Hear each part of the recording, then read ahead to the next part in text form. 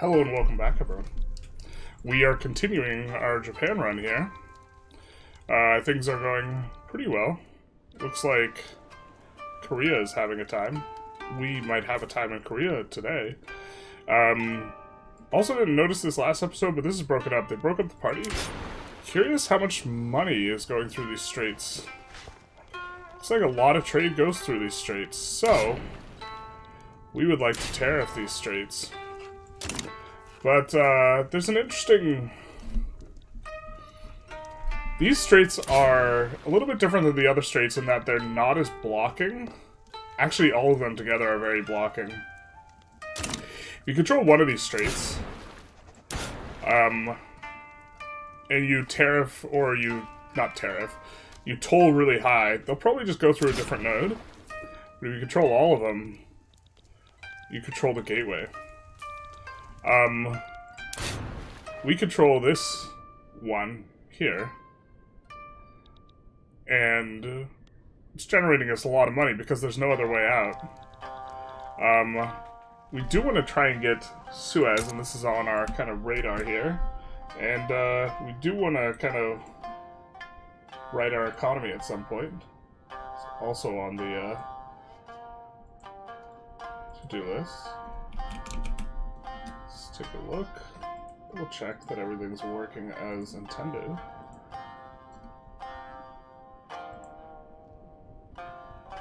Well, looks like we're good. Just a little bit less talkative on the start. Alright. So,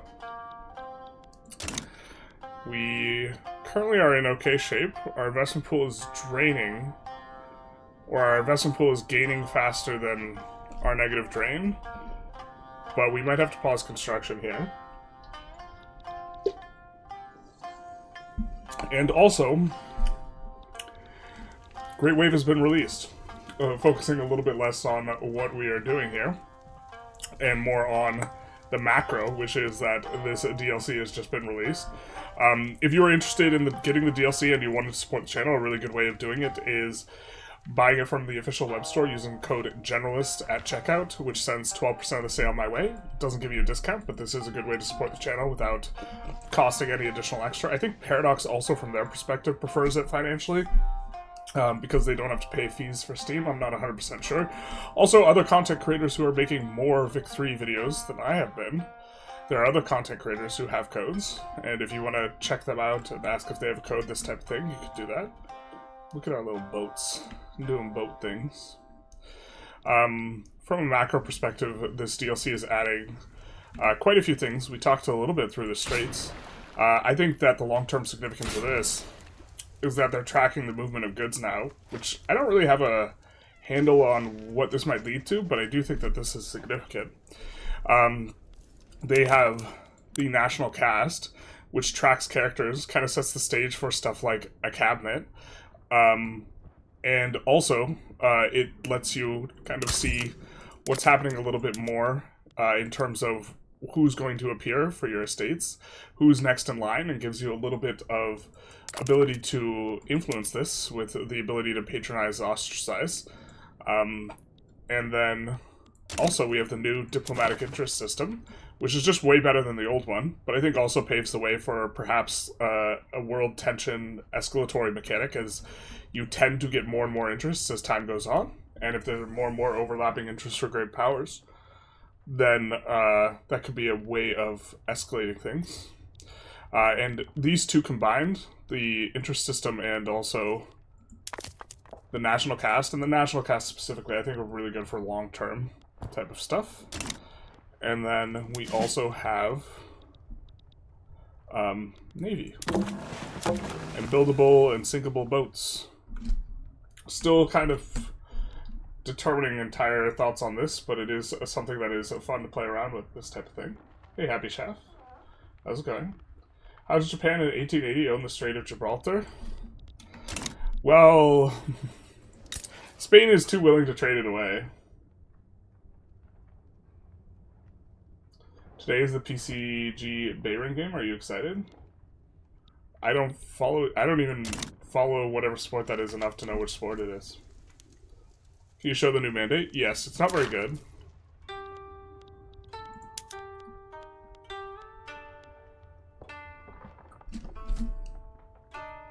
Or I don't think it's very good. Navy goods cost I don't think is a good, strong enough modifier to go after. I think if you were... If you stack a bunch of it, it is like OP in the same sort of way that army maintenance modifier is, but I think that overall maritime supremacy is a little bit muted. Standard paradox AI, yeah. Okay. We do have, of course, all hail the, Can we not zoom in on our sigil? Alright, well, it is the octopus. I think we go construction 1 here. I think we like 10% state construction efficiency. I've never stopped liking this as the first mandate pick, like always. It just seems so good. 3 years to generate another mandate, that's not too bad. We're very cohesive. How are we generating so much? Unrecognized regional powers.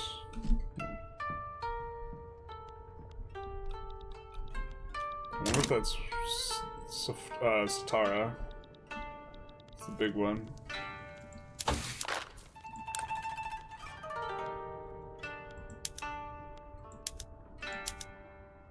Kalat, maybe.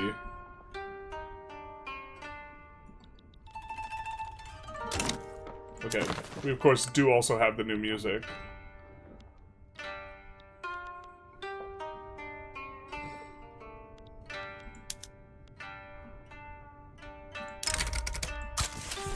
Decrease Tara's autonomy.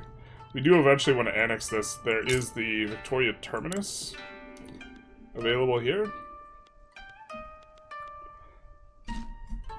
And that's just... brother. Sponsored? This one, no. Does it say sponsored? Semi-sponsored, in the sense that... No, it's not sponsored. Paradox has a code with me, though. That's what you were referring to, because I did talk about that. Ship's too much, much too cheap to upkeep. Then again, they take time. How much are we spending on our... We're spending 5k to upkeep a somewhat modest fleet. I think that, there's... See, here's the thing, is like, historically speaking, ironclads were just like actual brick walls. But like, they also feel like brick walls when you first, research them. But we have to experiment a little bit with that. Here, we can, let's unpause a little. Because, I think subs also, like, subs are, well no, subs are not in the same tech tier, yeah.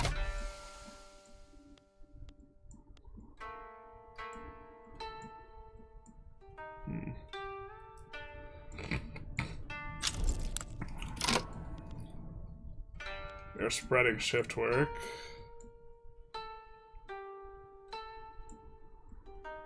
I don't think we have two good things here. Hey, thank you for the 20 knock. My favorite general. Japan weaker now?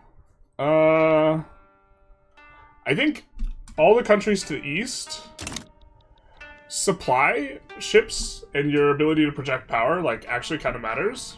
And all the countries to the east are now way easier to defend. So I think, in some sense, China and Japan got buffed. Also, going through the Japan content is incredibly easy. It feels like they intentionally made it really easy. From a design perspective. What type of interest do we have down here? Just one? What's it going to? Where's our fleet parked now? Where's Paul Allen's fleet?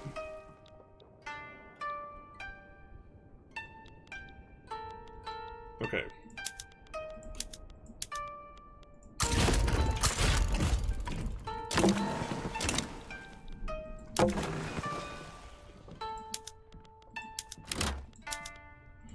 actually, I think we need to keep them here. Does Jambi have any ships? They don't. Okay, cool. Alright, because this fleet is only good for... only good for transporting people quickly. But I think what we're going to do is we're going to start going up to the straits here.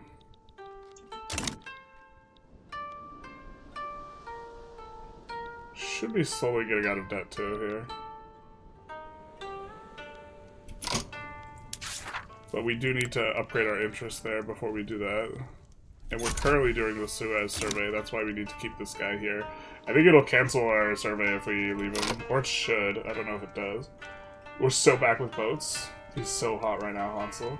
Use the generalist code for volume 3. Thank you so very much for the support. Much appreciated, my guy. I think that's a win-win for everyone, except for Steam. As far as I understand it, I have to, like, verify this. The way it works, but I do believe that Paradox doesn't pay the 30% fee to Steam if you buy through their store.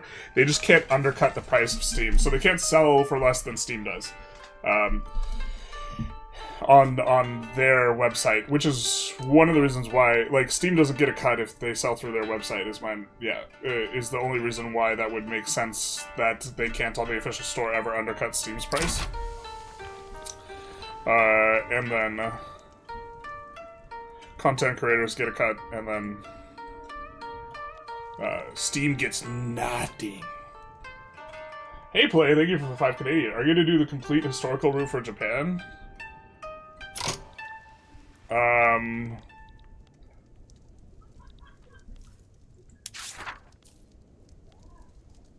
You want us to? Playa? I don't know what the complete historical route is. I was planning on staying relatively themey. Like, we're using all Japanese companies, even if I don't think it's correct. The Japanese companies are pretty strong, though, so this doesn't feel super bad. But, do you mean historical things like taking Suez? Are you going bankrupt? No, we're chilling. We're just, throttling it a little bit. Look, we have 64 million credit. The first 63 million is free. Okay. Thank you for coming to my TED Talk.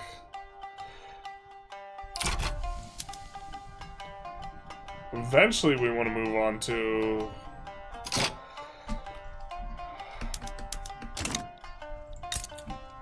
I don't think we're getting a Heavenly Kingdom this run. I don't think we can fight Qing either. Yeah. We just need to get stronger. Can you do Atheist Shinto Japan anymore? I don't know. 3-1 PSG? People talking soccer. I assume. The sport I could get into is rugby. I think. Alright.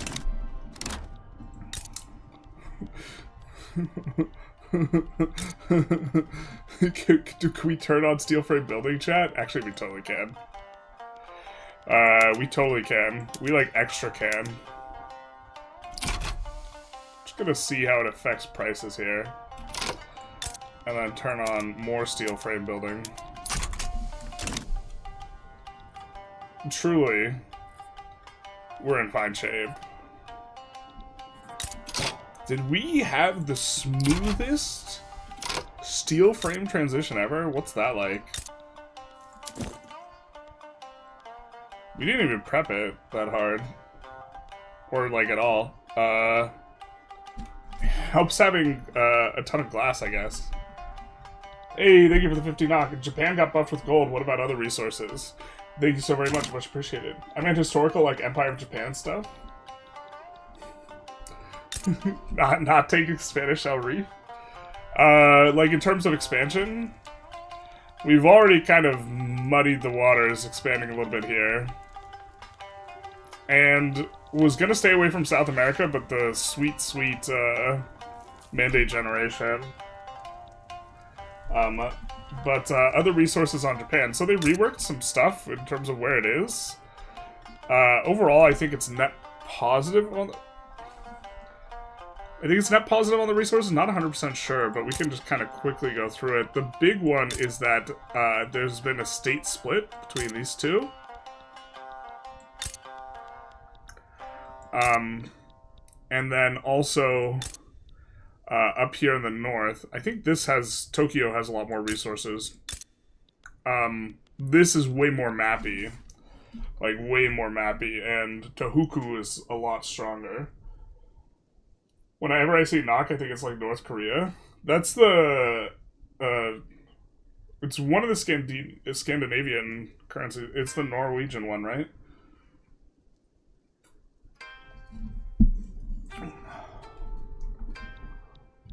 $5 million free money you're not putting into construction? That's right, baby. And then I think Hokkaido got nerfed overall. Your Fed reserves look like my bank account after a little sweet treat. A sweet treat, like buying the, what is it, Season 3 pass? Does look at a little high here. NOK is North Korean crowns, yes. Is it really?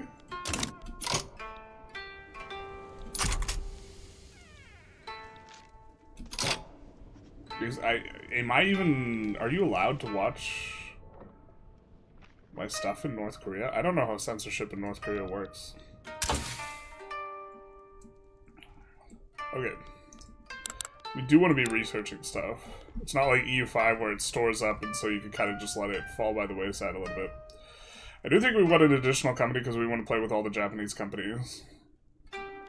And, yeah, Super Kawaii or whatever. So... we could go for that.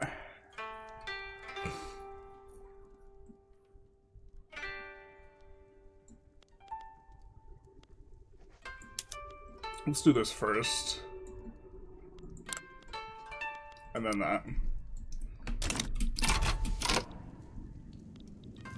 We can't do the skyscraper yet, right? We need reinforced concrete. Yeah. Norwegian crowns, yes. That's what I thought. I was like, so North Korean crowns, I was like, pretty sure breaking the law. It's like a kind of interesting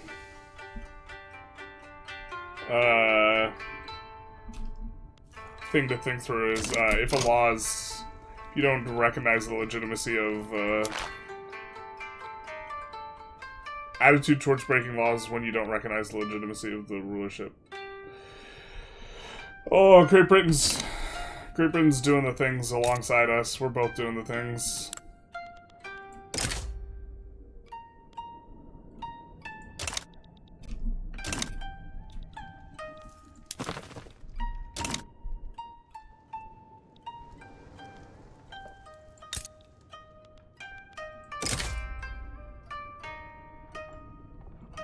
Russia is likely to side against us.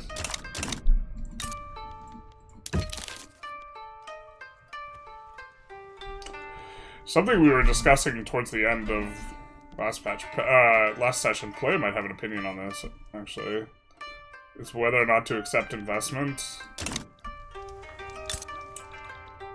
My understanding is that it's correct, but chat voted to not do it. Or it's more likely to be correct when we have really high population like we do. What's our current peasants? 7 million peasants? Yeah. Japan got mega nerfed on iron. It's depressing. There's still a lot here, but there's like less... Forget the other province that used to have it. There's not like 2 iron provinces anymore. Yeah. It looks like it's more, but I feel like, or if I remember correctly, the dev said it was less.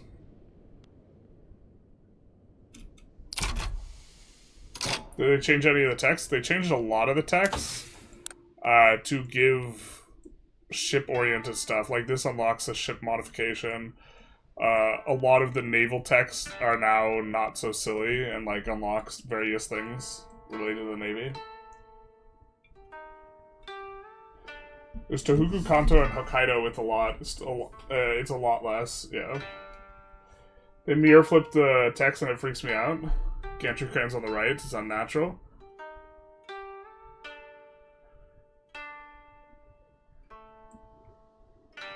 if I recall correctly, on release, the Navy stuff was on the right side, and then they flipped it to the left.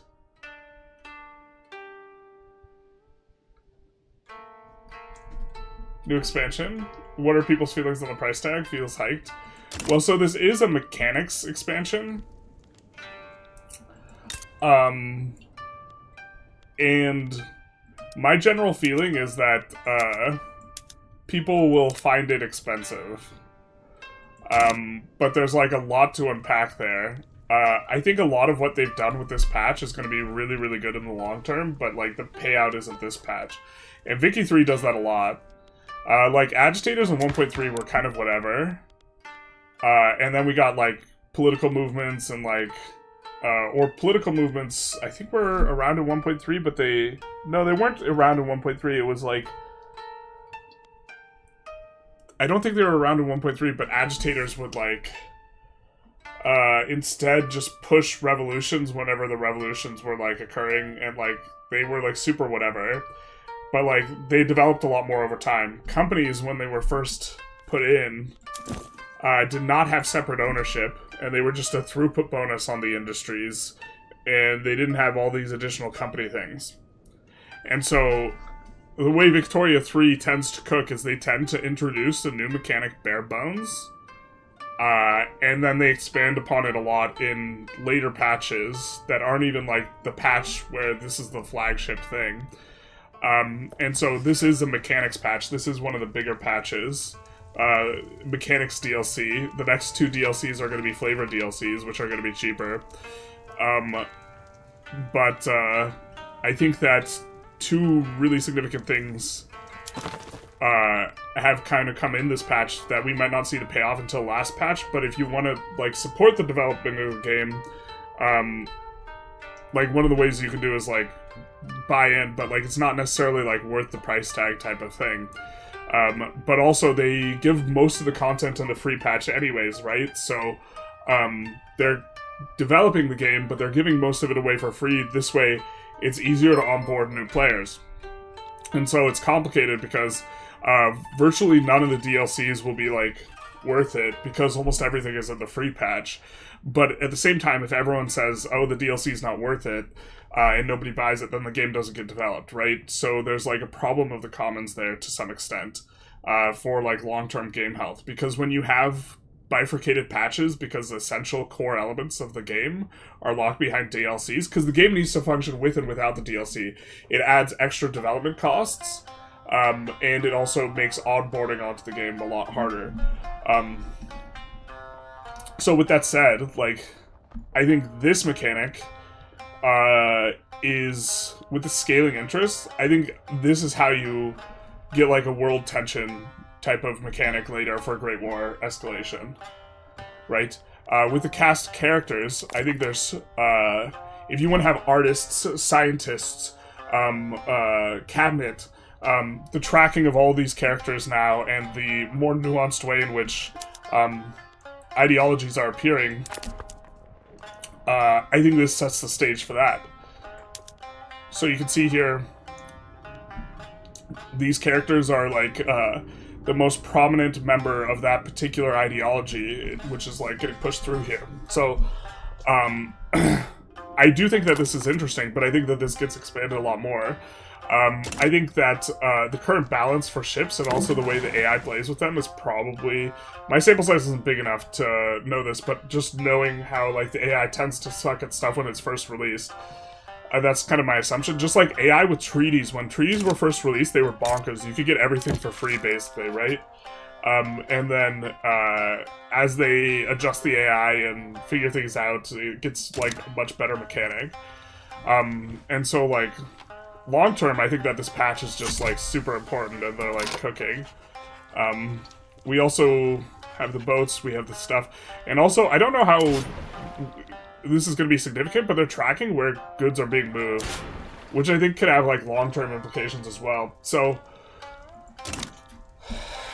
you know, but I will, it's, I do not think that Charters was another major DLC. I do not think that, like, bang for your buck, this is like Charters. Charters is 20 euros, so if you add art and music and some other minor stuff, it seems okay-ish. Yeah, I mean, also everything's getting more expensive. I don't know, like, the Paradox games are kind of always a little on the...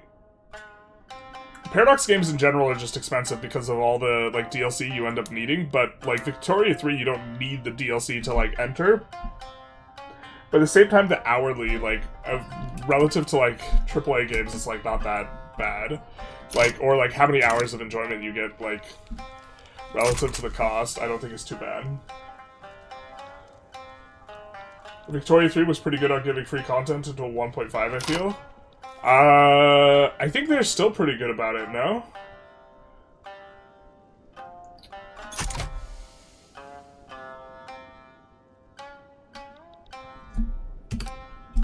So, maybe not. We do have to keep an eye on this. Pause construction, see what things look like. In theory, we should be able to drain the investment pool much better with pause construction. Yeah, yeah. Okay.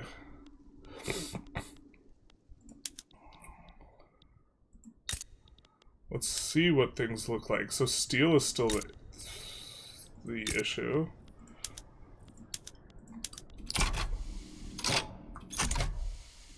Okay. Still not experiencing shortages. So this is really nice because we can actually drain out the investment pool, which has been growing too much for too much of a time. Good point with the agitators comparison, but man, I look at that and I think I just have to wait for serious discounts. Yeah, like, I used to, actually I still kind of do this, only buy games when they're on discount from Steam. Because I'm like, the amount of money I spend on video games a year is probably like under $100. So I definitely get it. Or like maybe it's like under 200. It's actually probably over $100, but like the amount of money I spend on video games where I'm not doing it for content is definitely under 100. Where I'm like, oh, I just want to play this for fun. And I think that was like that with like a lot of Paradox games too, so I would always get them on sale. I definitely feel you. I probably should just spend more on games. Not arguing that anyone else should, but like, I have like a little bit more of a budget to it, like, also like, it makes sense for our work. Also, the addition of provinces in Japan makes decrees less powerful, right? Yeah, but decrees are more powerful just in general, this patch. I like a lot. Because you can get hegemonic interest, which gives minus 20% decree cost. And this is a discount modifier, so anytime you can stack a ton of this, it's really, really powerful. So, like, Ottoman's buffed. Ottoman's huge buff, because if I recall correctly, they have, like, one of the few religious bonuses where they're getting... Or, like, they have a bifurcated, like, religious bonus with their... These guys?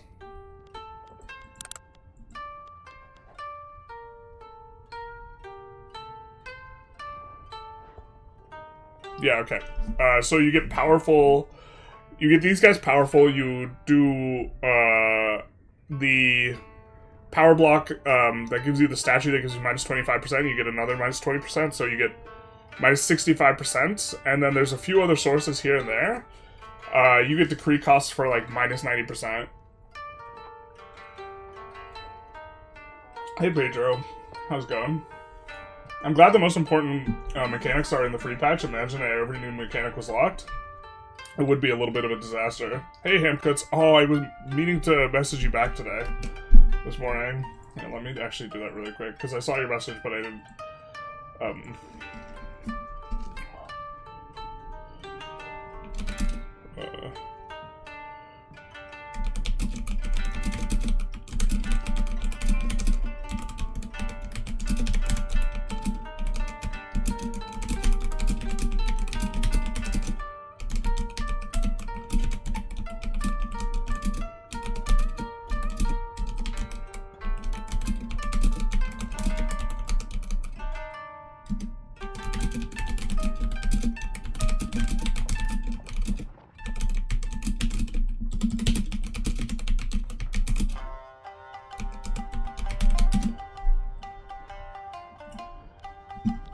just know that they kind of don't like, or they don't like creators talking about like internal organizational structures. Is there any downside to setting tolls too high?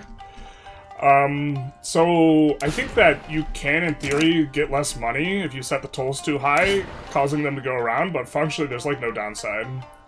Because you don't pay the tolls. If you pay the tolls, then they're kind of, they have all the same downside as tariffs. And tariffs, I think, in general are bad. However, they actually have upside, because they squeeze other people's trades. So other people are getting less value from trade, and when other people's trades get squeezed, we get more opportunities for trade. Like, if someone else can't export wood, then we can export wood, right? And it also gives arbitrage opportunities. I haven't noticed any arbitrage happening, though. Like, where we're buying wood and then selling wood at the same time.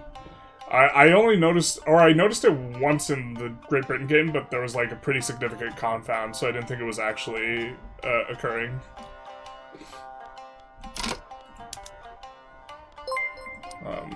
What's private construction queue putting up?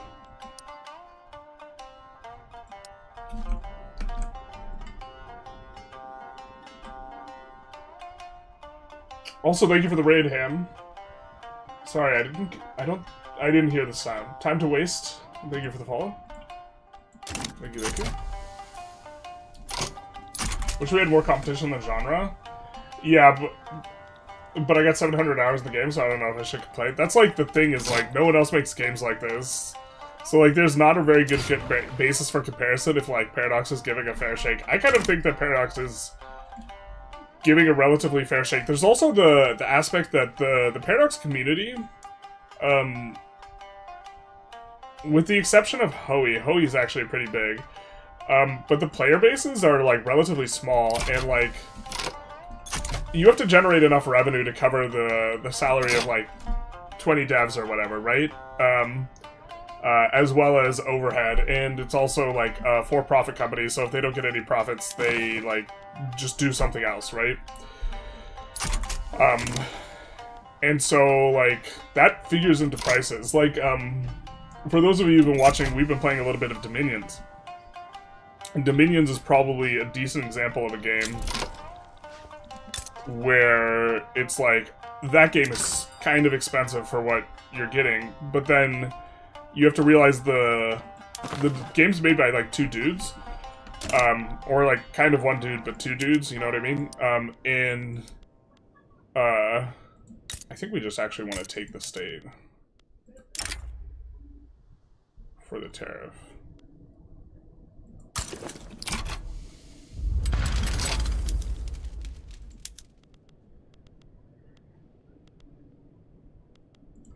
Put humiliation in there as well. Where like it doesn't make like, because the community's smaller, they have to charge more money for like the product. So like there's two ways to like evaluate the price of a product. Is like one is this product worth this amount of money from the user side in terms of enjoying the game, and then there's a second way of evaluating is like, is this product worth making at the price points it's making and the volume it's being sold at the producer side. And like something like Dominions, where I think they have like full-time jobs like other than what they're doing, like it would not make sense for them to like make the game like there's not enough people buying the game for it to like make sense, you know what I mean? Yeah. Charters was a decent enough price tag to subsidize another Paradox year, and I still want it, but the price hikes pushed me to discount season territory. That's fair. Also, like, I think Charters was probably better than this. In terms of you buy it and the direct enjoyment you get. I am probably more excited about this than I have anything else in a long time, and I'm really excited to see what Morgenroth does with just the fact that this adds the scaffolding for modders too. Morgenroth is going to use this to like make artists, and you could have a bunch of artists in here and like a bunch of scientists, and it's going to feed into like mini cabinets of like artists and scientists and this type of stuff. That's so cool. And so like it's a I don't know, like the way Vic 3 devs is like they often like when a new mechanic is released, often it's just like a proof of concept functioning like framework, but not actually like the payoff of it. I think the one exception was like, and this had to be like that way, was like the world market when they did this, but like there's no way to like do this half and have it separate. Didn't mean to make you do it during the stream. No, but like I did it because I would forget. I'm very forgetful, and then people think I'm just like, people get the wrong idea when you're forgetful, you know what I mean? Which is frustrating, but also deserved. Add a little bit more here. So this will make us drain the investment pool faster. So the steel frame building's really going to allow us to kind of have a little bit of a come up.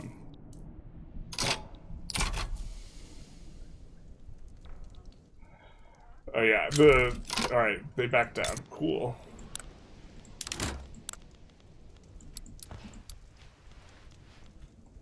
You want the naval fortification. And now, we could...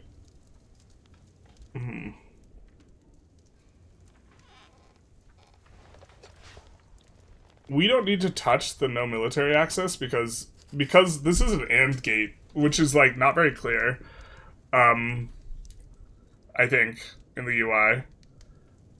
But since West Java has this closed, it's us opening is not going to do anything. But we could do this, and so this is going to ruin other people's trades, which gives us more opportunities for trade, which is what we're talking about. Also, it gives us more money, so we're going to turn back on the queue. And then we're going to add some trade centers as well. Actually, let's play a little bit more discipline. Let's actually check and see if the trade centers are making money. It's pretty good money, especially considering it increases the profits of other buildings, generally speaking, in a way that other industries do not as much. So let's for domestic sort by, yeah,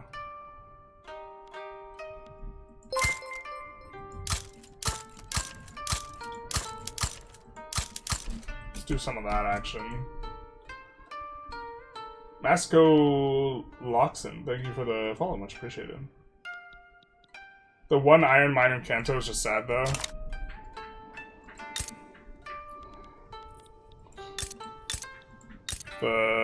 Where's... Am I blind? This one? Yeah, it is a little sad. I'm with you on that. Let's auto-expand the paper here.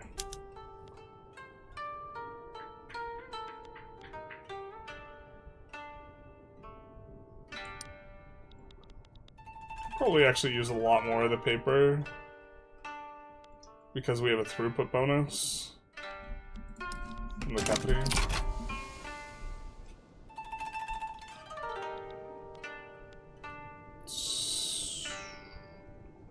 We do want to start draining the investment pool without needing to pause construction, which means we need a lot more construction, but we don't have an ability to support that. Ooh, yikes. What are we doing here? What are we doing here? Oh, National Cast being cool for modders and such. Well, EU5's in that state for me too. I found myself sticking to single player. Multiplayer is what's left for me there for now. Interesting. So when's the patch out? The patch is out now. Patch is out now. We'll continue to be plugging our code, but if you use code generalist in all caps when buying the game, if you are interested, this will not give you a discount when you buy it off the official Paradox website, but it will send 12% of the sale my way. It's a good way to support the channel without spending additional money. I think Paradox also doesn't have to pay fees to Steam, but I'm not 100% sure. I need to check this because I keep referencing it. God, the prestige good's so nice.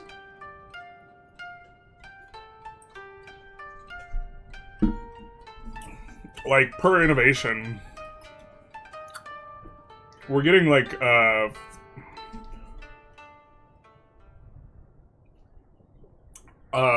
let's see.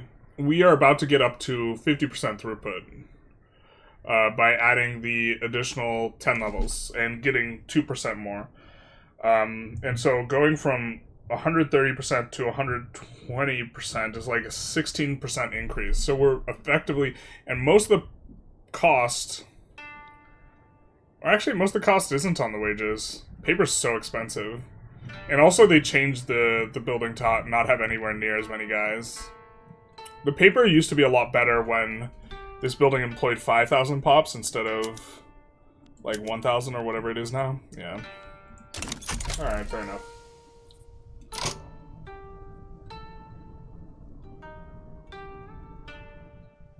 Get a Steam key? They probably have to pay Steam something? Maybe. Someone has told me, but this is one of the things that they don't, but this is one of those things where someone tells you something, you don't necessarily believe it. So someone told me that you don't have to pay, but I haven't confirmed it, so I don't trust it. Prestige Paper's the GOAT. Pretty sure they pay Steam nothing to make keys for their own game. But it activates it on Steam. But also, I trust Palea when he's not trolling. So the question is Palea trolling?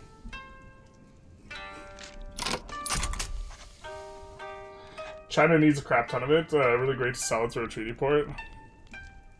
Would love to get a treaty port on China. Maybe we can... I don't think that they're gonna be amenable to that.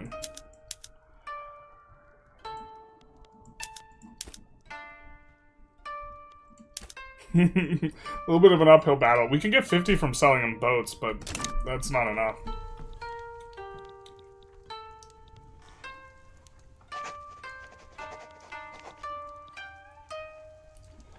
Nice to see Germany forming pretty consistently here.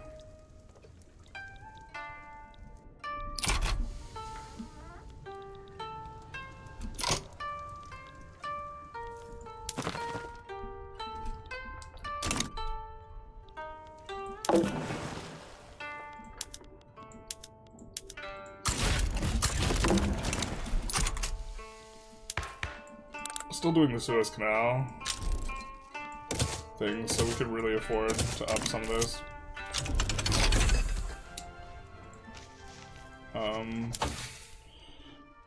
Probably gotta figure out some way to spend our influence. The Suez survey finishes. Don't want to give the Satara the catalyst if we could avoid it.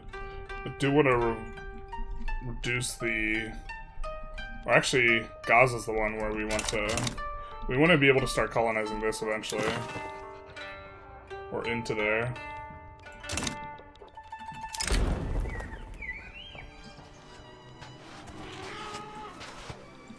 Are you still subject?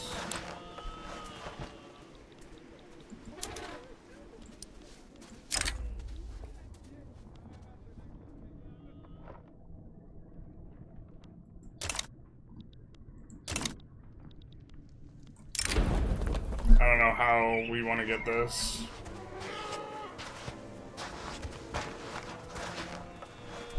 I think we just want to conquer it, but not right now. Because there's two sides of the strait.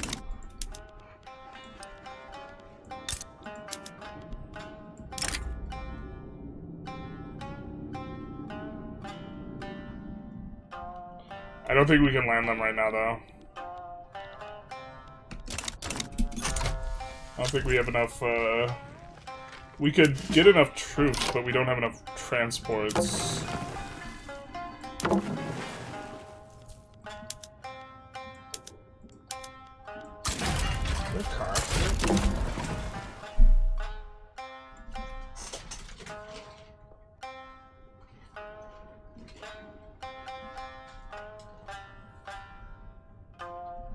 This is not Jabal Shamar, but we get the correct game for once. Yeah, the Vicky 3 crowd has been trolling me a little bit. Like, wow, I thought you... What's the CU5 player doing? playing Vic 3, this is crazy.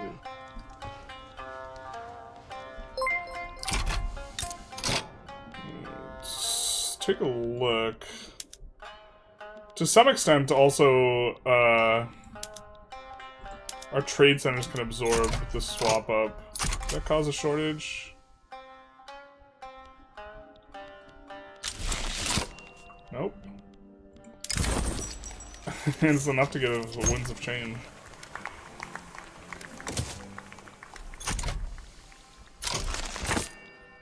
And we get restoration. Pause construction and see where we're at. Yeah, we're chilling. But now we can actually drain the investment pool. Hell yeah, a little bit. We'd love to get on the laissez-faire. What's going on here? We have a modernizer.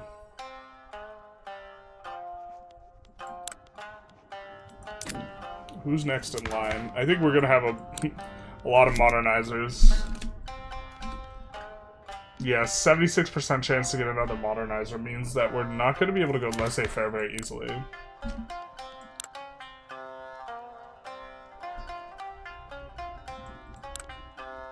We are relatively legitimate because we have so many modernizers. We could swap on racial segregation. I just think that until we... which is maybe a little bit better than normal. We could go no migration controls. Maybe.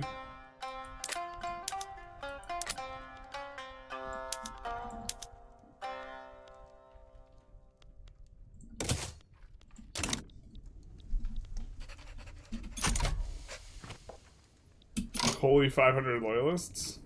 573 to you. Join your stream. How's the DLC so far? Enjoying it? I am enjoying it. Thank you. I appreciate the kind words. I'm enjoying it quite a bit. I'm,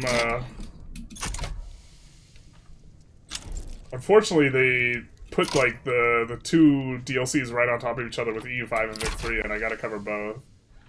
Otherwise, I think I would probably be wanting to spend more time playing Vic 3 right now. I think some of this stuff is pretty neat.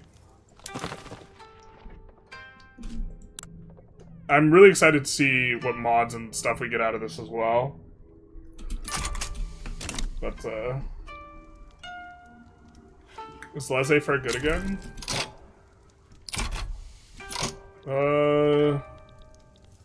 I've not been around to see what's in vogue in terms of metagame, but for me it's never not been good. Losing access... It doesn't give you an additional company now, right?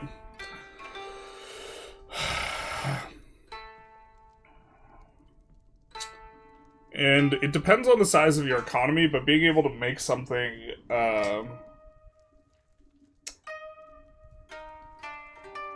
what is it, oh my god, I'm struggling. Being able to make something a, monopoly has, like, some significant value.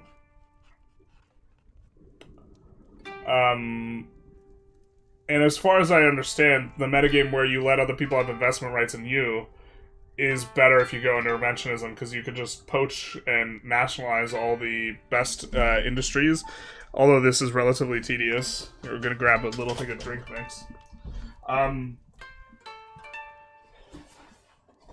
But laissez-faire is giving you free money. We like the free money modifiers. I've seen people write up that the free money modifiers aren't very good. because it's dividend-free money. And dividend-free money, a big portion of it is just going to consumption. Or it's not very good unless you can tax them really high. But like, some of the analysis I've seen is analyzing stuff on the margin rather than like simultaneously. So like, I think the math needs to be done a little bit differently. But like, it's also true to some extent. Like, you getting stimulus in the form of buy orders for consumer goods is less valuable than getting stimulus in the form of buy orders for like non-consumer goods. Being able to give away monopolies plus points for exchange for states is also cool.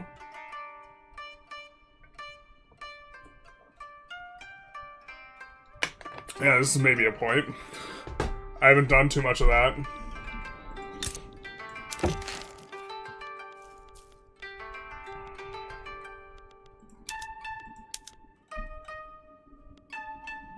We could let them monopolize.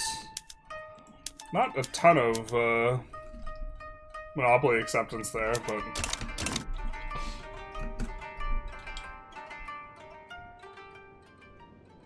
content pack is just for Japan. Yeah. If a UK's army has HQs in South Africa and they are fighting there, is there a logistical center in South Africa or the UK? My understanding is it's in South Africa. I am not 100% sure though. I wonder if the new shipbuilder will get modded to add plane builder and we'll get Hoey Vicky 3? Maybe. As it stands currently, I believe in order to use the shipbuilder you need the DLC, right? If the AI can use the shipbuilder but you can't, and the AI actually properly builds ships, that'll be really bad for you. I hope that's not the case. I hope if you don't have access to it, the AI doesn't have access to it either.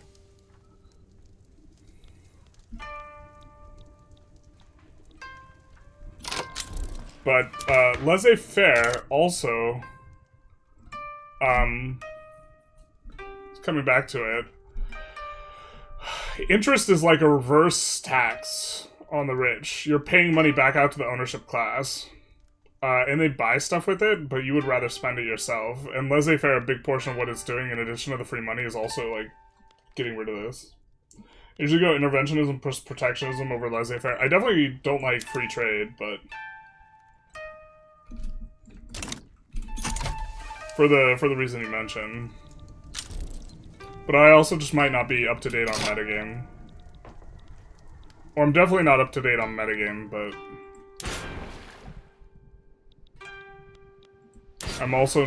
I've seen a lot of the arguments, and I think they're generally convincing, but, like, lacking testing and having some amount of skepticism towards them. Pay to not lose DLC? Yeah, I hope that's not how it's functioning. I don't know, though. I think if it's like that... Excuse me. If it's like that, I'll probably leave feedback that, like, this is an issue.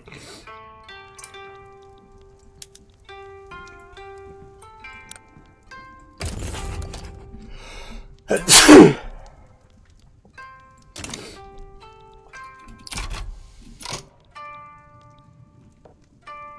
think Java is recognized, so this is much more expensive. Excuse me. God. Must be pollen. Not like this. Didn't they know we're trying to stream?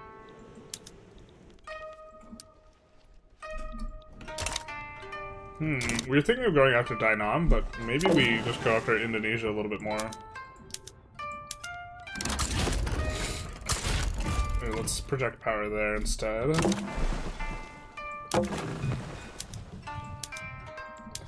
It'd maybe be easier to just make this all one fleet, but I think we can add another ironclad here as well.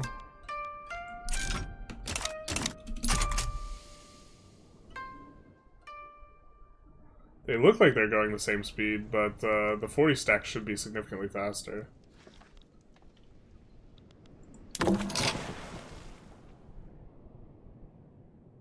But also not good at fighting at all.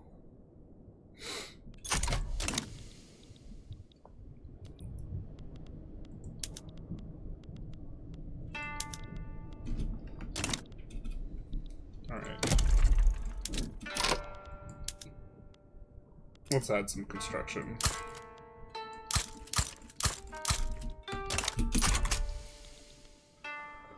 We're fine. Super fine. Also, just generally, this is like a QOL thing, but I do prefer laissez-faire's 75% private construction allocation. Because that way you don't, like, you can get a... You effectively could just allocate more to the private just by pausing construction. But just from, like, a gameplay perspective, it's a lot more straightforward to just have more allocation to the private queue. And this allows you to drain out the investment pool while making decisions about what to build. Like here, we're just not going to be able to make the decisions about what to build. And we just have to pause and then unpause when we want to put stuff back in, because we can maintain this level of construction, although not for very long. The investment pool only has so much to drain out, so I think that we probably don't add anything after that. I think we need a tier 3 interest in order to annex. Are we going up to tier 3? We need 2,500 involvement. Our target involvement is 3,500. So, looks like we will be able to get the other street here. Thank you, Field Medic. In Hobby 4, when you lack the DLC, you do, so do the other companies, so I expect the Vic 3 to be the same. Yeah. Question about EU5, if you don't mind. I don't. Why do you always go Theocracy or Republic? Because you don't have to pay for government power. Government power is expensive. There's basically no downside for not paying, if you're one of those government types. Whereas there is with monarchy. This is the biggest portion, but also I think that the content is also stronger for Theocracy and the content is stronger, I think, for Theocracy and Republic, just generally speaking as well. I think monarchy will be better in an environment where there's a disaster for both Republic and Theocracy. And the reason for that is monarchy has a better time or an easier time avoiding paying for government power. However, how you pay for government power is going to shift next patch, so who knows?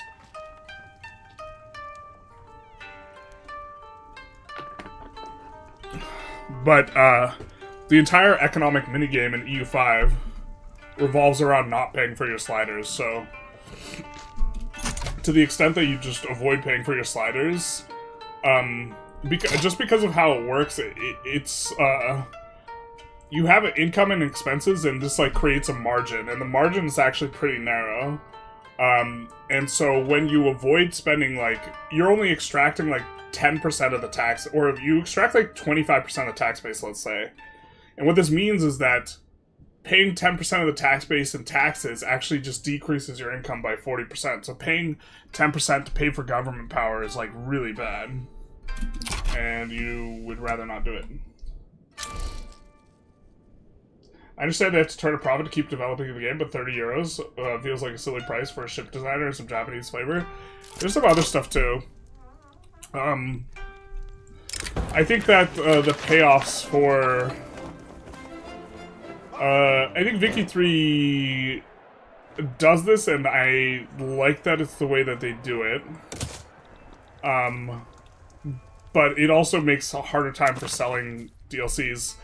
I think that, like, a lot of what they do is, like, they do something that, like, short-term doesn't really feel like that big a deal, but long-term, you have payoffs later. Like when they introduced companies, they were super whatever, and now they're like way more cool than they were before. And I think that the national cast is going to allow for stuff like cabinets and perhaps even like artists and scientists and cabinets of artists and scientists and like communities of artists and scientists and like this type of stuff. It lays a framework where characters can be sorted into a bunch of different boxes.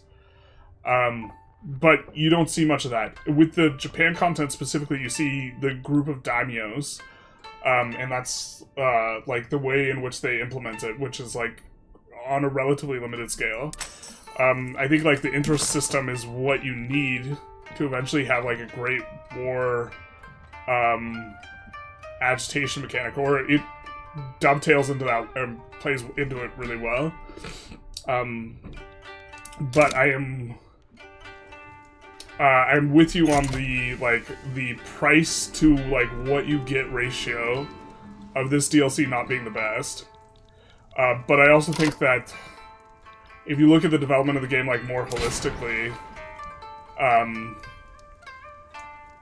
it's more like for this year, it's going to cost maybe €70 to get everything. Something like this. Actually, is it even that much?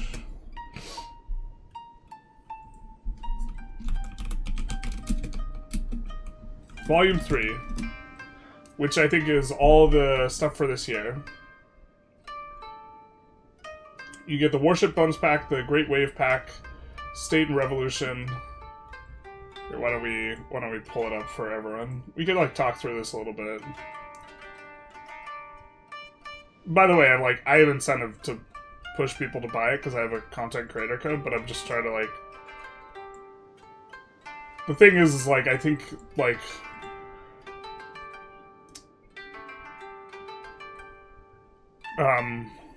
We have the Warships, which is out now, the Great Wave, which is out now, and then Q4 and then Q1, we will have State and Revolution, which, you know, we are getting a scaffolding for cabinets, and this would make sense within the cabinets, and Century of Strife is going to be a China thing, and I don't know exactly what's in there, or if I do, yeah. So, how much is this entire thing, I think, is like maybe a way to look at it. I think we do have it here. So $50.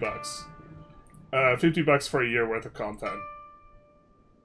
And how many hours do you think you're going to play?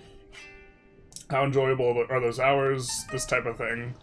And you can look at it from the perspective of, well, my hours are enjoyable without the DLC. And marginally, it's actually not adding a lot. And if that's the case, then, you know, probably don't get the DLC. But also, like, a lot of this stuff is on the free patches, and if everyone does that, then the game won't get developed as well. Or they'll have to just start gating more stuff behind DLC.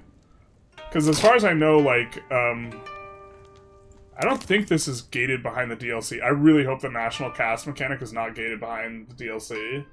Because that means whatever they do with this later, you're going to need it to, like, get access to that. And generally they've been of the design or philosophy that it is less development time to give out the core mechanic, but just, like, limit it in some way than to, like, not give it out. How far are we from... My spidey sense for what we need to do to not ever be at 0 infamy is not very good. Japanese supremacist movement. What do you want, dog? Yeah, we can get it. We can get down with this.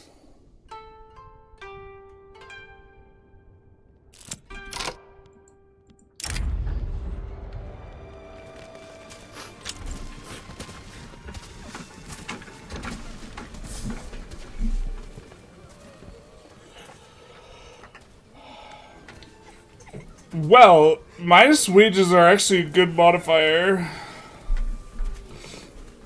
Is it worth the migration attraction? I don't know. Let's do it.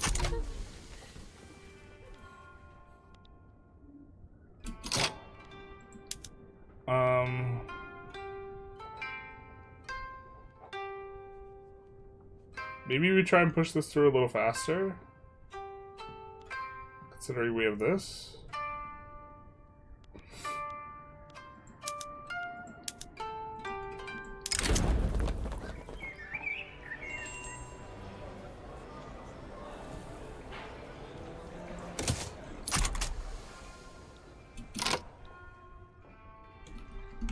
Spring sends its regards, basically.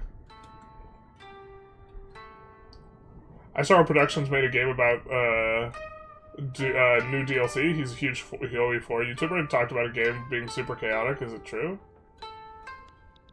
If you're playing in Europe, was he playing in Europe? Europe with springtime, since the Austria DLC is like a kind of a Thunderdome. National cast is free? Okay, good.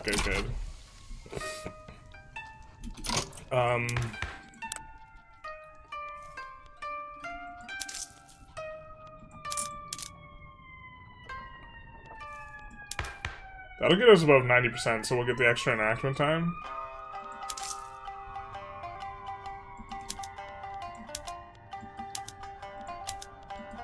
This might be spewy.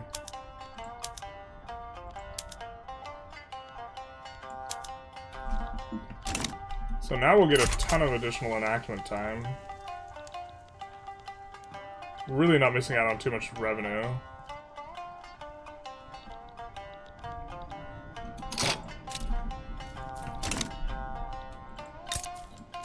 So,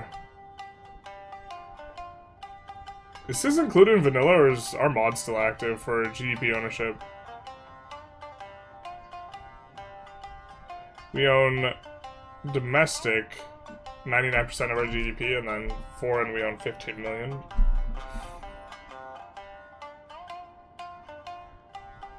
A lot of it in Russia, some of it in Bengal. We don't even have an agreement with Bengal, I don't think.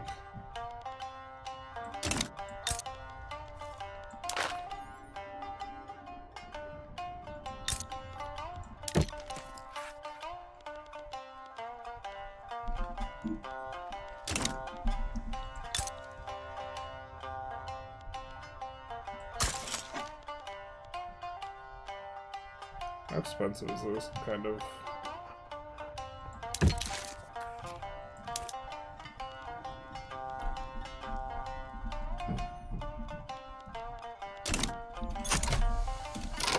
Thinking about doing that to make pulling them into the block easier.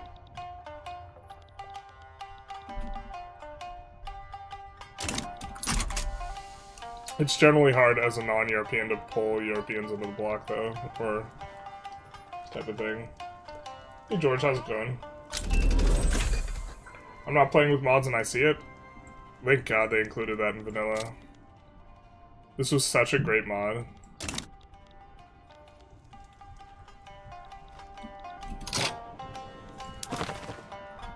We're waiting for this to roll over. Yeah, it's about to.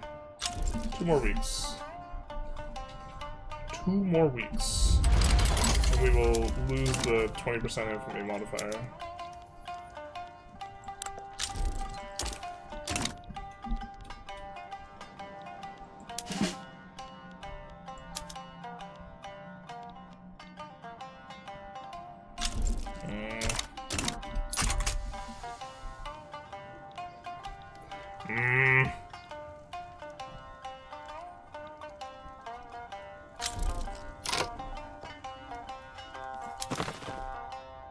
Alright, there's level 3. Now we can annex country. Qing might join against us.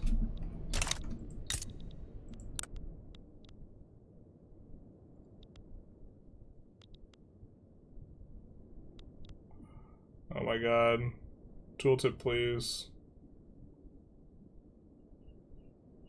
What are the capital ships? Ship of the line? Don't have to worry about that. We beat. We win.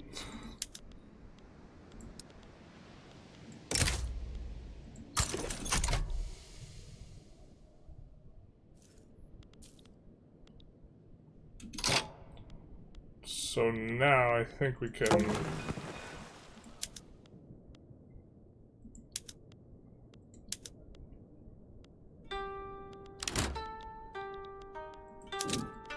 station them here for now.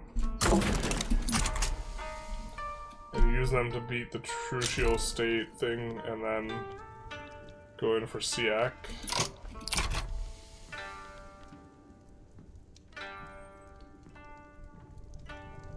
Is there a bug when it comes to the economy? AI isn't managing to grow the economy compared to the player. I think it has to do with the Navy's expenses. Maybe.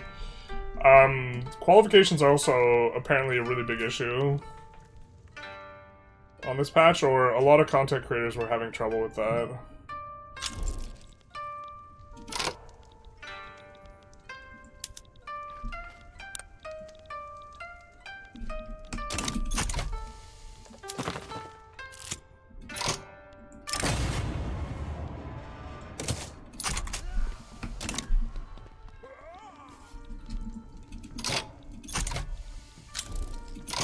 Wow.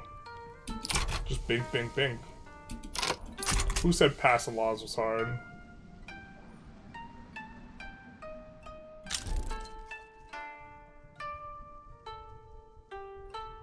Usually, I usually buy the DLC of Vic 3 day 1, but 30 is too much, unfortunately. It's what a lot of people are kind of saying.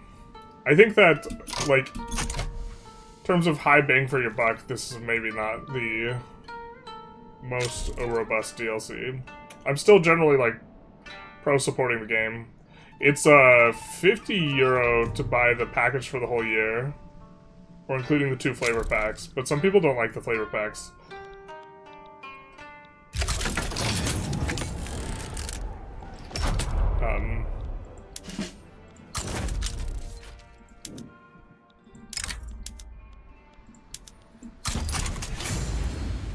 Alright, they've done so much to make this feel not so clunky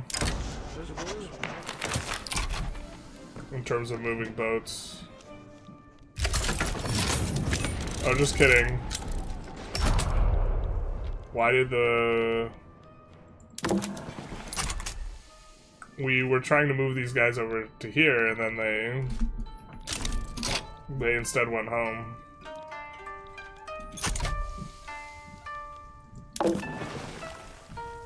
You hate to see it.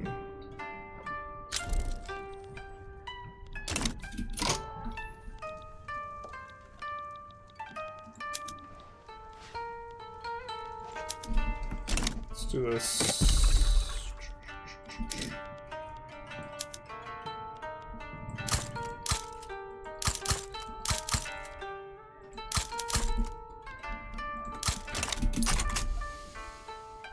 Conflict in the Strait of Hormuz, oh my. What do you mean? There's no conflict here. The war is over. It's done. We won that forever ago. Will you block Hormuz? We will block Hormuz. Currently we can't, because you have to be able to construct naval fortifications, and we can't in our subject. So eventually we're going to want to annex Oman, but we are tolling this. We're tolling this. This is really a huge chunk of income for us. Might have overshot a little bit. I'm not sure we could build into this amount of spending. We're just going to build the government administrations, then we're going to pause construction again. This might help us out quite a lot, though. We probably want to add trade centers to one of our companies. Yikes.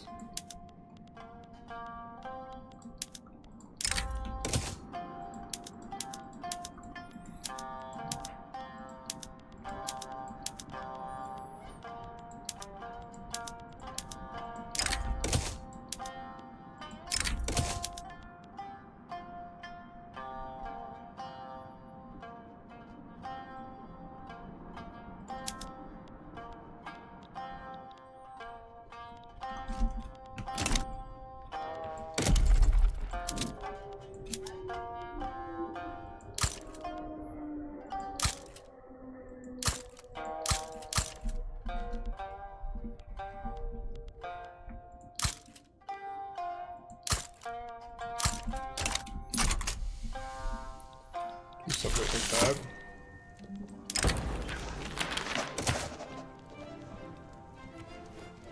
Progressing to 95%. It's not exactly where we want to be.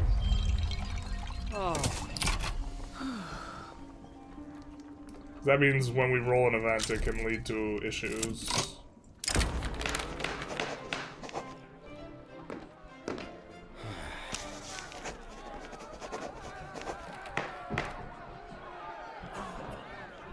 We actually just want enactment time. The 5%'s annoying.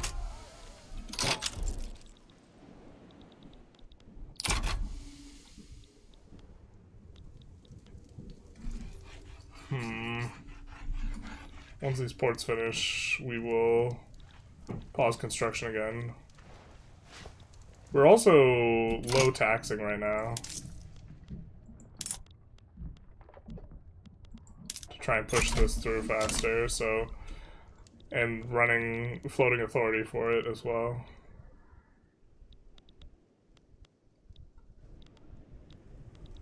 Kind of a little bit bad timing.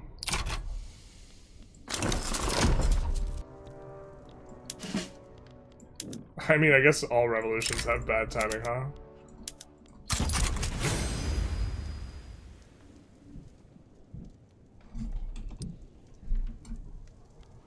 But this is gonna fire before this next tick, which we just have to fade an event.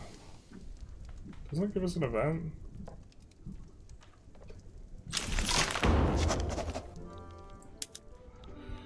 And then...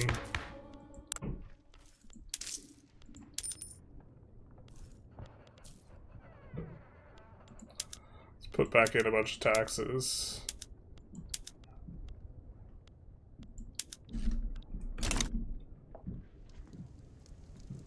Having a little think. We could use this movement to pass some of this.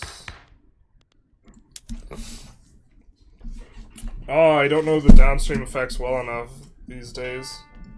I know this will probably create a national awakening for Japanese, which will make them more nationalistic. It'll make it harder to keep our stuff together. I think we might go racial segregation into multiculturalism as a plan.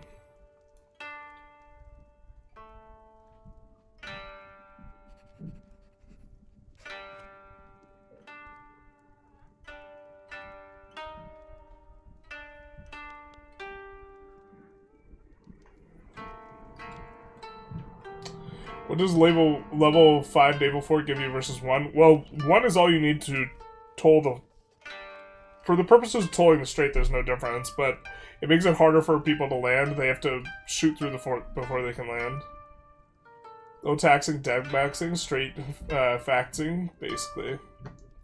You just saw the debt? What debt? Bro, we're not even... We're chill. We are relaxed. I am relaxed. Alright. Or I am calm. Yeah, that's the one. Shout out to Mueller.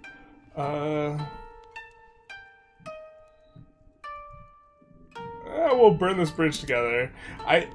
My understanding is subjecthood is the second best and multiculturalism's the best. But this kind of paves the way for us getting multiculturalism, maybe.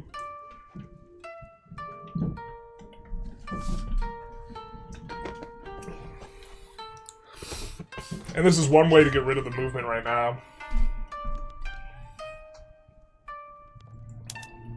Well, actually, a bunch of people hate this. Or the landowners hate it. Why do the landowners hate it?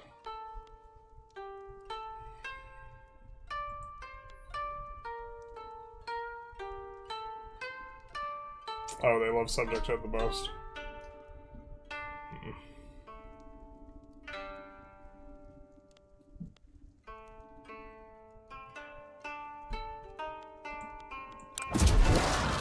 Yeah. Shomanaka.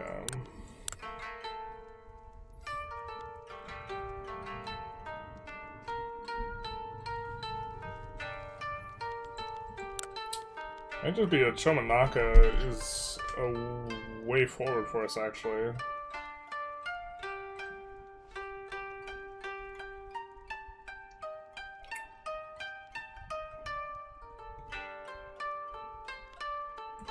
Can we promote him to government? We can grant him leadership. We do want a means to go parliamentary republic. This makes everyone really mad, though.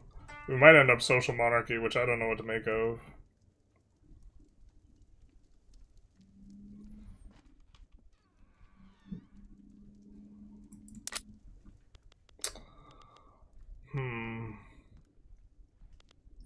We could actually just see if the ref stays. I don't know if the ref stays here anyway.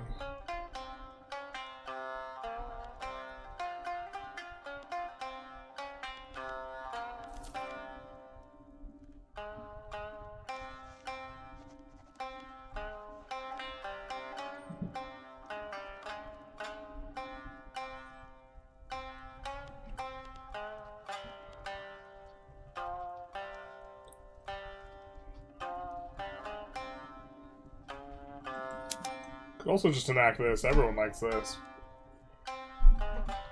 Let's maybe just enact a low-level National Guard.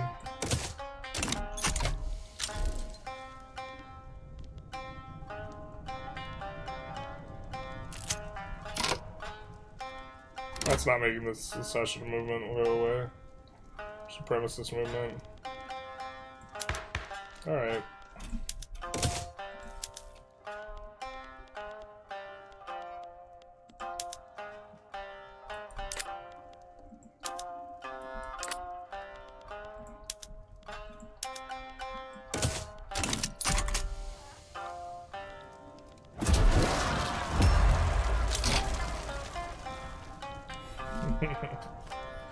Oh no, what's the reactionary movement, man?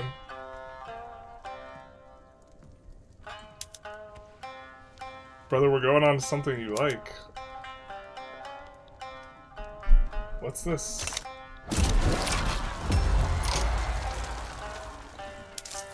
We did increase taxes, though. I guess that's the only thing people care about.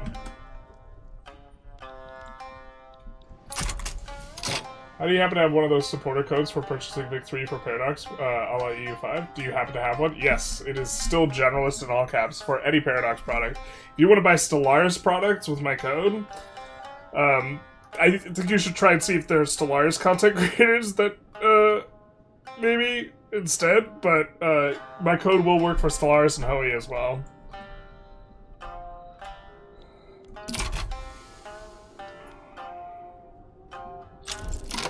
Yeah, this is a little bit more what I was expecting.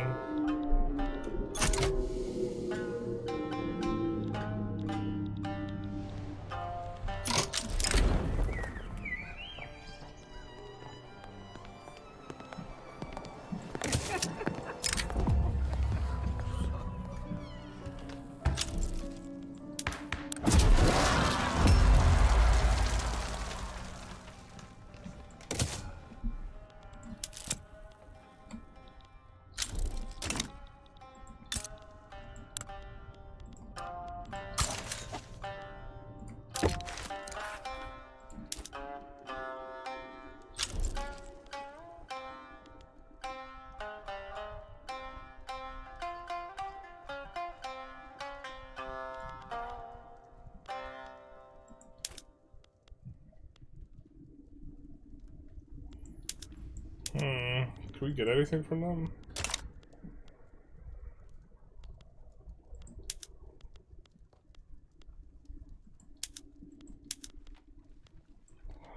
Oh, I don't know if we're gonna get that much stuff.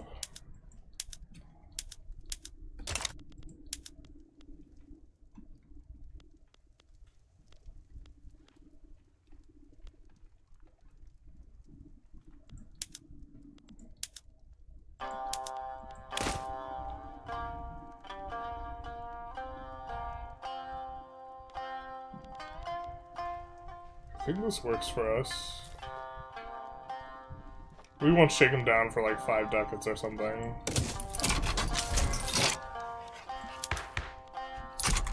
That should make everyone happier.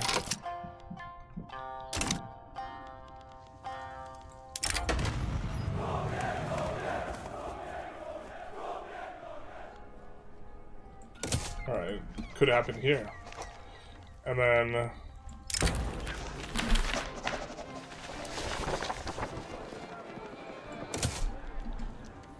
in war we will find peace. A lot of additional approval here, and then... I think we can also just...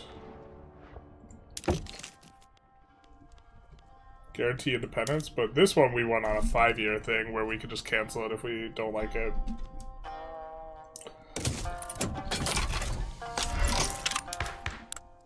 But that really should make these guys happier.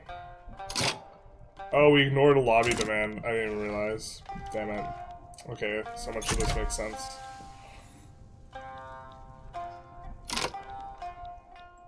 Alright.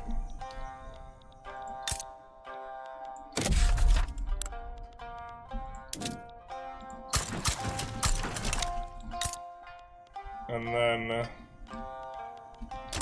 we now have partial control of this strait, but no naval fortification, so we'll throw that in.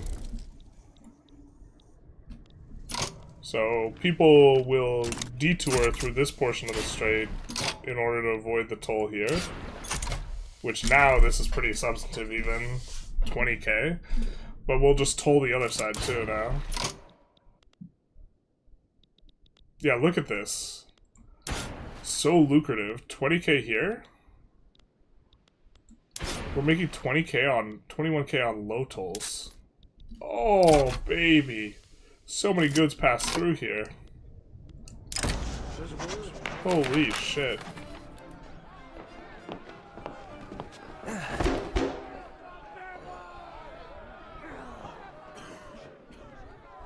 Sure.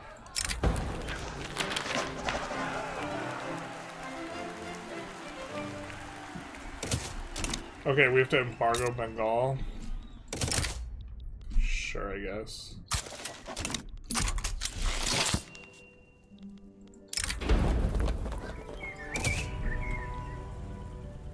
Rachel Seg lets Han Pops migrate? Yes.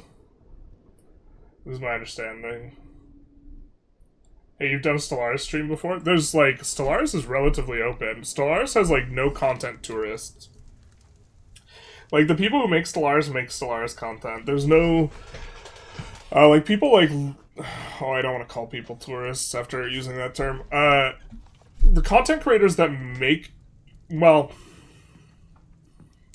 The content creators that make, like, content for a bunch of different games rather than specializing in one game, they don't, like, play Stellaris. So Stellaris, like, content creators is only the Stellaris ones, and I think Paradox would prefer that more people play Stellaris when, like, Stellaris stuff drops. But instead, Stellaris is, like, its own separate, like, ecosystem, kind of. We got Straight Block and Holy? Yeah. This should come down as they just reroute through the other strait. But, guess who we're gonna declare on next? Guess. Can anyone in chat guess? You don't need to guess. This is rhetorical. Or is it? Why can't we target them?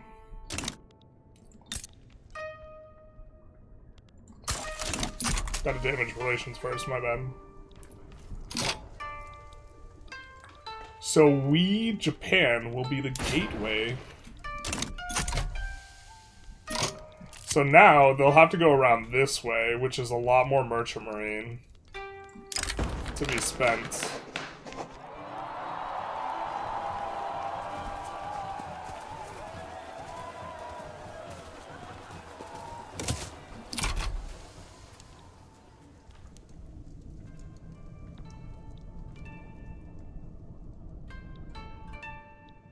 I think we'll maybe pause construction again soon, but probably add construction before we pause it.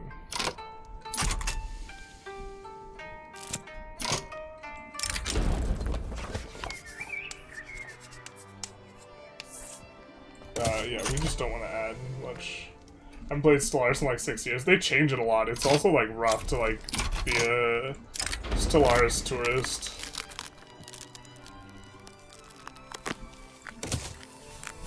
We also get rubber down here, and oil and stuff.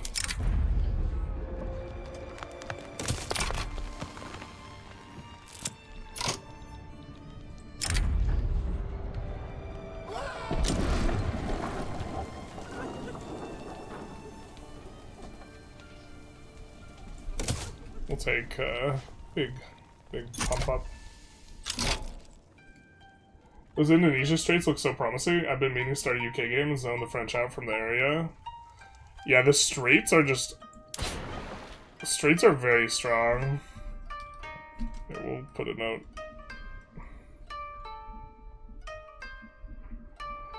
And, like, the value of states now is, like, so much more informed by straits than it used to be. We have to go to 30 or 20. I think it's 30. I'm not 100%.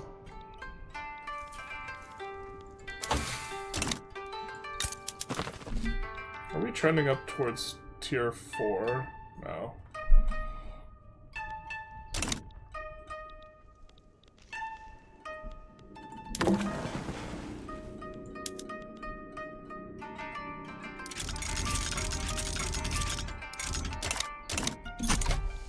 Let's add more of that.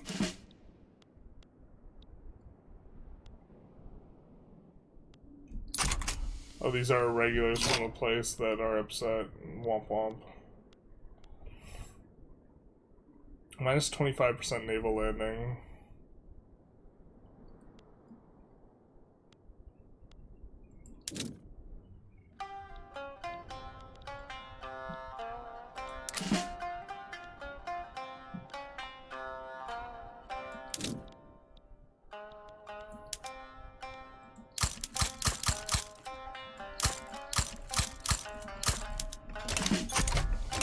Those will get produced eventually, I suppose.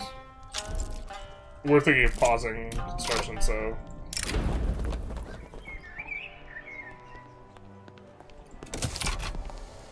I don't have that many Sumatran pops.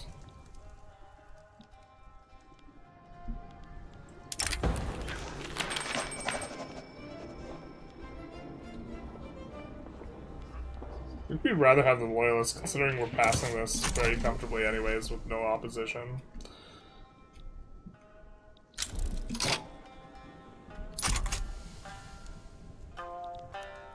This is gonna pop. Yeah, there we go.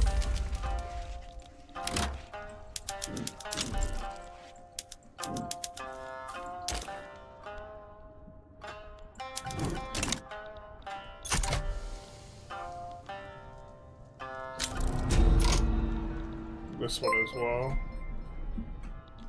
Do you get less tolls if your subject controls the strait? Nope. You still get the full amount. Karasek, thank you for the 97. Thank you for the raid. Much appreciated, my guy. How you doing? You playing some Victory as well, I assume? Welcome, welcome. The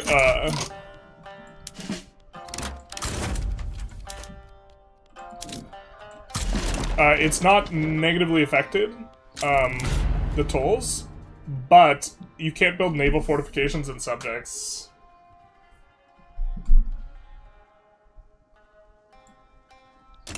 And so we're gonna have to annex Oman to gain control of the strait.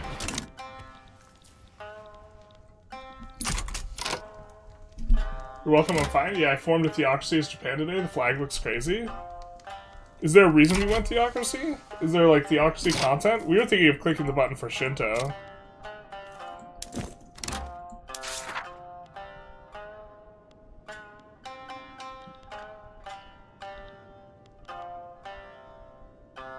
We do have some Japan content we still need to get into.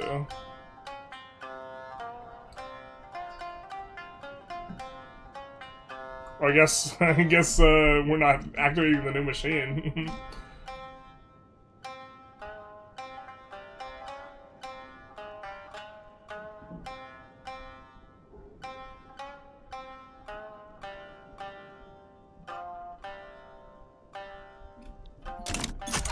The corporate empire, though.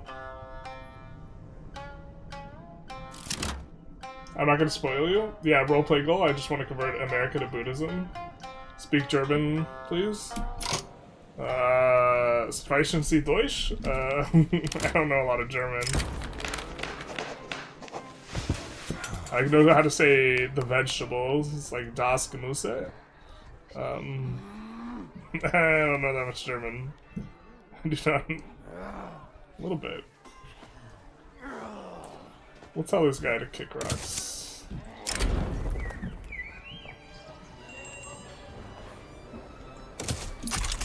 I don't know how many Han... We probably just should have just checked how many Han Pops we have.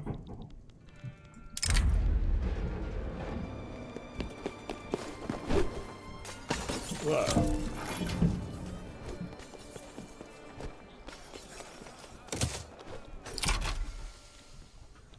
Oh, unfortunate. Can we get rid of these irregulars now? Yeah, we can. Nice.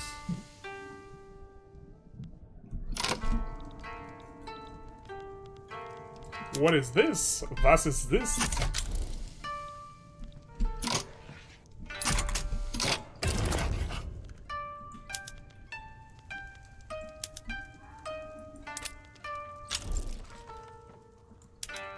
I think we liberate Korea so that we could conquer Korea with our return state claims.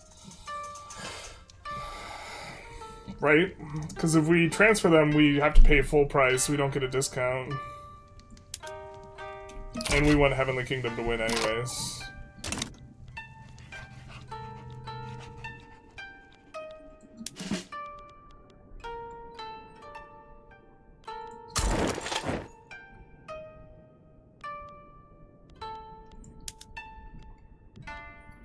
And then let's add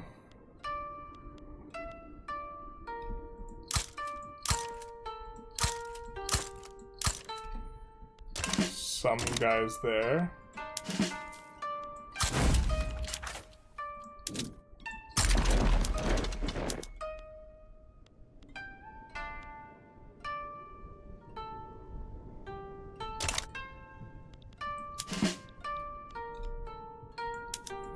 Actually, let's not add yet.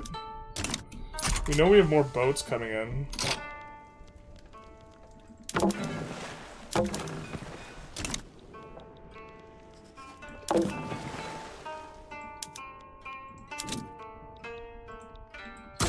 Station there, we should be able to transport it, and then we can add the guys.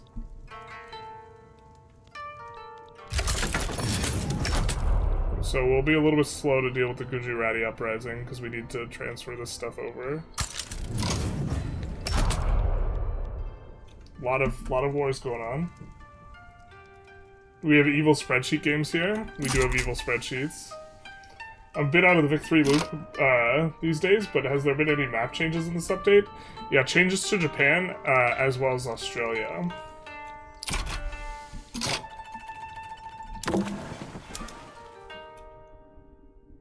Excuse me. Waiting for ship crew. Oh no.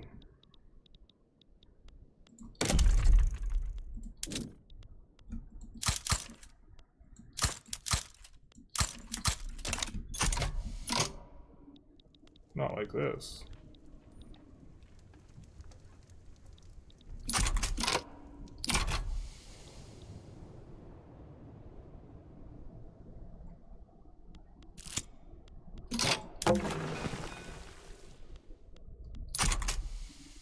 I don't think they crew up instantly either. Okay, no, we can merge. Okay, cool.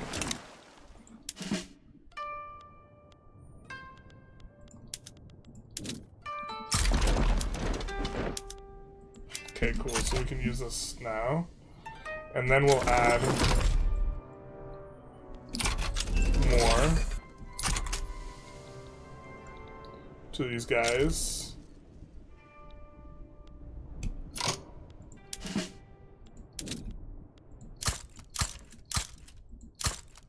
Because I think when you add them, they teleport. But maybe not.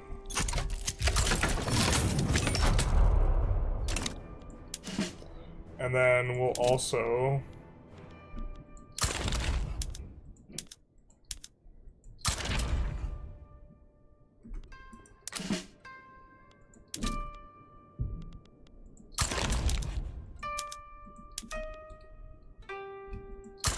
do something like this.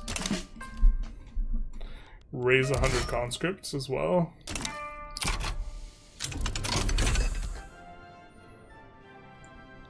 The tools we can increase with the rubber. Do a little bit at a time. causes a rubber shortage immediately. And then now these guys can land over here. And these guys cannot project power, but instead we'll have them intercept here and here.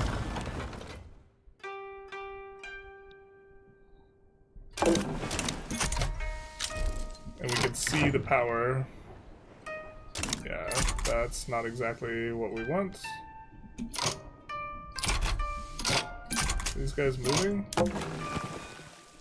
They are. I do think that this sinks like their entire stack. Britain's gonna sway Qing's side. That would be a vibe. Luckily they didn't. Hey Tarek, how's it going? Gonna try the game without Volume 3, see what it's like. I didn't play too much of Iberian Twilight until recently. Yeah, this is a mechanics pack. Iberian Twilight was a flavor pack. But I get you. Alright.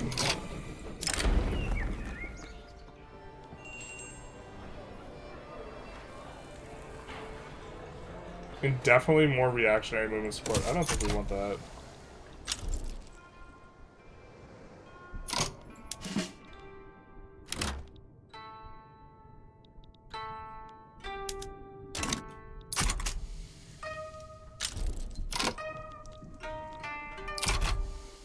Looks like Kalot's taking care of that naturally. We're gonna land here, and then we're gonna turn around and have these guys come over and try and land in Korea. I guess.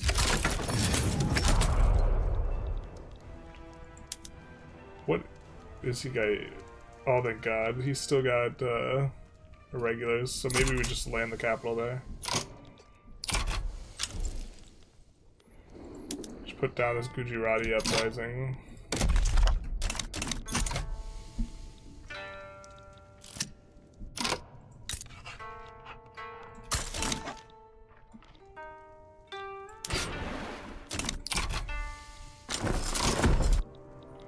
And now,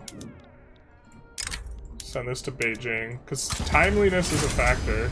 The revolution auto loses if it stalls out, so...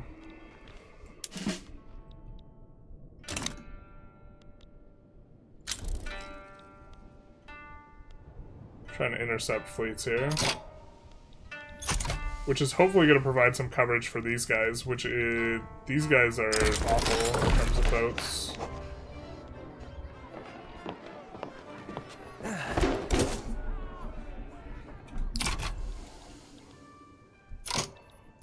But I think this 40 stack can land into this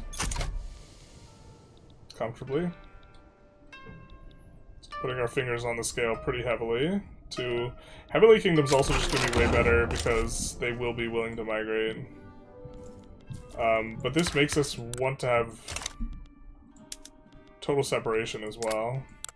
Can we get that?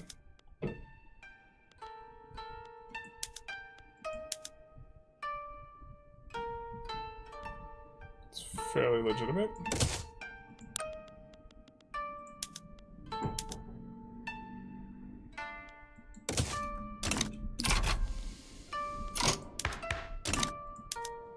Alright. We could negotiate the Jisha out of opposing. I guess this is probably what we want.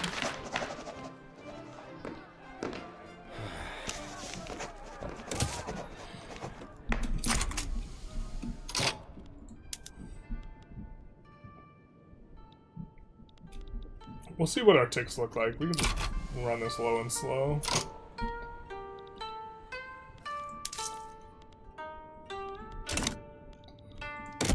Add a little bit more construction too.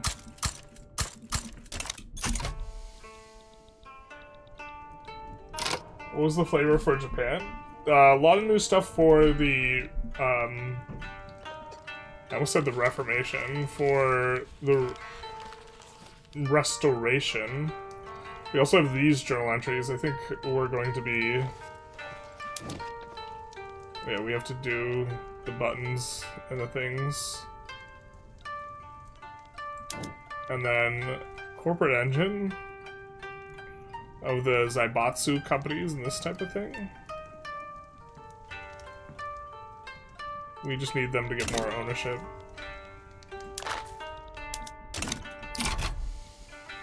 Looks like we're comfortably pushing there as well now.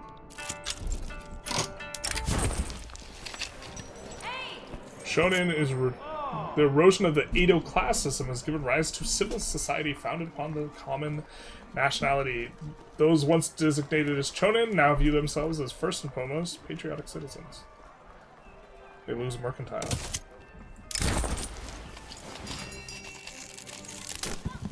We'd like migration attraction to Hokkaido. So, landing's getting in quite nicely here. Importantly, Heavenly Kingdom's open borders, so we're about to pop off because we can accept those pops. If we can enforce before.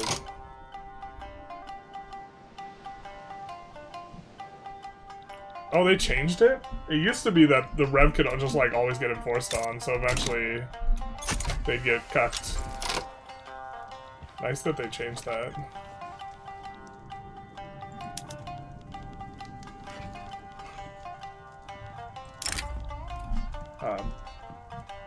Wow, that's so expensive. No trade's really flowing through there anyway. We'll just leave it alone. Most of the trade's going through here. By Brazil? Why? You do this to us. We were trying to pull you into our block. This is terrible.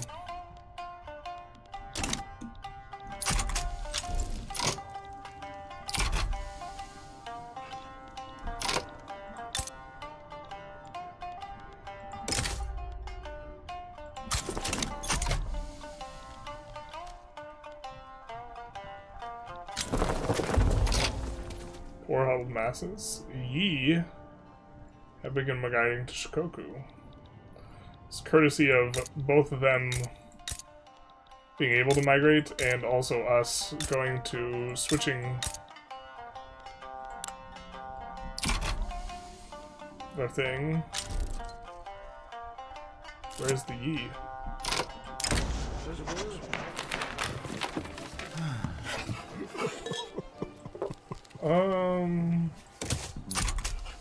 We're just kind of going low and slow with this one.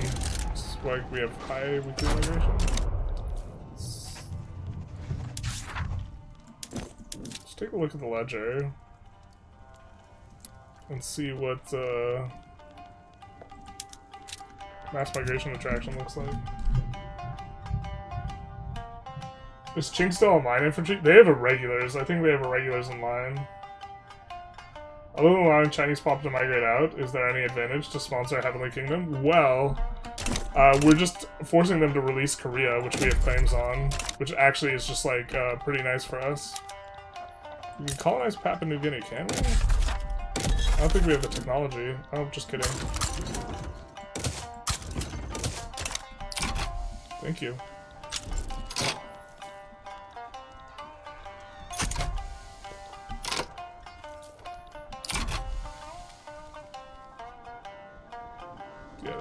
They're in bad shape here.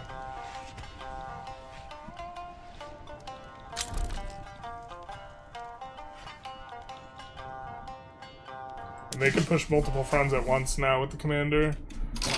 We have one irregular in there. Let's get rid of that. It's not where we want a unit anyways.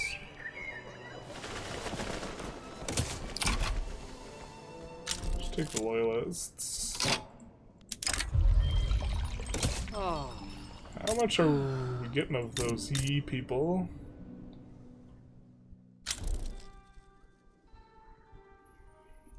$5K for now.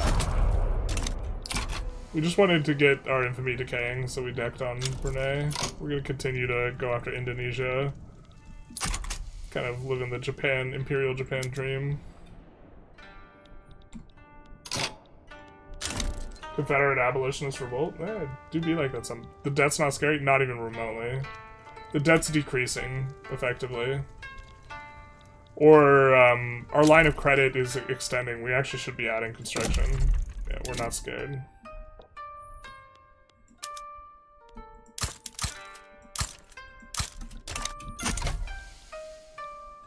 Could also take Taiwan. Could take Taiwan. Excuse me, don't you mean Formosa? Yeah.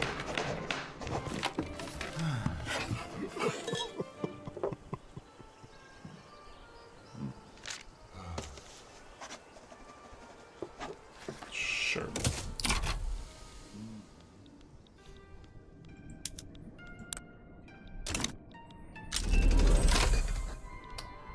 Publicly traded for financial districts, we'll put that in.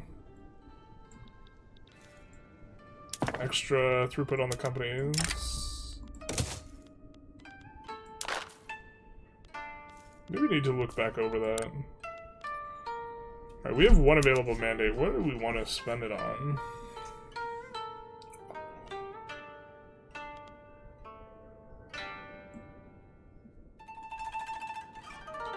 I mean, freedom of movement is a little bit attractive. I think the themey thing for us to do for Zaibatsu would be throughput. Company throughput.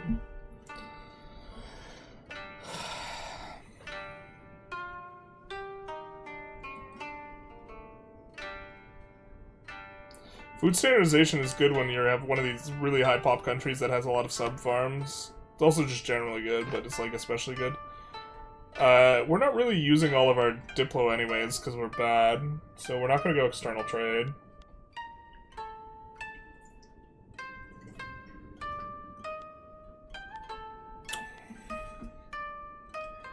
Hey, General Sautsu. Are you going to make a video about the restoration mechanics? How to influence Daimyo of Japan mechanic? I have no idea how to influence it. No, probably not.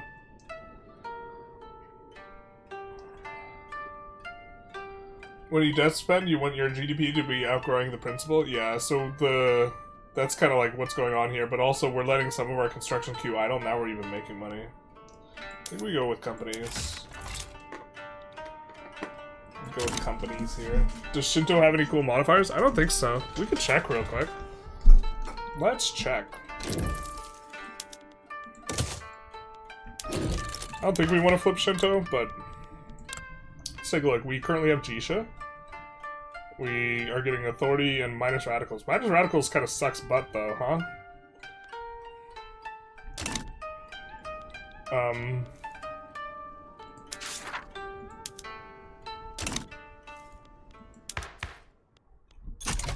That changed Jisha?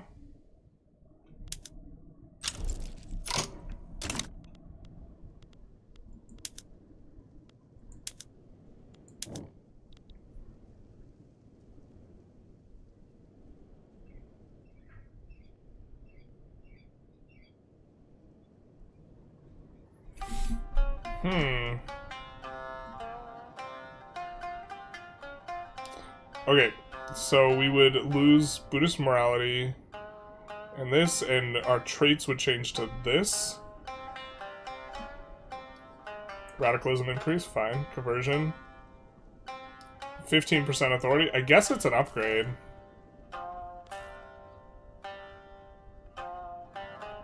And we permanently get authority and legitimacy.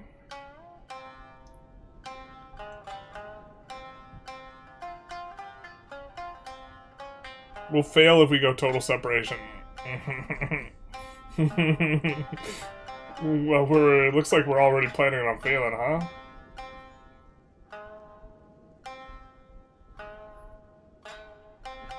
We don't have to go total separation, though.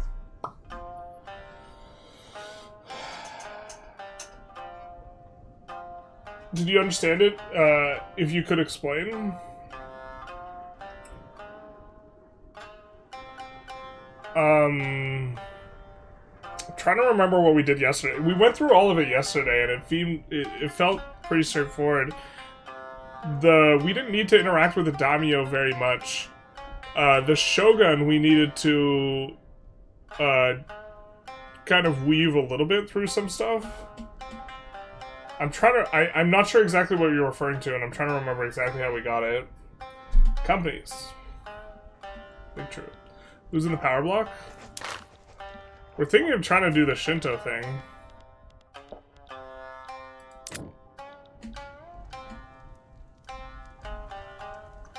It will take us forever to convert stuff. I think that, well, 20% authority and 5 legitimacy is forever is really nice.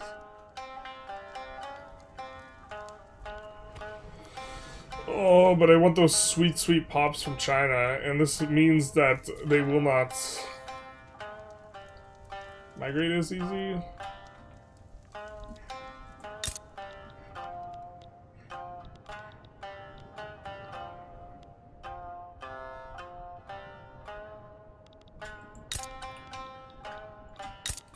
We should have clicked this forever ago if this was our plan as well. Religion is a little bit better though. Trying to restore the emperor, but I didn't understand how to do it. You have to click the button to allow the shogun and the emperor to like work together a little bit. But like I don't know where you are in the process. To like try and guide you through it. Also, just by, like, remembering. Religion doesn't affect migration much, doesn't it?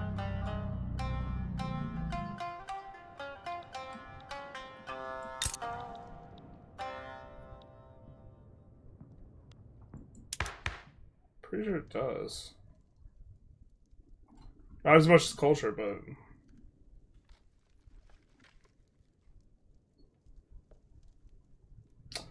If we pass this, it's with 2 shit amendments anyways, I guess. Yeah, let's maybe...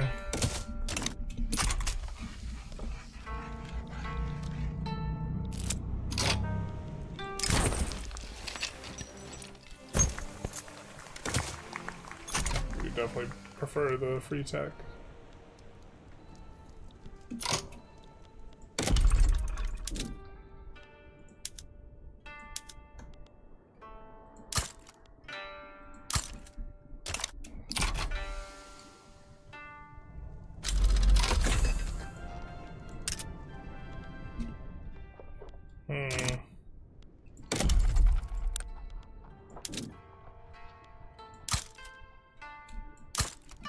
Let's get that rubber going.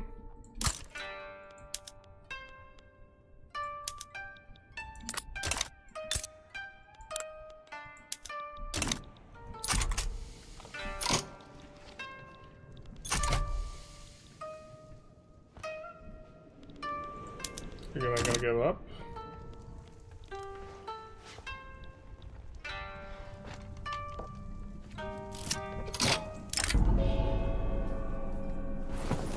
Although they open to foreigners, Christian countries, etc.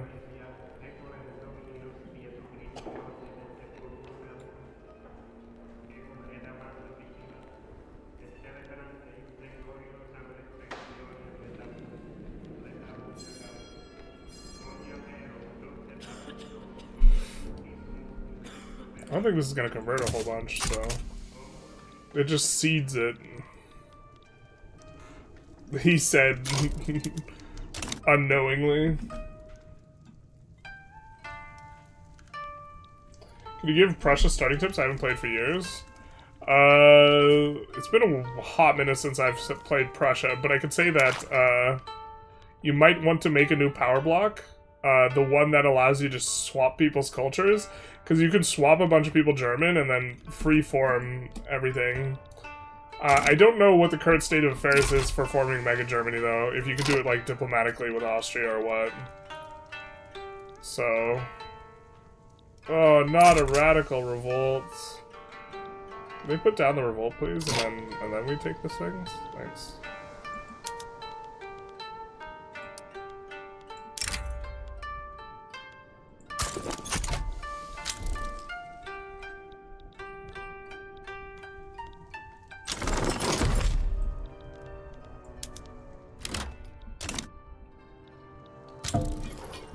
Alright, Heavenly Kingdom wins. Oh, unfortunately they added a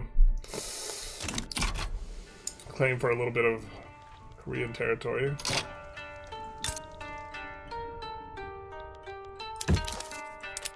State colonial claim. We haven't used this interaction yet. I've heard that it's just like not that useful.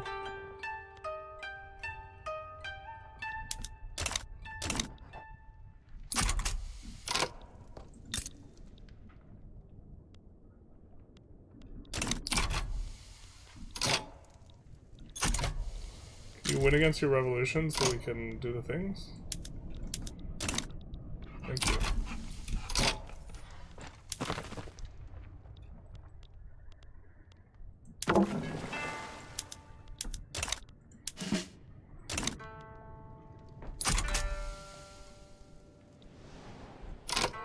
It's like our armies find their way back instead of needing to get boated back.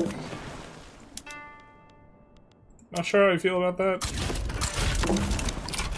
Not good for a simulation perspective, but definitely fantastic from a gameplay perspective. Like, moving armies back would be very tedious. GDP is kind of going up.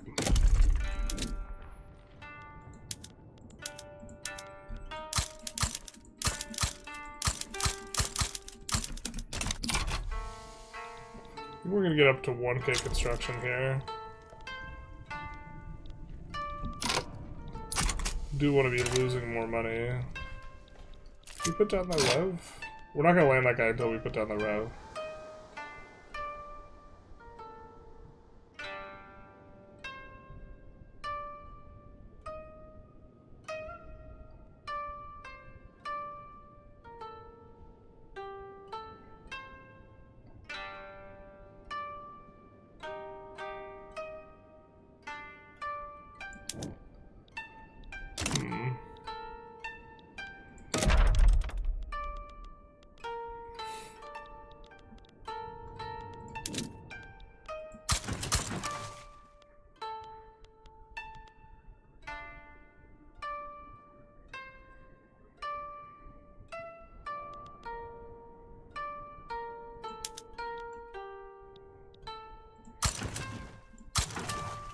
We'll start there, but I do think that means we want more power block statues.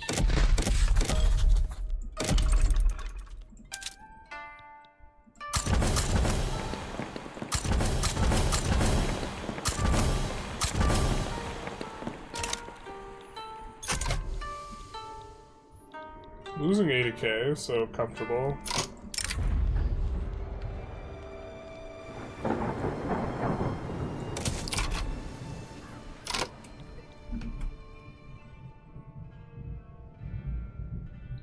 Heavenly Kingdom 2, Electric Boogaloo.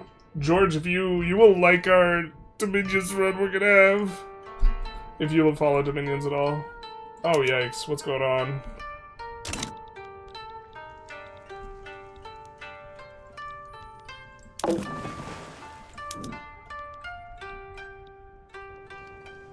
Not the revolt somehow gaining success at the end. We don't have access through there. We're gonna lose them. Damn it. You hate to see it. Actually, I don't even think we could get there in time anyways. Unless the revolt just capitulates, which would be hilarious here. Yeah. So they're gonna break free. Oh, unless they're not allowed to win. Yeah, this is what we were talking about. Can't capitulate while suzerain's in. Yeah, this is silly. Alright, looks like Brunei's handled it. So let's handle them.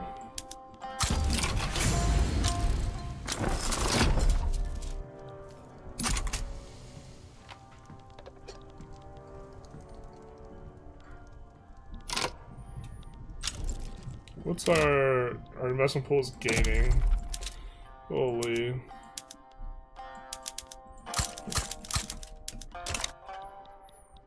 Check out the companies, what the global situation looks like. We're number 2 now. And 4 and 5. And the other 2 are entire countries. It's looking pretty good.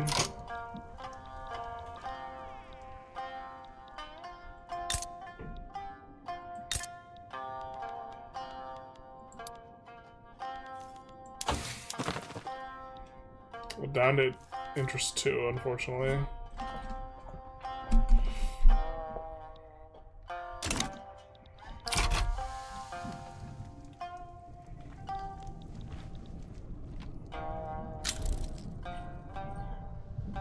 When I go through the Shogun and the Emperor work together, I have to get back to closed border. I open the borders through the decision of the game. You don't have to, I don't think.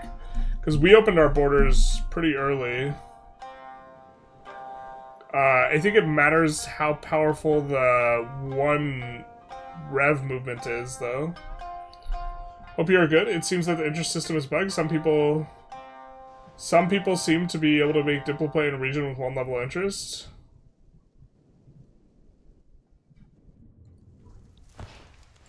It depends on what Diplo play you're doing. If I recall correctly. Like, you could do some Diplo plays with one, but not all.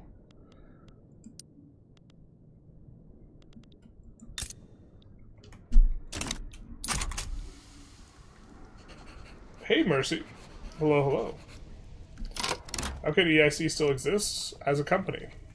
It's a Velasic pickle. Whoa. Not used to seeing that. It's still a company like this with still a ton of ownership in the EIC. But you're right, it's not a country anymore. In my head, it's always a country. In my head, I still believe. Yeah, we are doing a Japan run here, Mercy.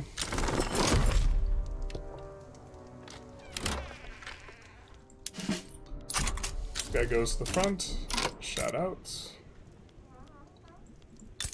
Let's hit it with our smacky wacky button.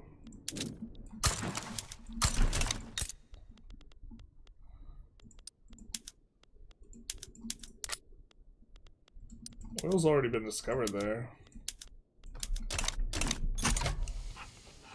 A couple auto expands down, up to 1K construction. How come you haven't targeted Indonesia? We're working on it now. We are working on it now.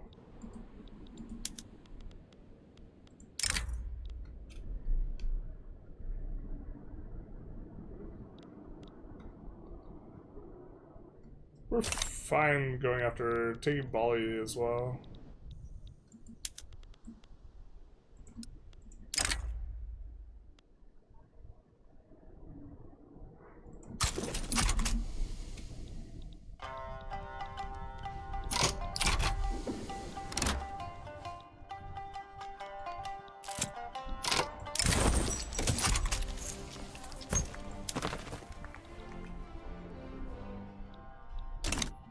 I think the increased cost won't apply when this guy joins. It only applies to the first thing that you put in.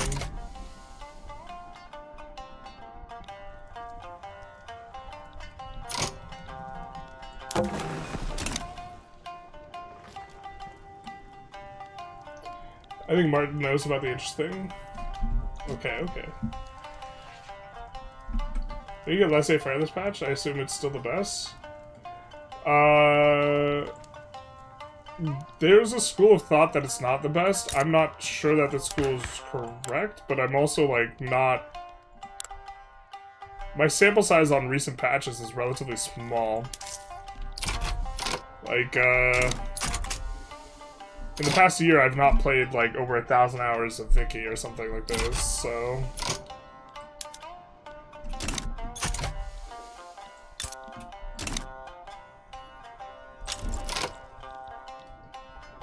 EIC existing as a company is bugged. The change-like precise issue solved seems not.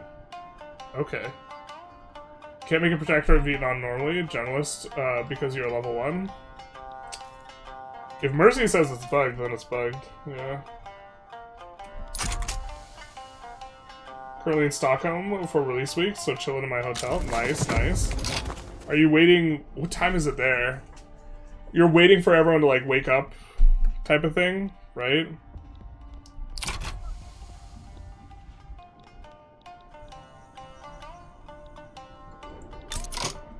Because it's like 10 a.m. there. Did they put you up in the hotel that's like right next to the park?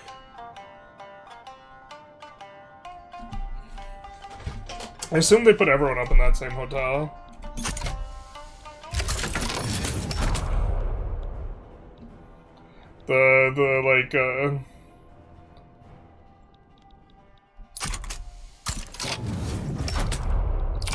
This will maybe get a little bit annoying. Hopefully this finishes and we don't have to click the buttons. We hate having to click extra buttons. But they are pushing us faster than we're pushing them, I think. Son of a bitch!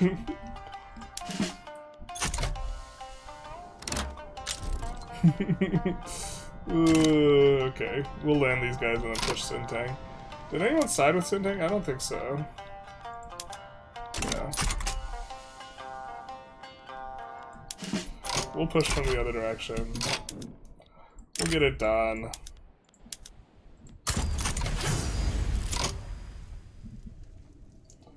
Interventionism plus monopolies mid-late game is good for keeping profits up. Yeah, this is kind of... I don't have a big sample size of using interventionism. I don't know if the price increase is on a big enough portion of your economy that has a collapsed enough price. Because you have to have a surplus of sell orders relative to buy orders, which means low prices, for the monopolies to be net positive. But then they're uber net positive, right? So, but if you are like something like sugar, which is incredibly efficient, and you're just it collapsed sugar to minus 75, and then you put a monopoly in on it, that's like incredible. Coming up to 10. It's like 22 p.m. there. Oh, I can't brain. It's been a long few weeks. I thought it was 10 a.m. there, not 10 p.m. Yeah, my bad.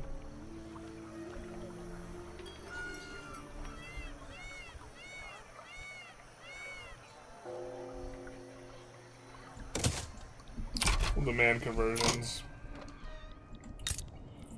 What portion are we? Oh, we're not converting very fast at all.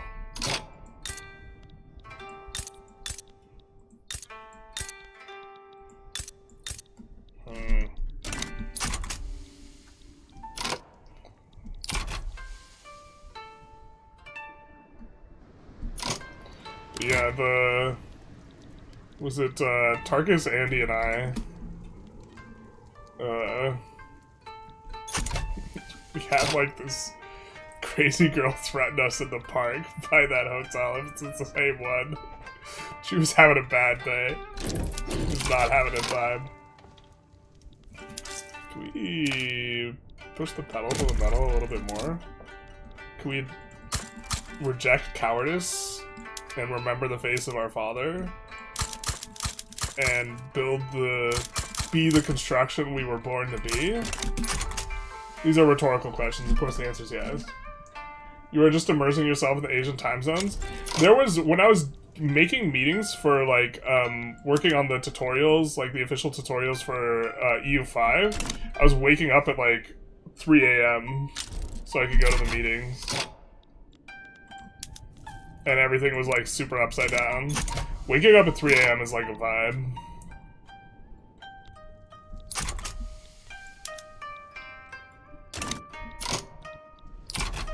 What? How did we fail? Oh, okay, yeah. Oh, that makes sense. Are we generating enough org that we can recover from this?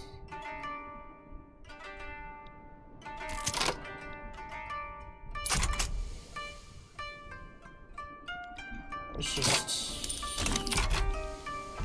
get a priority there. I mean, we have a ton of this.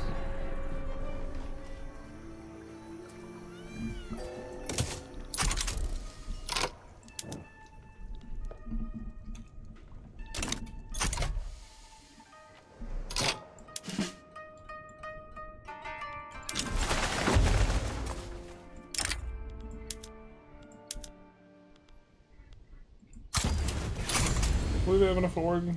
They should. It's just like 1 battalion.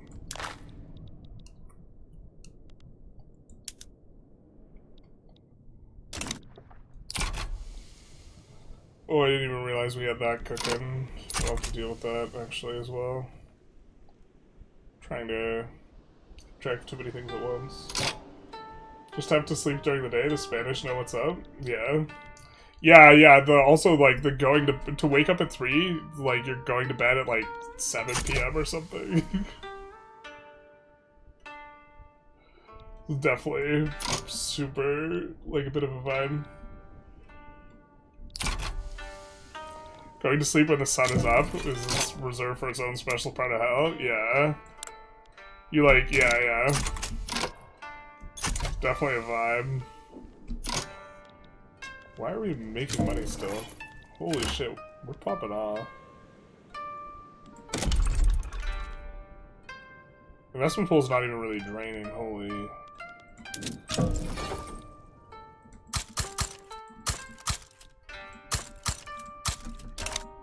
You have a place that doesn't have enough infrastructure, probably could use some ports.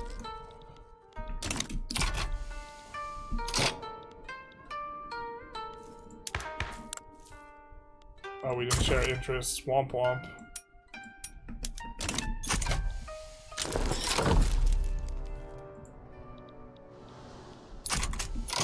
Okay. So now we will push Sintang.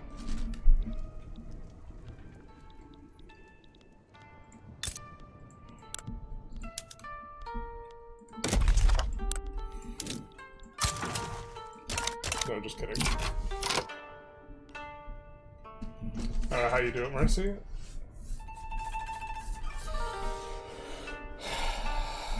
Wait, I didn't realize you had you on a weird sleep schedule. I thought you were in... I won't dox where you're in. I didn't think it would be that much different than Stockholm, though.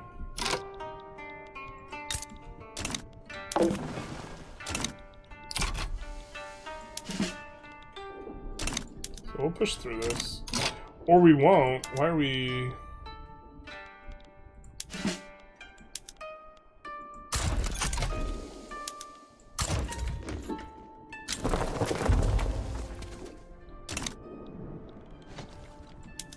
Why are we failing? Do we have no supply? We have supply. I don't know what's going on.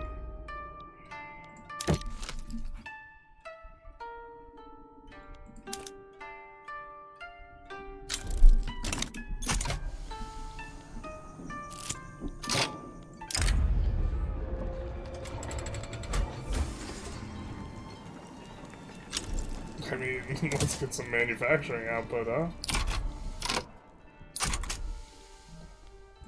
How the hell can this not win? I feel like I've seen some weird things going on. Just in general.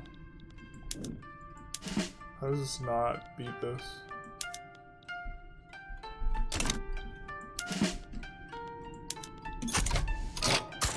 I mean, we have max organ supply. I don't...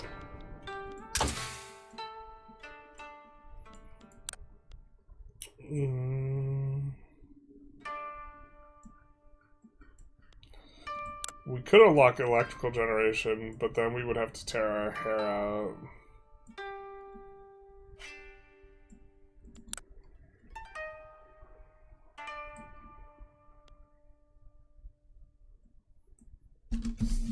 Let's go reinforced concrete.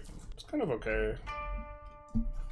The throughput's not awful, and we're running out of actually construction speed, or construction spots.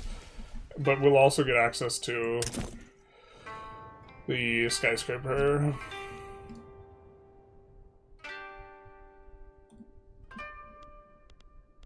Okay, time to slot in another traditional Japanese company. I don't think we have a steel company yet. I think this is the one we want over Mitsui.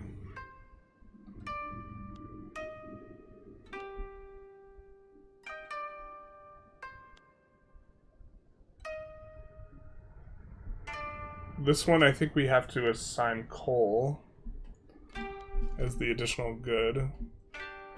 And then we will have all the minerals, steel, yeah.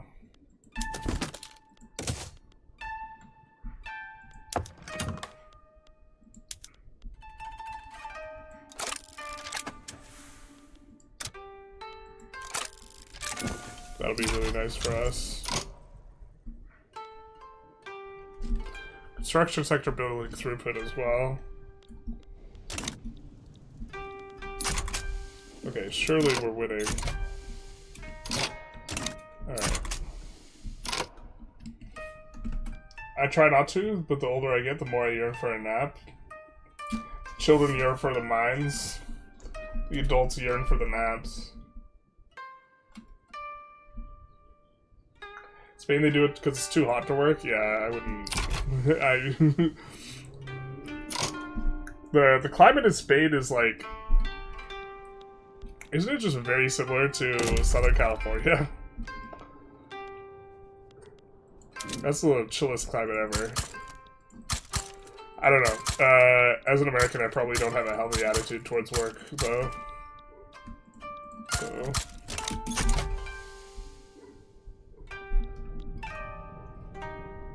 We're clearly just popping off, right?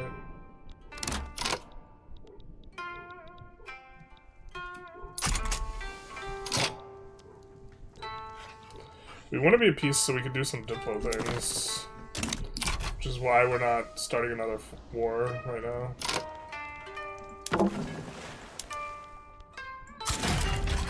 We're gonna just project power here for now.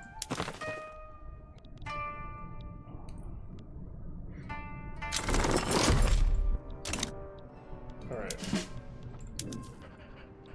We can do this. I was gonna finish that sentence by saying just so we can be a little bit closer. Hey RNG, how's it going? What does 2 mean over the front line? Is that the level of the general? I'm not sure what you were referring to. Could be the level of interest. I mean, I guess.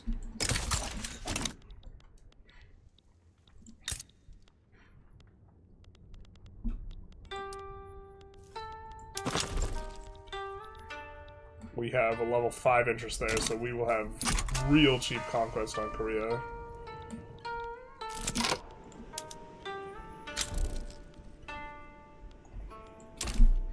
Switzerland. Look a little bit more communist than normal.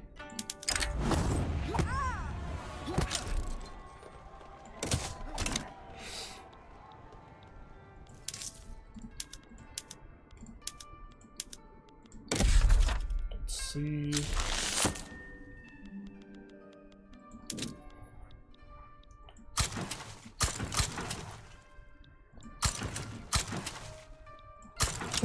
Try to get some conversion down here.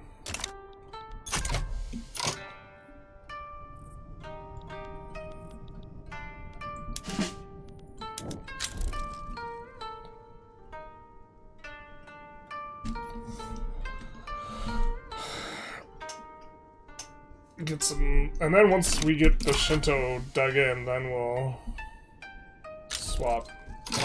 Alright.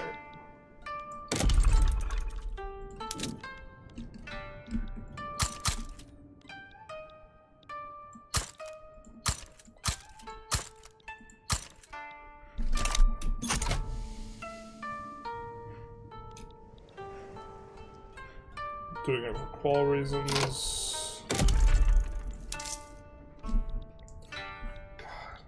Why are we making so much money, dude?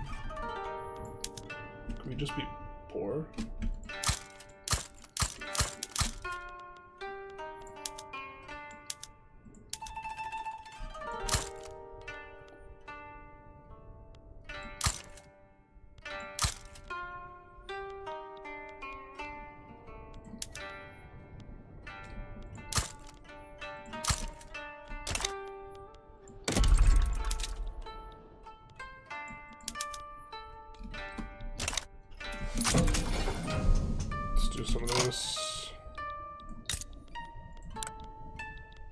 Guess we could set up some auto expands.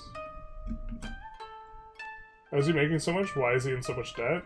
It's called debt maxing, sweetie.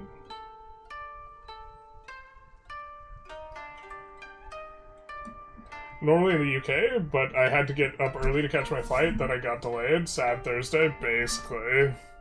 That is a sad Thursday. When I went out to Sweden, I got to the airport like 6 hours early because I do Uber to the airport, and the Uber's just way cheaper if you get there early. So I get there like 6 hours early, and then it's like, I get on my flight, it's like 14.5-hour flight. And so I'm like 21 hours in, and then getting to the hotel is like another like hour. And so like it was like 22 hours of straight travel. Spain gets blizzards and snowstorms, according to Victoria. Big true. Thank you for the beard compliment. Tough with the EU5 update looming. Yeah, so this is the thing for me, is like I gotta jump onto EU5, and I can't. I'm so frustrated by like Paradox's release schedule, because I have to do content for both. Yeah. Mother Mercy is calling. Be back soon. Tell Mother Mercy I say hi.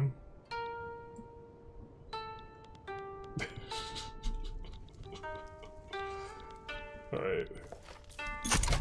We're almost at peace.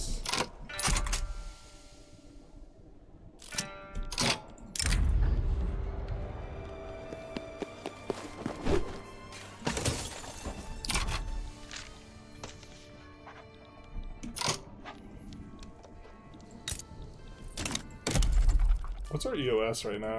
Do we have 50? We have 50, right? We have shift work. Alright.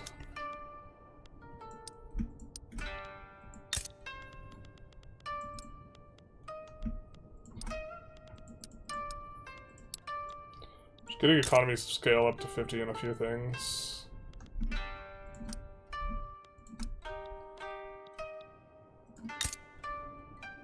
In terms of the queue. Don't want to just build glass absolutely everywhere, because we kind of have it everywhere. We do have a company for it, but gonna want to be a little bit restrained. I forget we don't have iron anywhere else. I'm like looking for another good place to build tools. It's like, good luck, brother. Alright,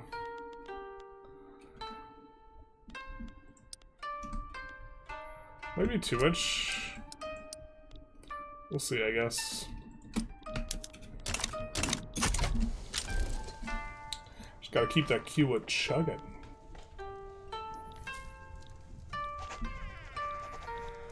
You have to feed the beast.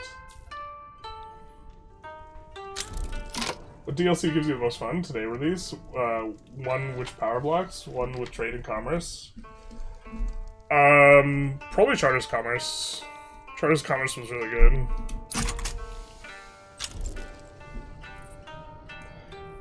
First 100 hours impressions of day one. I can't get 100 hours in one day. This guy will throw in the towel soon. Alright, finally we're actually losing money. Proper losing money. Up at 1500 construction. Reinforced concrete will be nice. It will continue the money hemorrhage. For me, definitely the updated trade. Yeah, that was Charters. Ensure he's got good resources. We're planning on going after him. What? Going through here?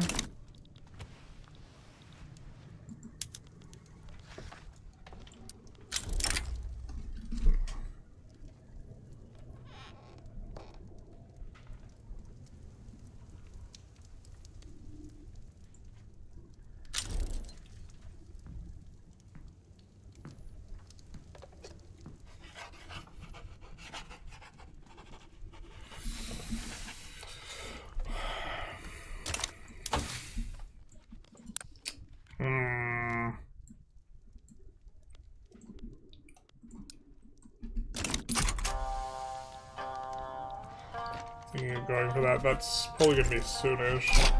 Because someone else is gonna get Suez or Sinai if we don't do something. I just don't think we can land them with a 40 stack of Marines.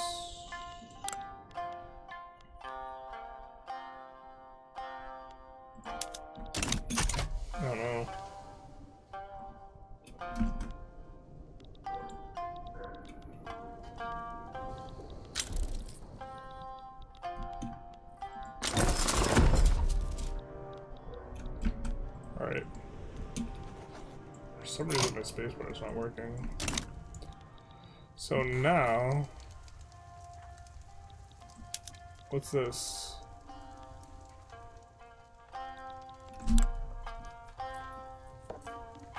I'm glad Korea's not sided into this.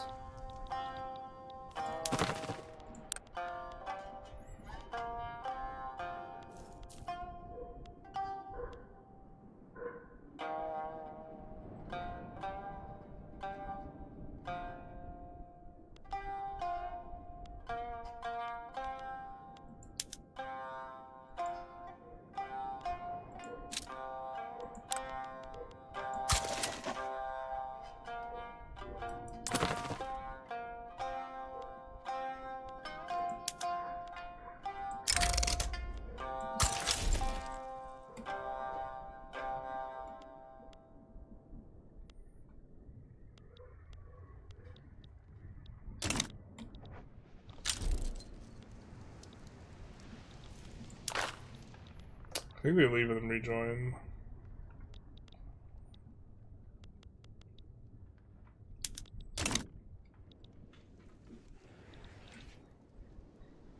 What's the DLC about? Boats. Boats is kind of like the way that they like market it, but I think the more significant thing is the long term, like the national cast is going to be huge. They just don't do a lot with it yet. But I think you're going to see a lot more character-driven stuff as a result.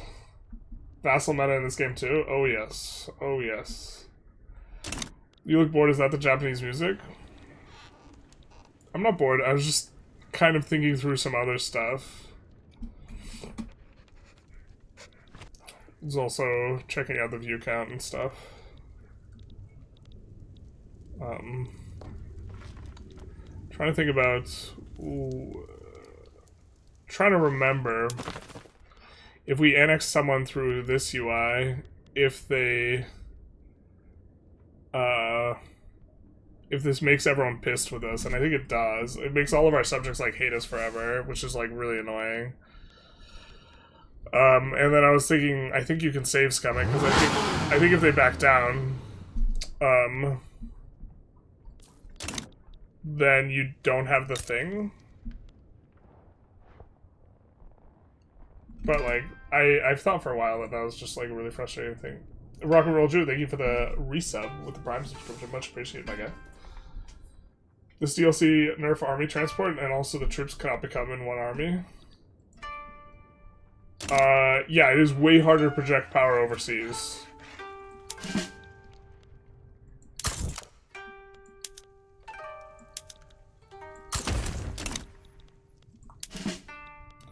It is way more difficult to do that.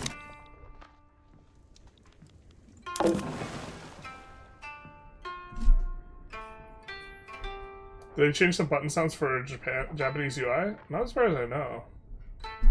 But, you shouldn't be able to project power overseas that easily. What's our interests look like?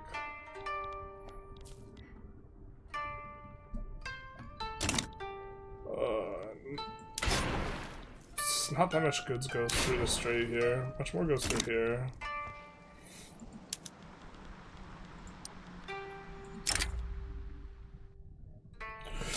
Do not want to get Great Britain siding against us.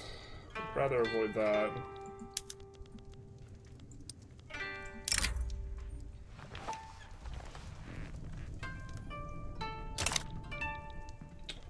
Are we close to a level 3 interest there? Kind of.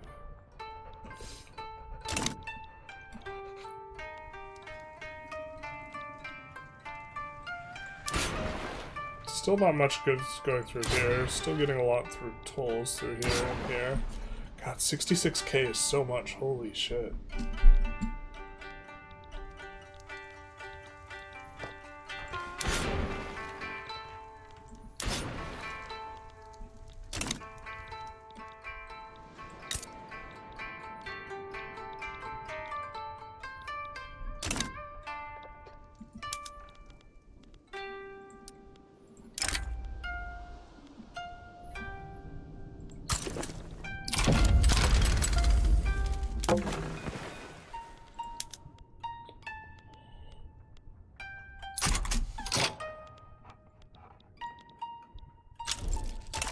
Is there impassable terrain? No, there's a front.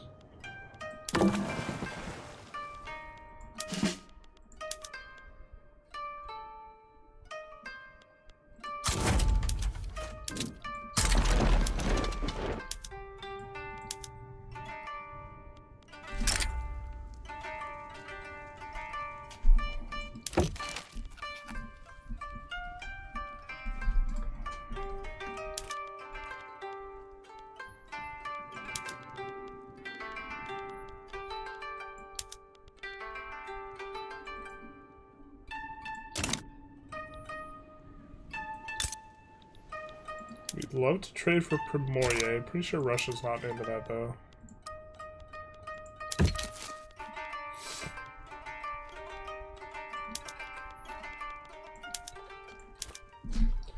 They're not that not into it.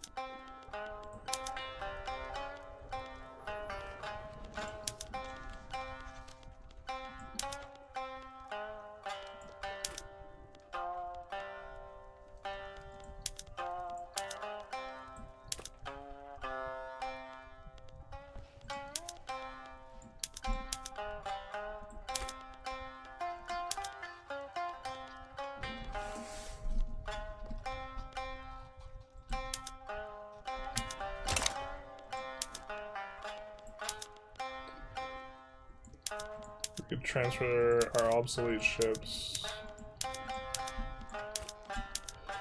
Oh my god, the UI for transferring ships does leave some to be desired.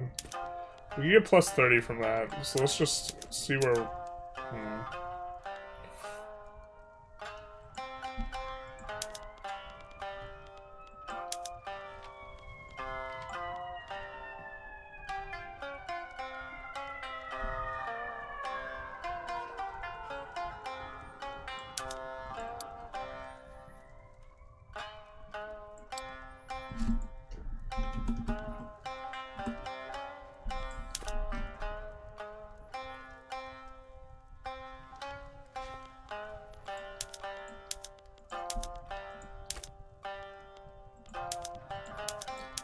Two, 3, 4, 5, 6, 7, 8, 9,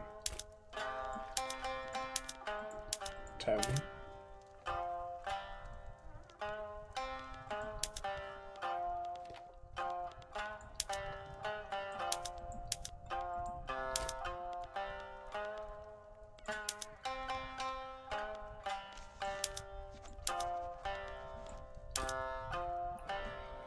Alright.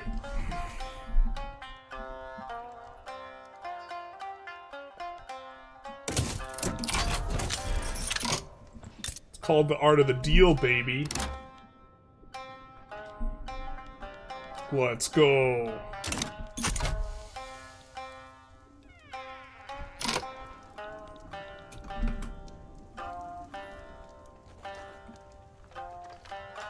Why is threatened naval hostilities grayed out? Does it have to be lower rank power than you? I forget what the requirement is. There is a requirement though, yeah.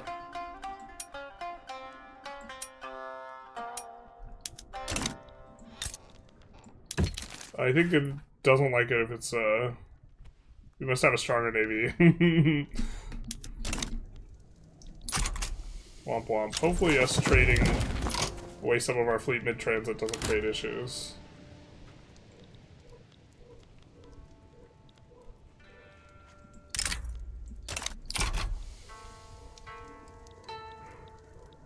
Doesn't look like it did.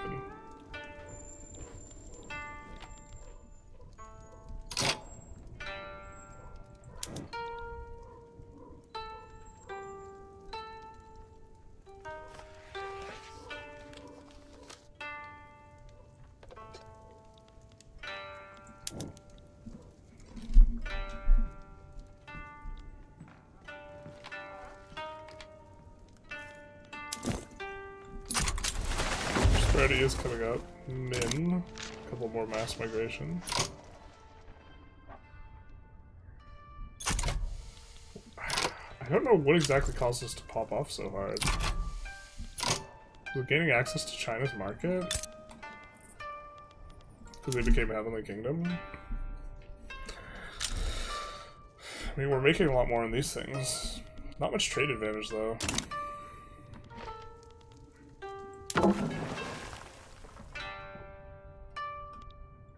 I'm gonna trade more of those speedsters.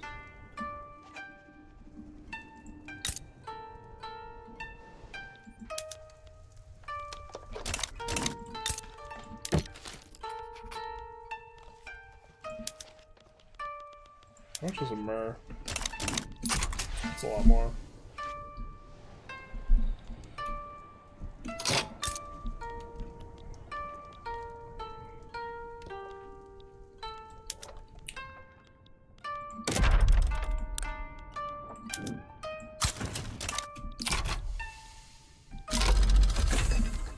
There needs to be a better UI for this. Yeah. I wish offering money didn't cap out at 50%. Everything should have a price. I disagree.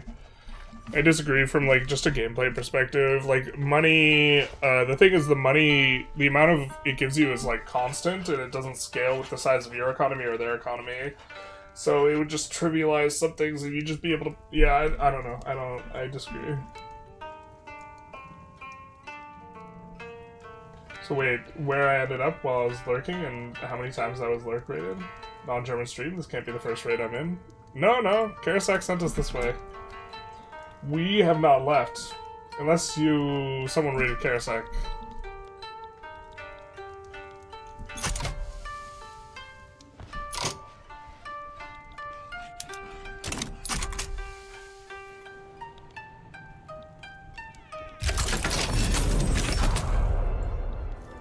Alright, we do get fertilizers.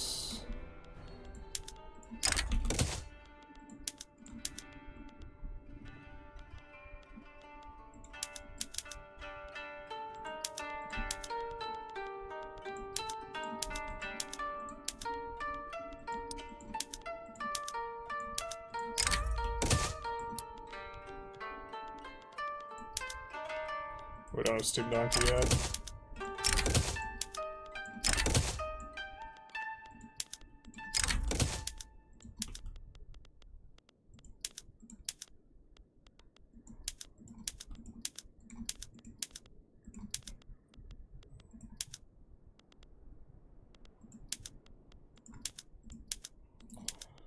Let's do all the things. I don't know if we could swap that much to rubber.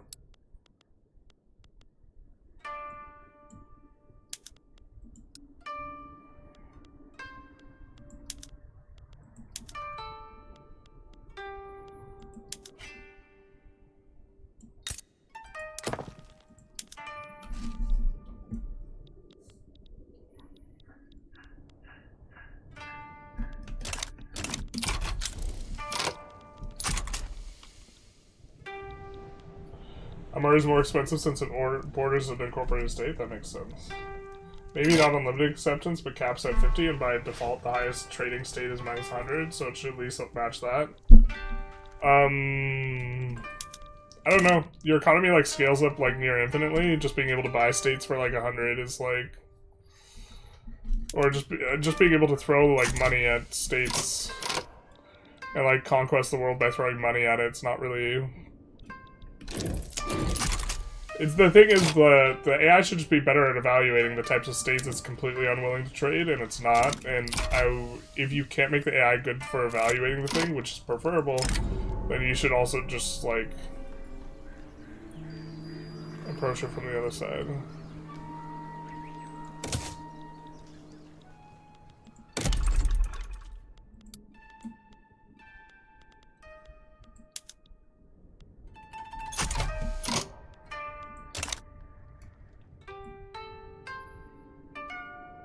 Yikes. Where's our progress? We have on every place on converting.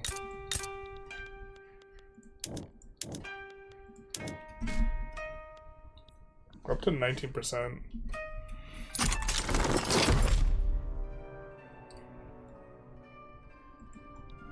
I don't know if this is all combined or what.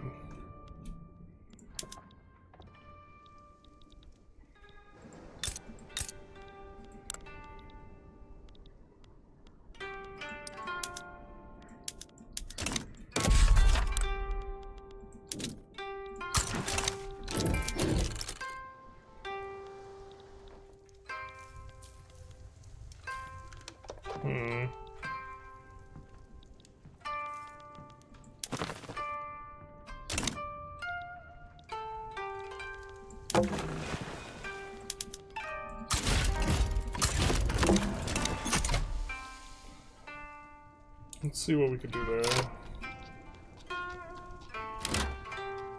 No, not Banjar.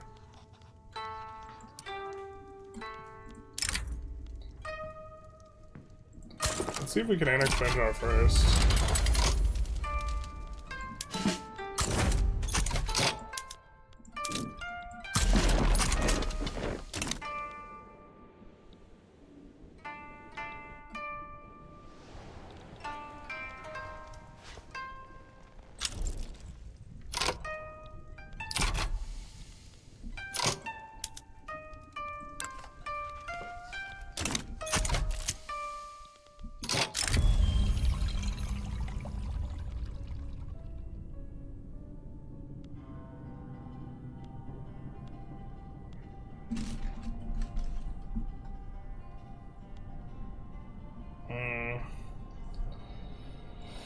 Alright, let's try and remove this trait.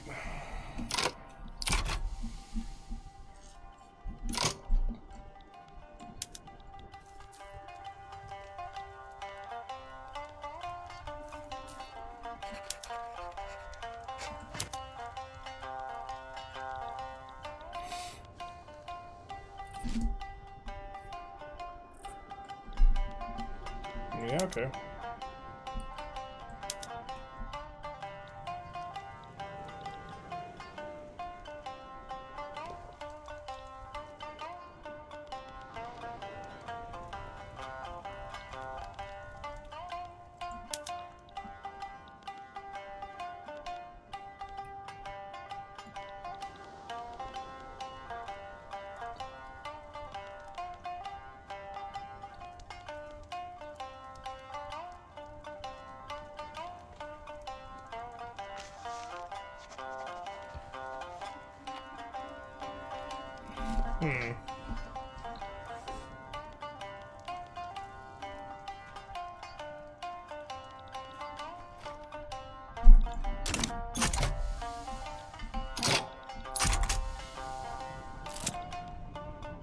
I think we can wait a little bit and get under 9.4.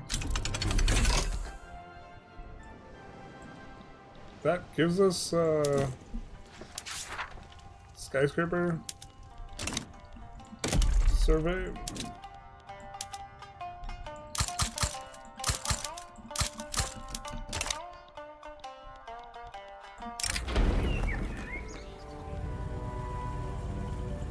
Sure.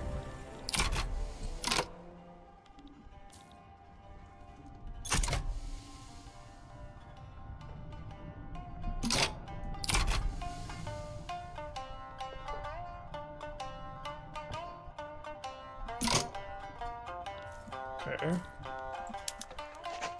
Fine, let's click back down. What? It went up by 1.5 infamy. Terrible. Alright. We still want it.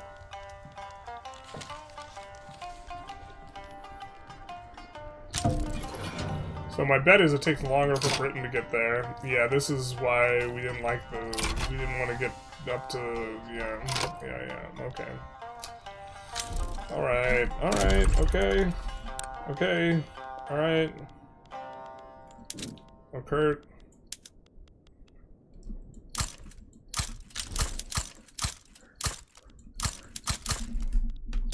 We go to EOS and a couple of those. I think we can do this now. I'm gonna pressure things. We might run a shortage of rubber. Just kind of seeing what it looks like. Yeah. Unequal calendars. Some of the goals for the objectives were really stupid. Lower the price of iron, coal, and steel. Yeah, lowering the price of steel to minus 20% is awful. Yeah, but that was since the game was launched. Yeah, they have not been updated. It was awful when the game was launched, but people didn't understand that it was awful.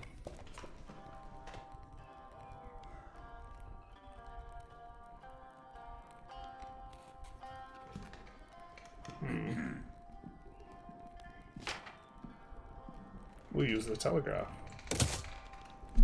I suppose.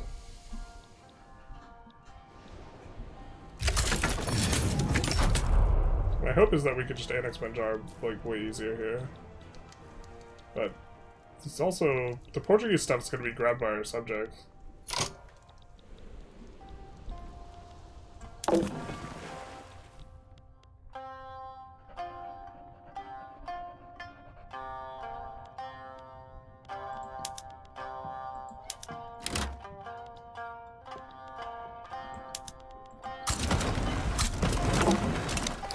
Need to see where he's transporting these guys to.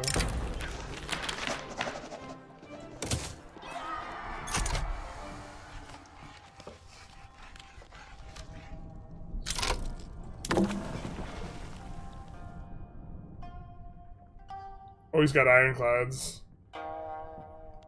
Oh no, he's got ironclad. He's actually got a fleet, not like this. Although it is nice to see the AI is like actually building out the fleet. Alright. That means we just get clobbered if we fight him, so we'll just kind of keep an eye on things.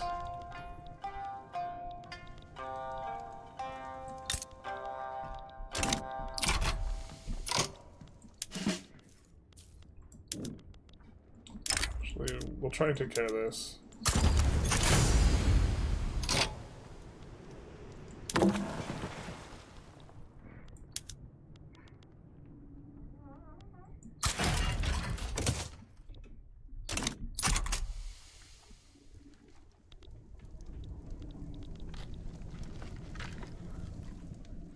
If the fleet comes for us, looks like it's not. I'm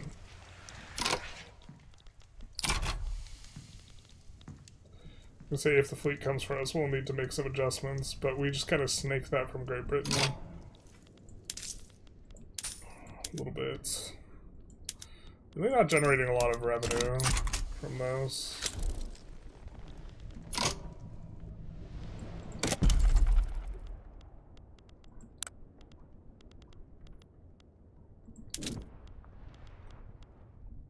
Well, we really aren't. Do you have any sort of silk bonus? Well, we have a rice bonus there. And there. Not that these are expanding, but...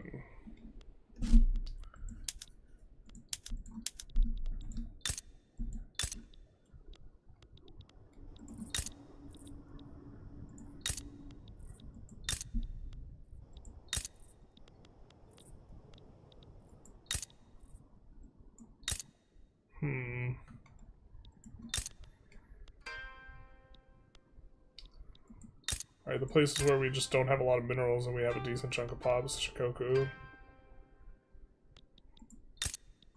It's a ton of lead. Kyoto, alright.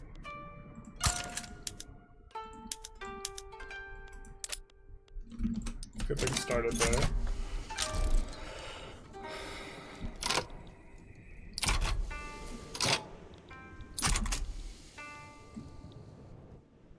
We are landing. Try to keep an eye out for if he has a fleet approaching.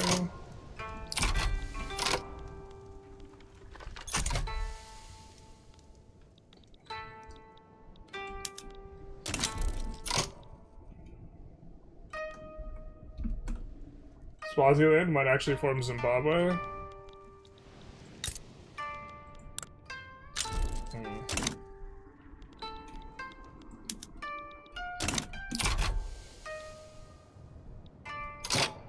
Bro's gonna lose to the Portuguese fleet. Don't say it like that, Palea.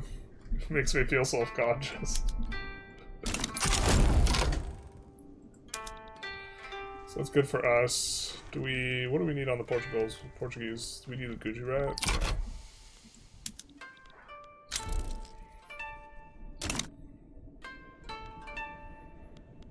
Gonna land Gujarat.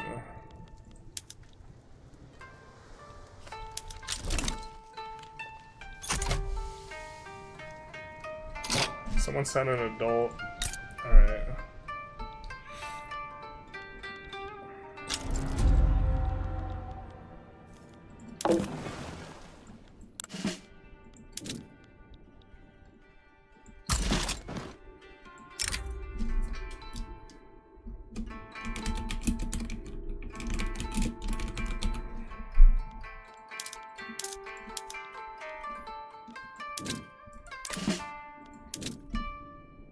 Alright, fair. Fair enough.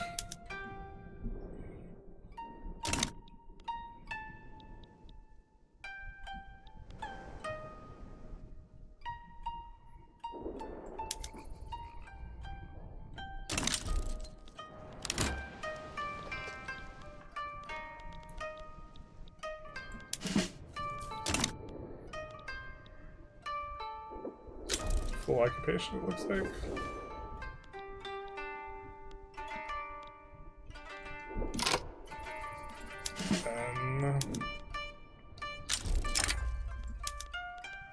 That will be enough to enforce. We'll just reland this if we have to.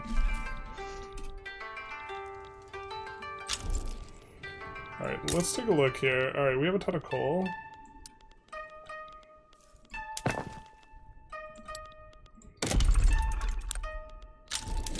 Alright.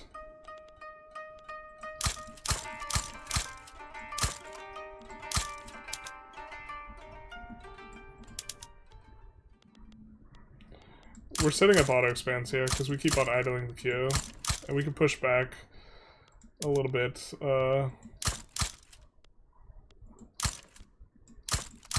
By just setting resources to auto expand, because the resources auto expanding is almost never bad, basically.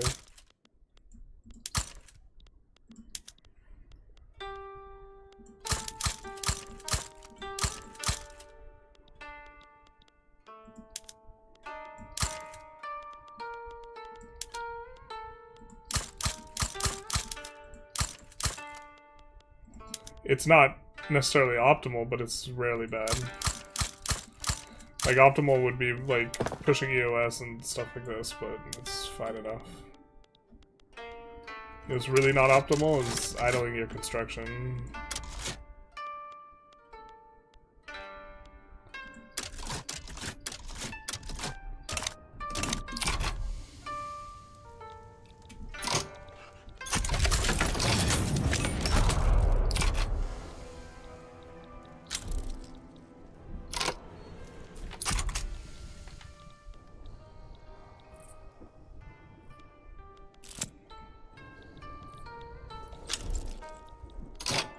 You want peace, bring a hammer. Wait.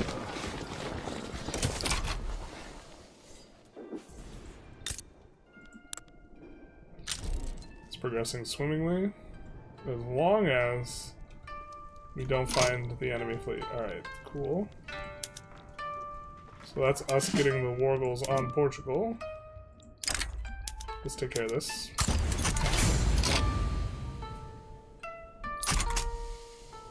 Excuse me. Did we not grab Portuguese Gujarat?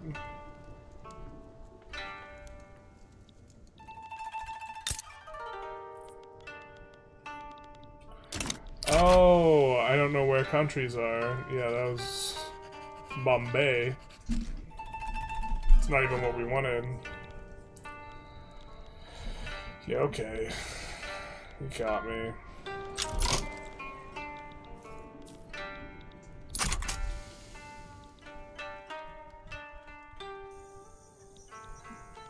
This should be over relatively quick, and then we'll just take the army back.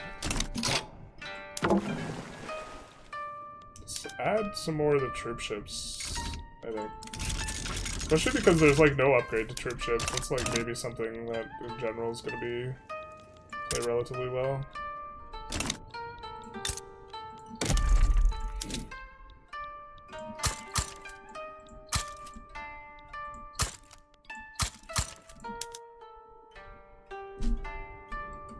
Not that we've been landed once, but maybe an idea. Earnings on those aren't tremendous.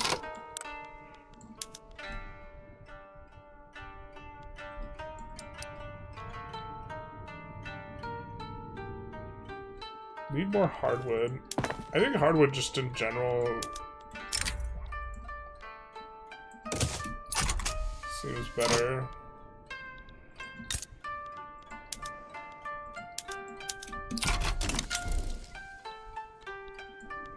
That one's not profitable either way.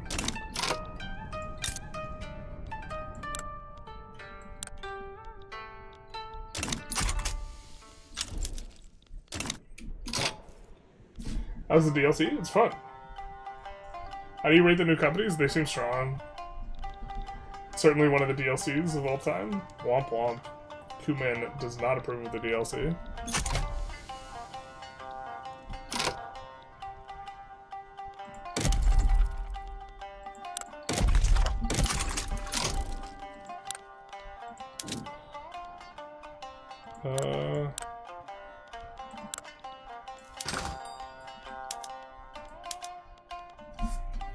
How big is our rubber shortage? Not too bad.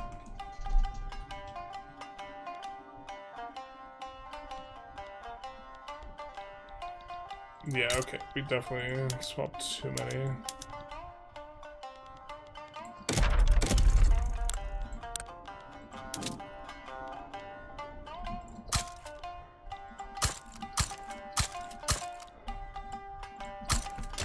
More lumber.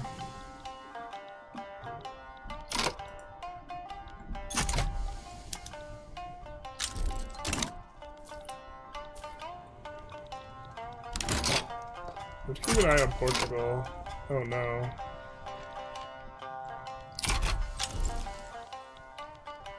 You're not supposed to win Portugal.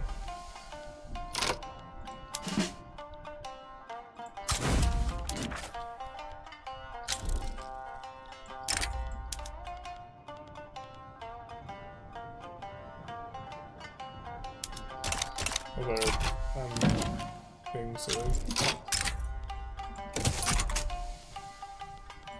Can you win this already? Yeah? Yes. Cool.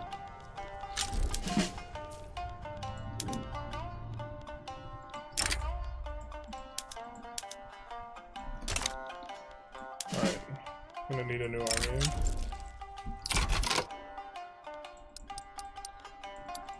Does shift click work here? No.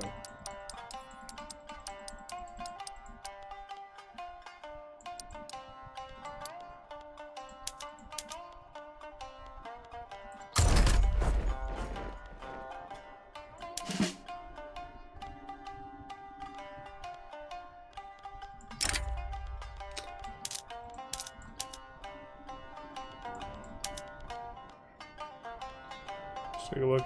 Authoritarian, reliable, yeah. Loved, reliable, royalists. Also royalists. We'll just take the least prominent of these guys.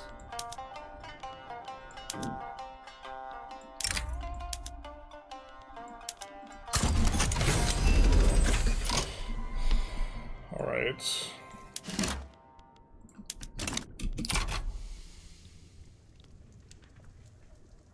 Let these guys push. On mass migration. Very nice. To Hokkaido. Which has extra migration attraction. That makes some sense. One possible action. Greater than 20%. They're not powerful. And what's this gonna do? This is gonna swap our thing to our state religion. Cool. I think this is what we're into. The bonuses seem better. These guys big Engi, but it's 10% authority versus and a kind of nasty modifier. That one's kind of nasty too, but extra conversion, extra authority.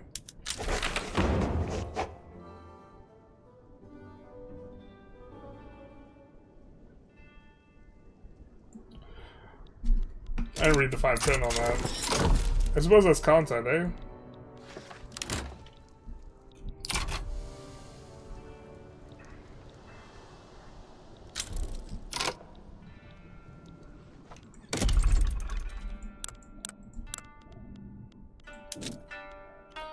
I didn't realize it was going to swap a state religion, but it's probably okay.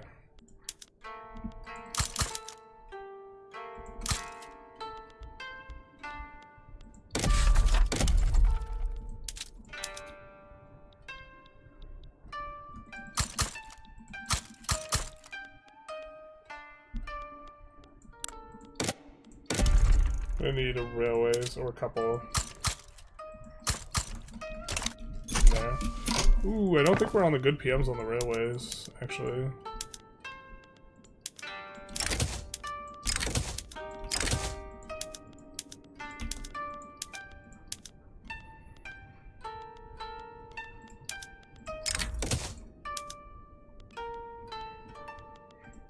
No, we are.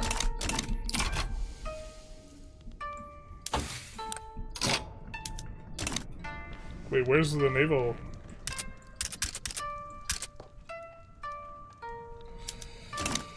Oh, we just assigned. Yeah, characters dying is actually like just generally kind of frustrating. Which, I mean, okay, good simulation. IRL, it's frustrating when people die, but...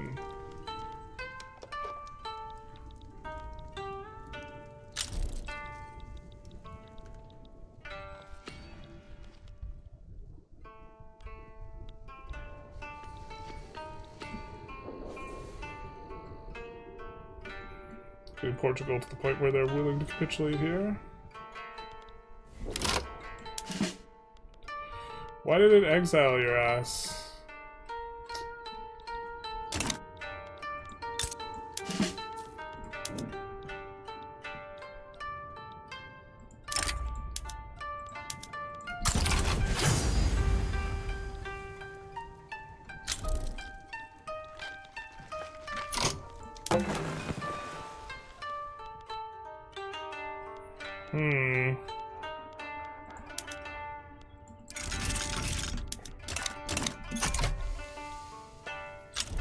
Gotta keep an eye on their fleet and what they're doing. Because, I don't think we beat their fleet. Got some bad news. Bad news bears.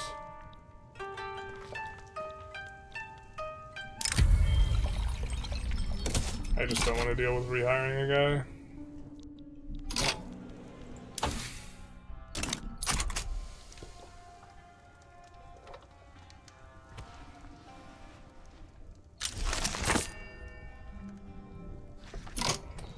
Alright, so we can put down a skyscraper now. And now we can put down a skyscraper. I hate that you have to click the lay the foundations to get the thing going, but do like 25% trade capacity. That seems like it seems pretty good. That is such a drag, yeah. Can't get over the price for the DLC. I feel you. That's the sticking point for a lot of people. It is a little bit cheaper if you order the bundle, but like, I definitely get wanting to see the product before, like, being like, oh yeah, I'll buy that type of thing. Wow, that's a ton of trade potential. Let's add a bunch of those. What's our share of the world market? Britain still has the biggest share of imports. We have the biggest share of exports, but not by an enormous margin. And another revolt with the Saturans.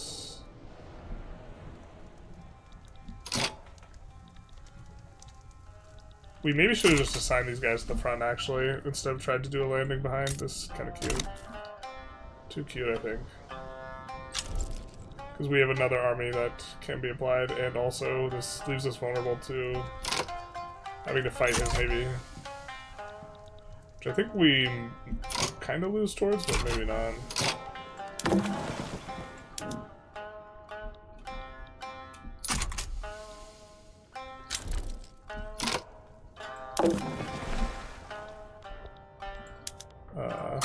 Project power over here.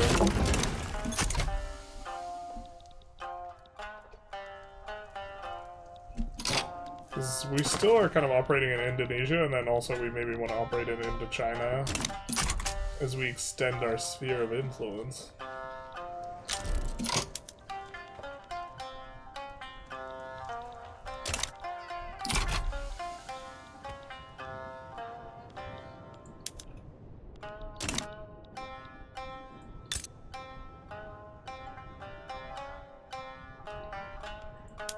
And making short work of them over here with our landing squad.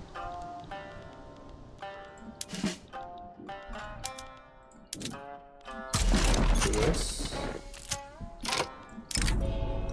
The process of separating Buddhism and Shinto, Confucianism's roles has been questioned.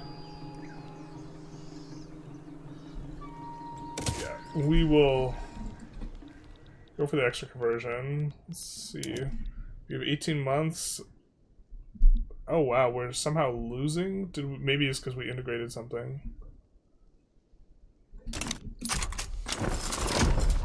Huh. Doing force though.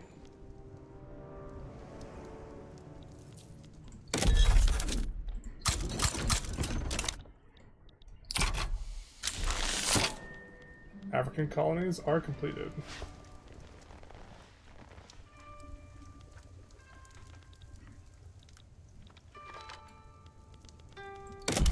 Wow, having a lot of trouble keeping this queue going.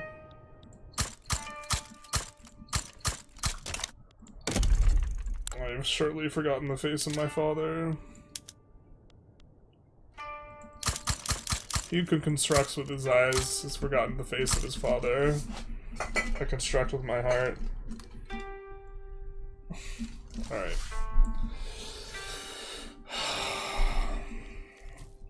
Oh, this is stupid. It's not making money. We're trying to build out economies of scale. Alright, let's do the things.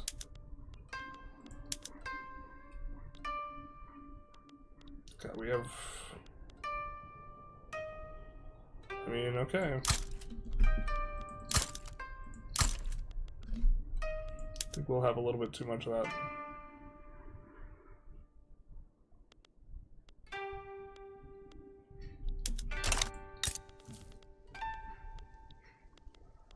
Alright, we're not adding a bunch of explosives here. We are having some amount of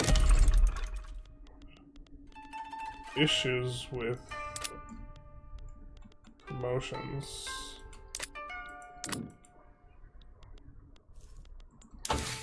Or qualifications, rather.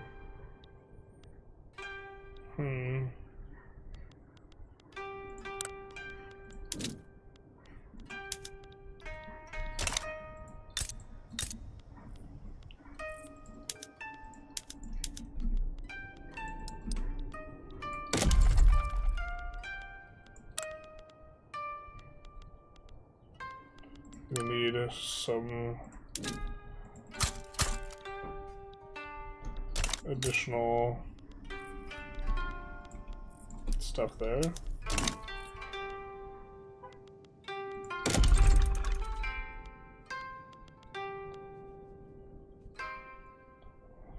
Do we like that goods consumption?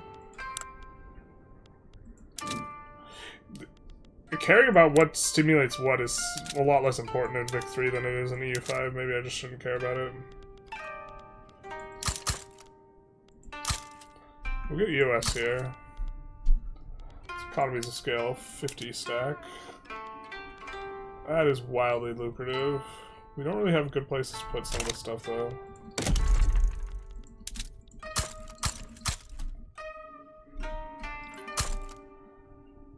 Still running a big infra deficit there. God. Why are we making so much money?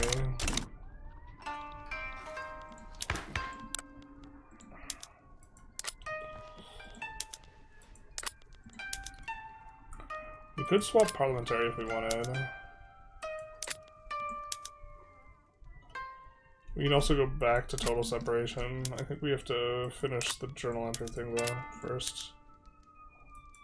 Right to associate everyone kind of likes. Same with poor laws.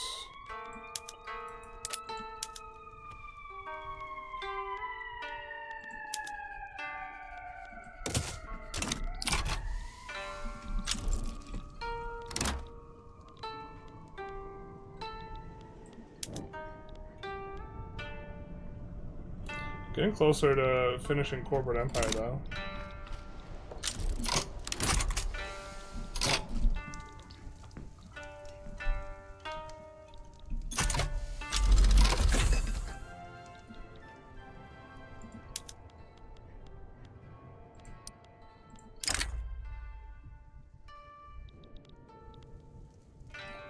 It's kind of cheap. Russia kind of wants to get involved. Gross.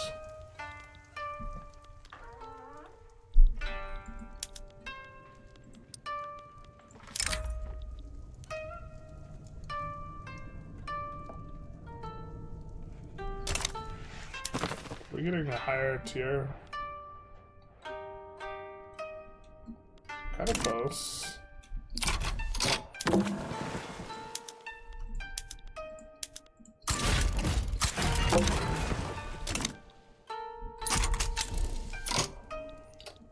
Oh, but I think 4 doesn't. 3 and 4 both don't affect infamy. So going up to involvement 4 is not going to do anything for us.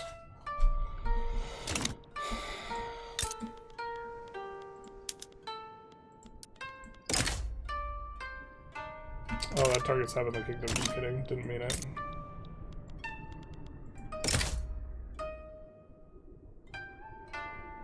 Did not mean it.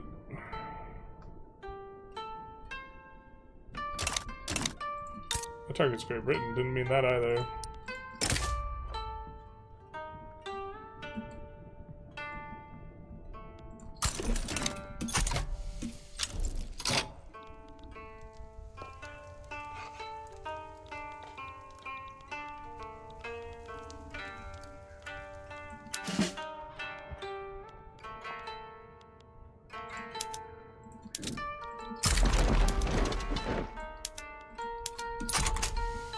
Do that.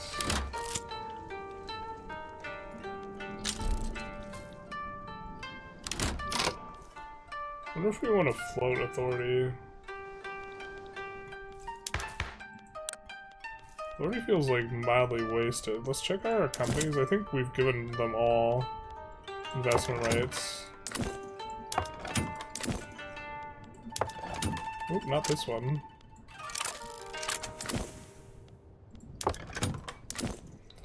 And we have to put trade center on one of them, I think. I just don't know which one we should put it on.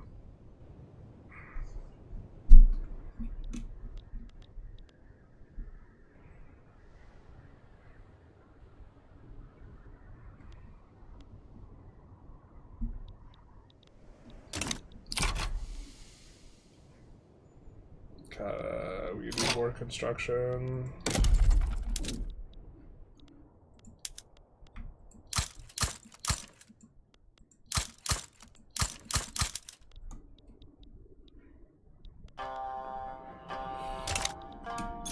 It never ends. We're getting like way too much money. I mean, maybe we can just fight Russia.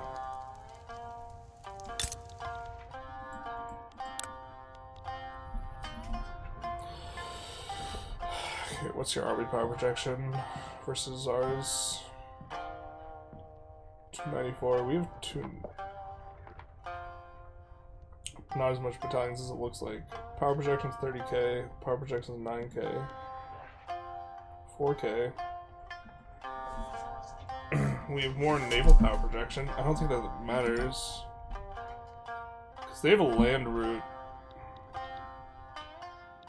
We've kind of given them a land route.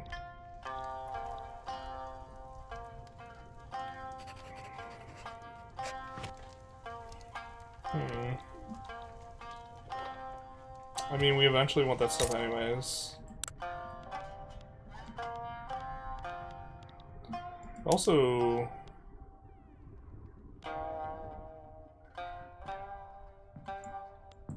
Don't we have a claim on this state? Do we have a truce with them? We might have a truce with them still.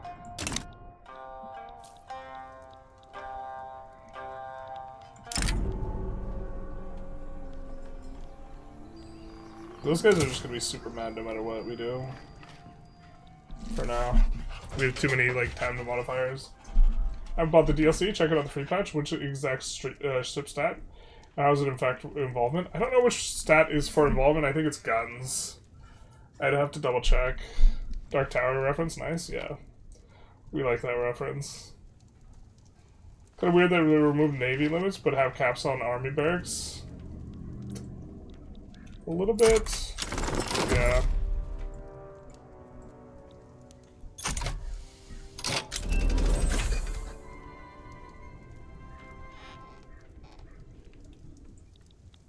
I think Jenna Cole is better than Diplo Fleet.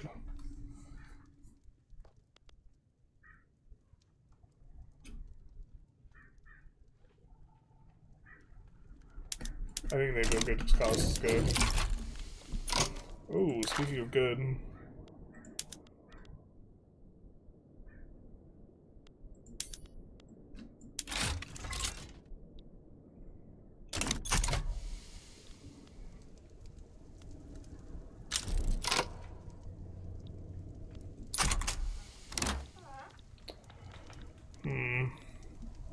Yeah, I guess we go for it, and then if we have to fight Russia, we have to fight Russia. I don't know what to... I don't think we want a defensive pact with Russia or something. Well, we could try and fight a defensive pact for... We don't need enactment chance, we'll just keep them.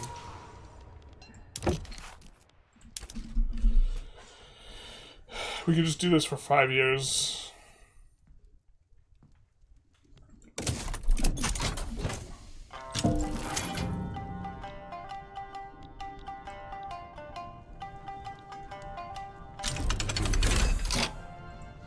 Modern ironclad time.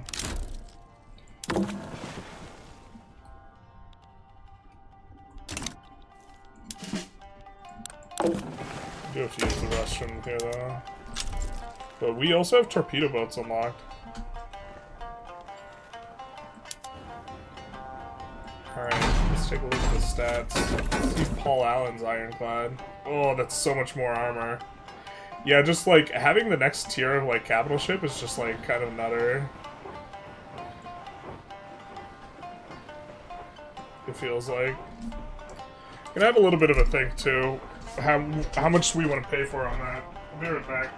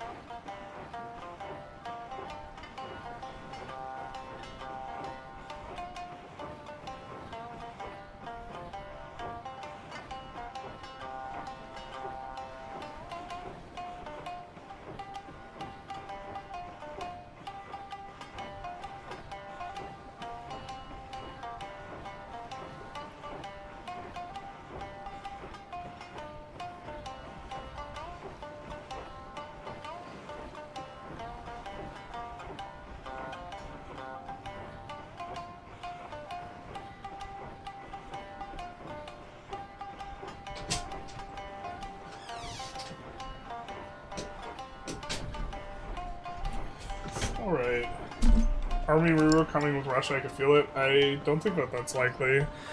Because their start of year plan did not include an army rework. Like and they've been pretty consistent with like their roadmap and like kind of working on what's on their roadmap. It doesn't include an army rework. I think it's really unlikely. Did EIC break free on its own this run? It broke. We did not cause that, but I don't have a big enough sample size on this patch to know if it's common. You can play Spain after Japan. Yeah, Spain's in a nice spot starting off with the, anyone who has access to a good strait is just really powerful.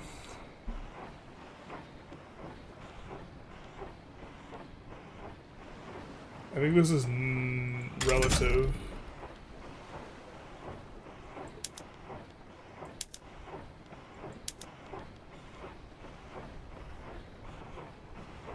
The input's good though.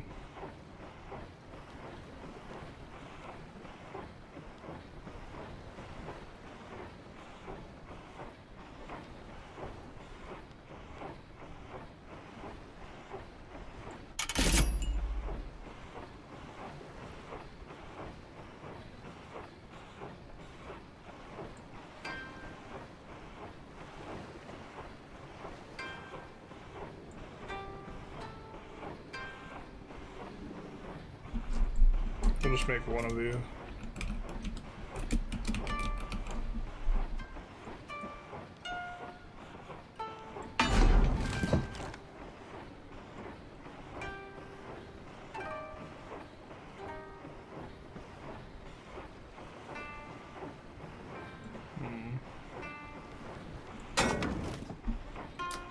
I kind of think that like what you want is just.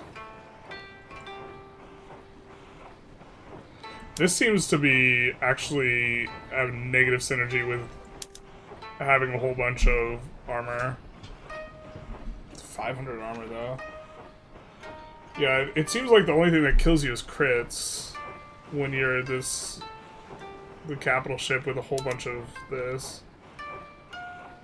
Or I guess crew damage maybe. I don't know how crew damage works well enough yet.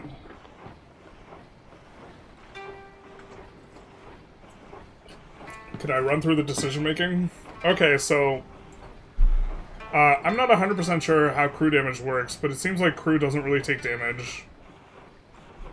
And it might be that they take damage when the hull takes damage, but as it stands, armor is incredibly powerful and kind of warps the way you think about things. This cannon only does 300 damage, even though I maxed it out. And I have 500 armor, so that means I will not take any damage from a cannon this big. 0 damage. The only time that it's going to work is if I crit, in which case this 300 will become 600 damage, and I'll do 75 damage. So armor seems incredibly powerful. At the same time, these guys, the idea here is these guys are harder to hit. You can pay for a lot less of them. They have way more crit chance. But this, with 1.5x damage, this actually just can't hurt a modern ironclad. And for the metagame, it seems to be the case that having a tech advantage just means it's not like I do way better. It's you can't do anything against this other than run. Yamato? Yeah, there we go.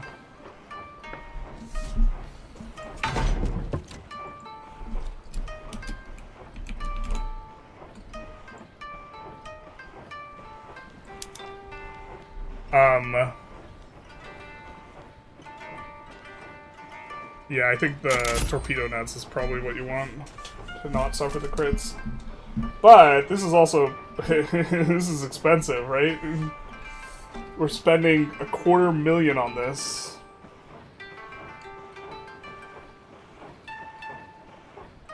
Is that a bottle of dishwasher fluid? Yeah. Hey, Pablo up. Probably up. So, I think we'll just build one of these.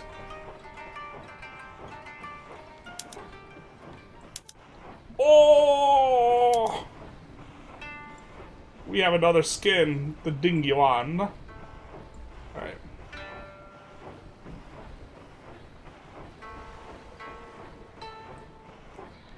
We could just give it everything.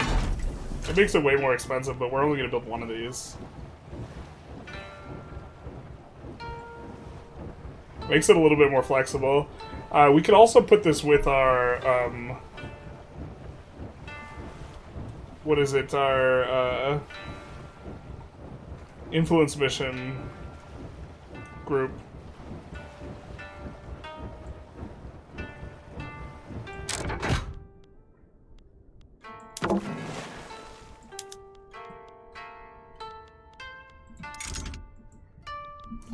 It will take forever to construct that, though. So that's another thing, is 69 weeks, it'll be over a year.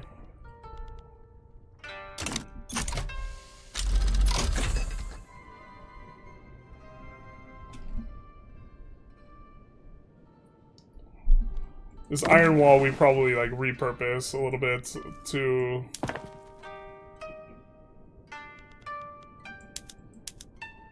do other stuff. Okay.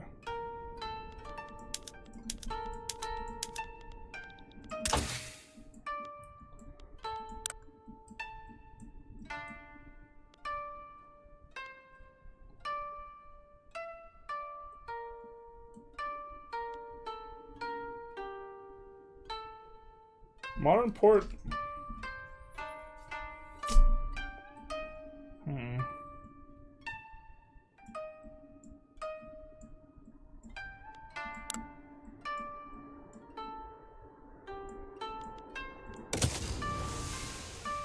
I think.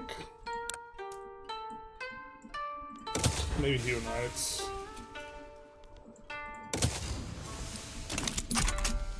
Something like this.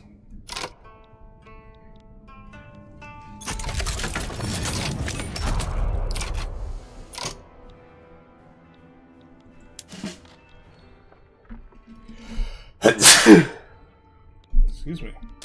Are we having someone head over?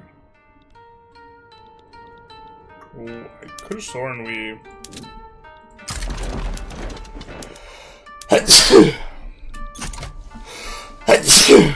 Might have been a case of the ruler dying, causing an issue. Or not the ruler, the admiral, whatever. Excuse me. Allergies do be alive.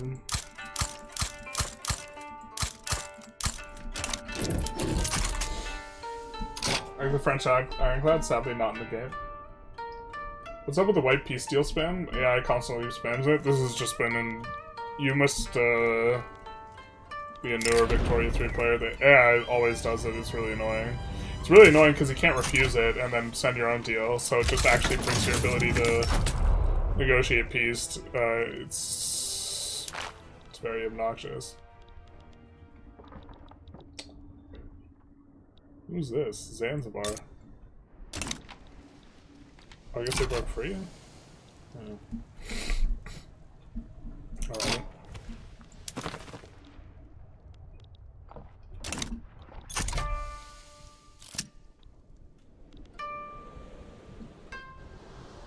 Yeah, by the time they get there... Actually...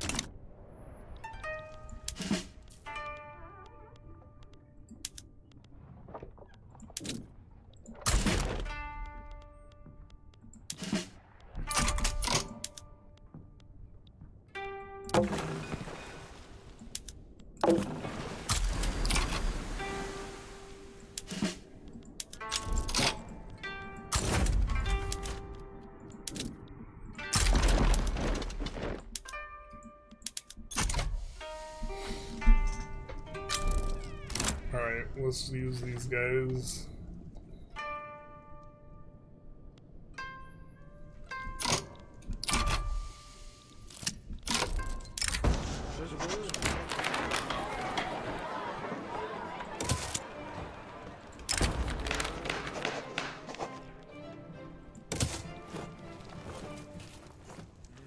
Is instant spams? Oh, that might be new.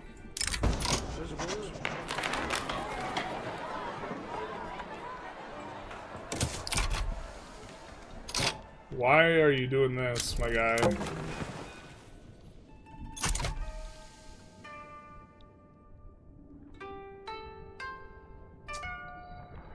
So some of the funkiness that has to do with, like, moving... Oh, it's because the general died. Yeah. It's generally really obnoxious when a general dies. Or an admiral dies. It just, like, bricks what you're doing. I thought that they had fixed it. It's something I complain about. And then I didn't encounter it very much. Oh well. I guess we might have to do a landing.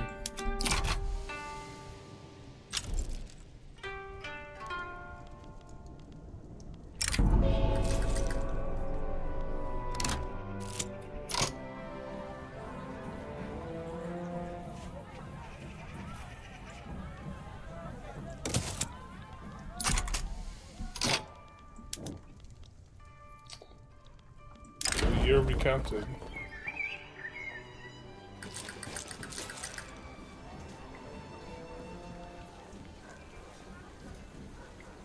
I guess we'll just do this.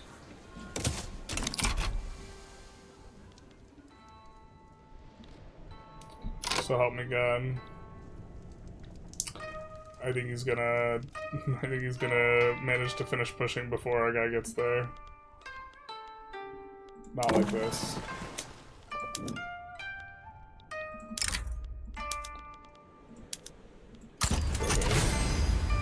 Fleet will go and grab that army. And at least we need to bring the army back this direction anyways.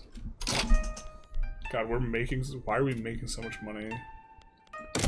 Disgusting.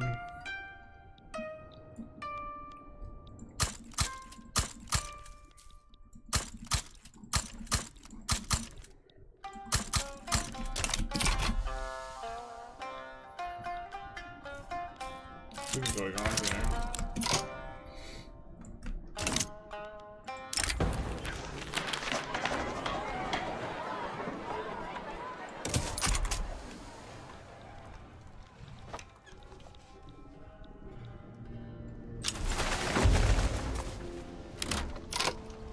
Surprised how little China you're taking?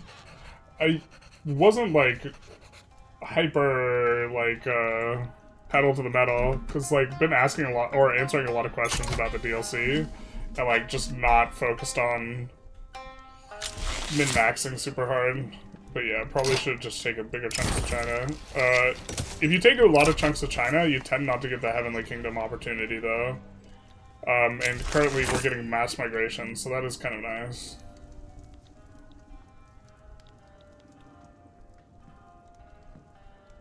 This is just going to be kind of useless. Let's actually start this.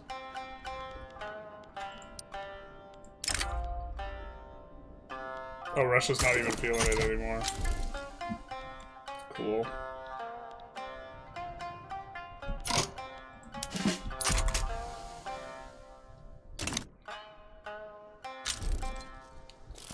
That should be over quickly. Oh. Happy to get loyalists. Not happy to idle the construction queue.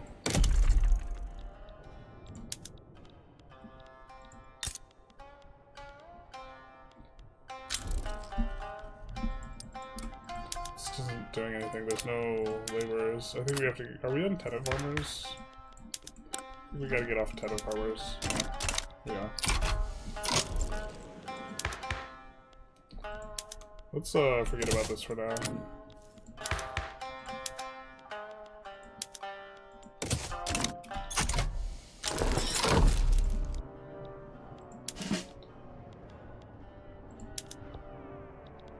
Station these guys here.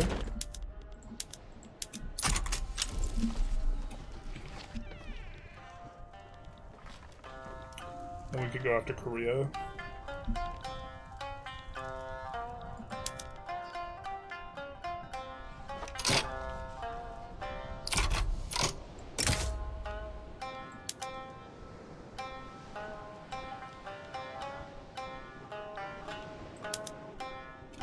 God, that's so stupid. Such a big amount of infamy to get a claim.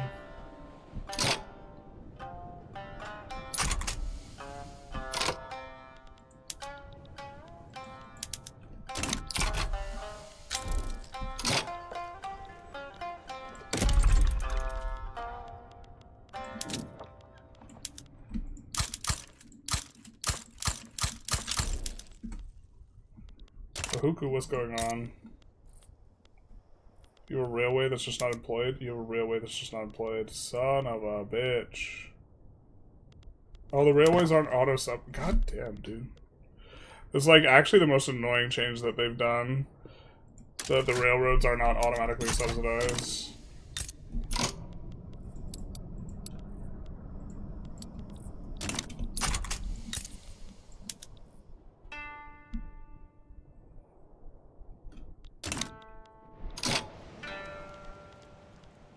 I think it's for the benefit of the AI, but...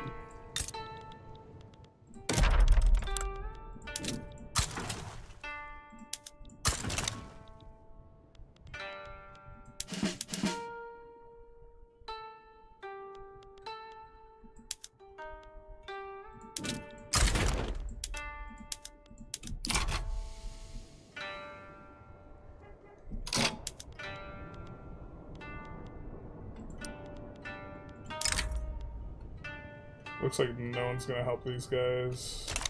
How many states? 1, 2, 3. You go for it all. It's like 15 infamy.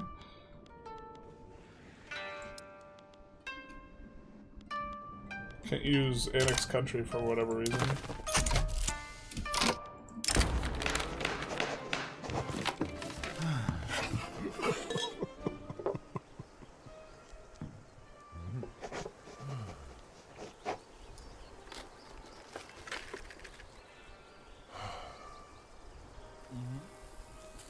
I think we'll do middle managers, I think, in the past.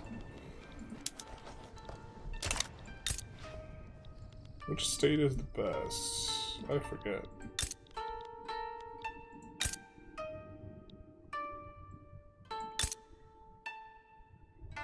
Probably the one I'm back.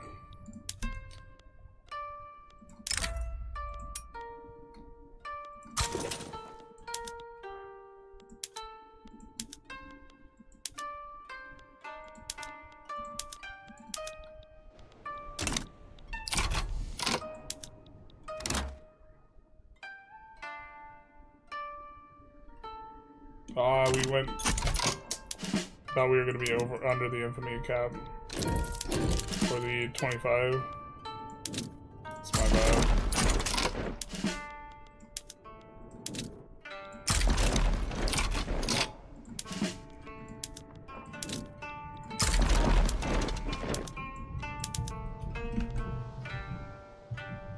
I have played since NA DLC and then Spawn Revolution inside Ottoman Empire, get my territories. Now it's 100% militant, 0 support stack. How do I spark?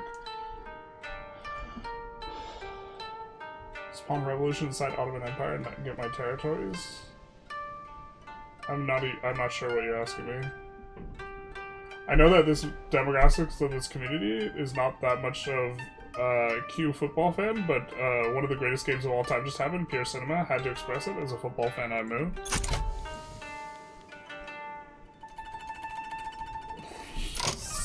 This is the part where I make a joke about the Super Bowl, so like to needle football. I didn't know the Super Bowl was this weekend. No more declaring interest and conquering. No more declaring interest. Instead, you have to get your what is it? Involvement. You get involvement by having diplomatic agreements with people within the region, or by parking boats there.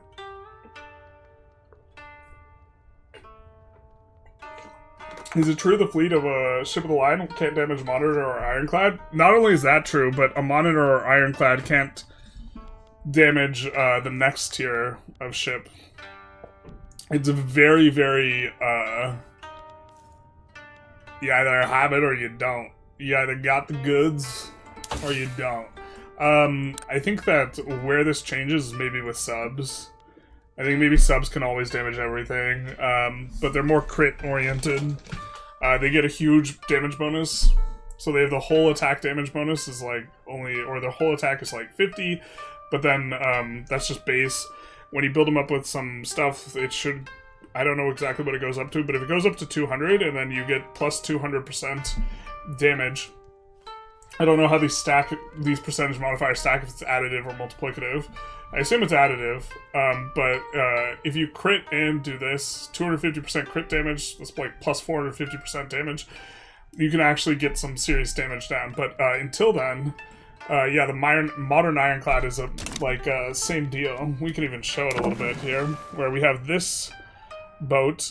This is our ironclad, 135 ship armor, basically not going to get scratched at all, but not going to get scratched at all by ship of the line. But we have but they were all of them deceived, for another ship was made. This is our Yamato, which is the next tier, 525 ship armor. We have 315 hull attack damage. The modern ironclad can only hurt the modern ironclad if it crits. Let alone the ironclad. Ironclad just categorically can't. Is it me or transporting troops such a pain in the ass now? Transporting troops is kind of a pain in the ass. This is one of the pieces of... if transporting troops was not a pain in the ass, I would feel much more bullish about the patch overall. But this is like one of the reasons why, to me, the Navy is like net positive, but a little bit of a mixed bag.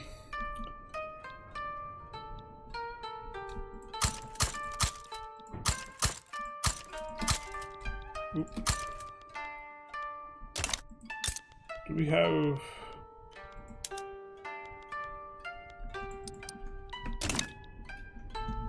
How do you get agreements without involvement? You can sign treaties without involvement, yes, but not every type of treaty. Involvement affects what type of treaties you are able to sign. So if you take a look at level 5 involvement, like alliances, defense pact, this type of stuff, but you can improve relations, for example, and improving relations will increase involvement. I would use the fervor mechanic to liberate Serbian lands from Ottomans, but they don't get support in the country, but they have 100% activism.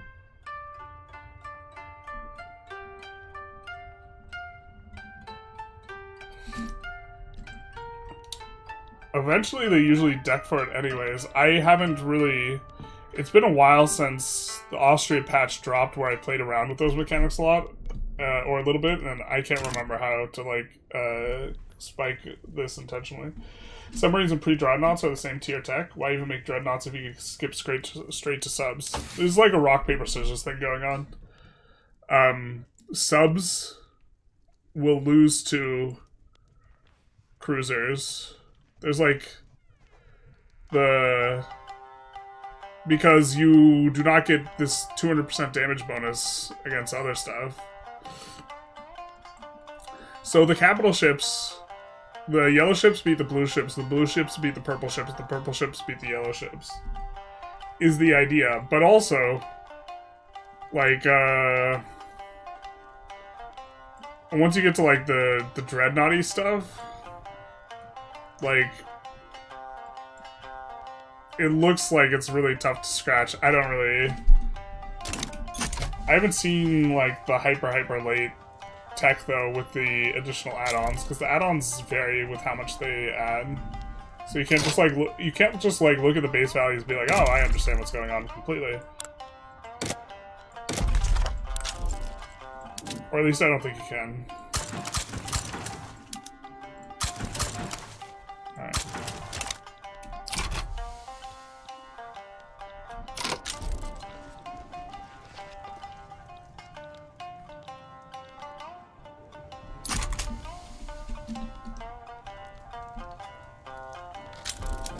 What are we doing here? 26%, alright. Another person?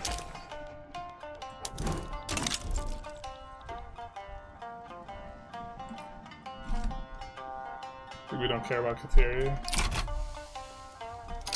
We do care about the Strait a little bit.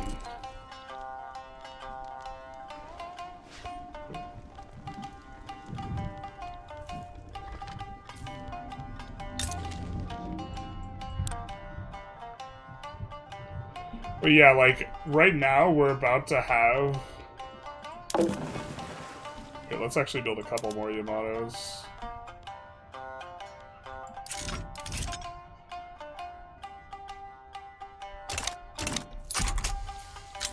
Actually, you know what we could do? We could use this as a means to fight Egypt. So that'll be what we go for next. Damn it, they backed down. Son of a bitch. We should have made one of those primary. Oh, alright. Whatever.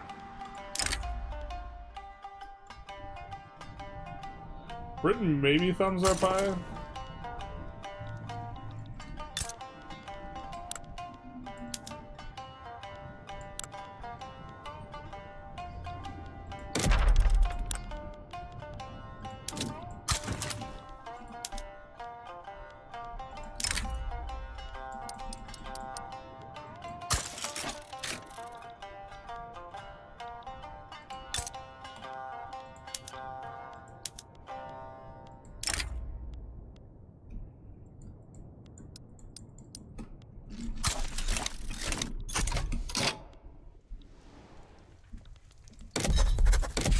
I'm not even sure how correct that is. You get the minting either way.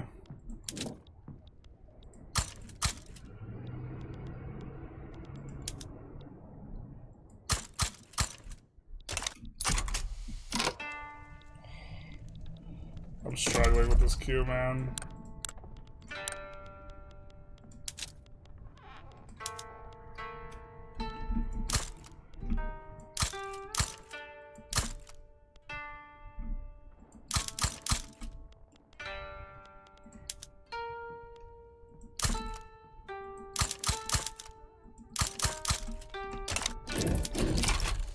Keep the stuff going.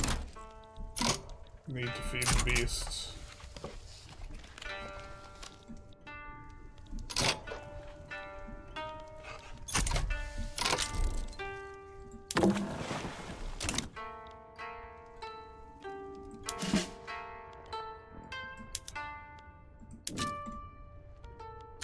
A station over here.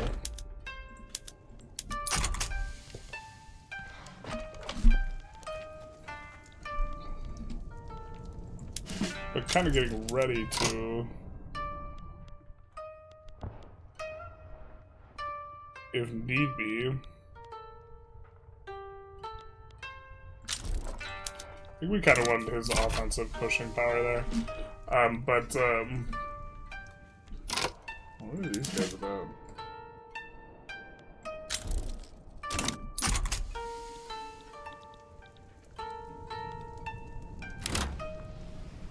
Oh, I completely lost my train of thought.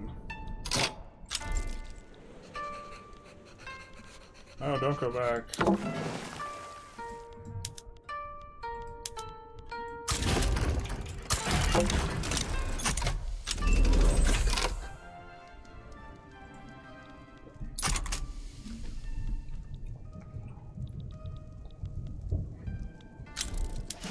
It's like so overkill, but...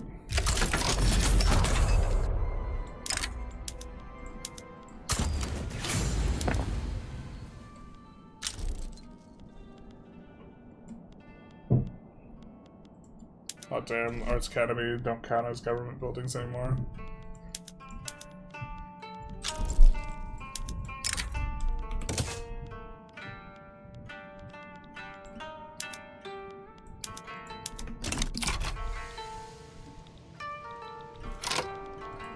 We have a block? Oh, we don't. 3 months. 3 months to another company. Try to use only Japanese companies. We need to start losing more money somehow.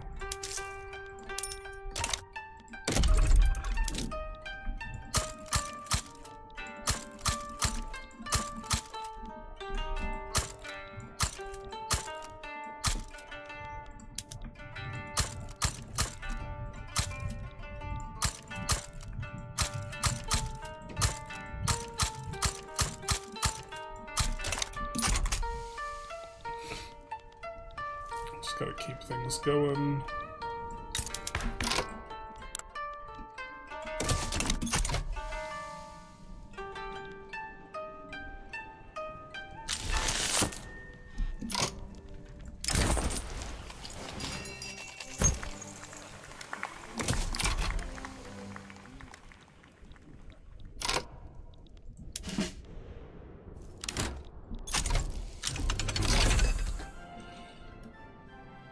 That'll be nice.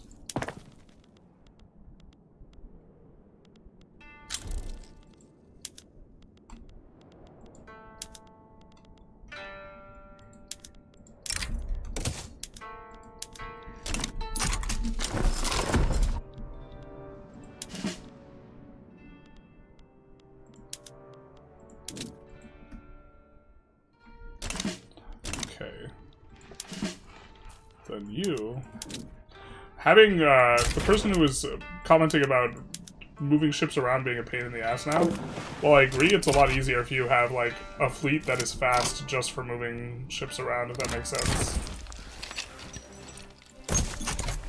We're super chilling. So we will do this, and then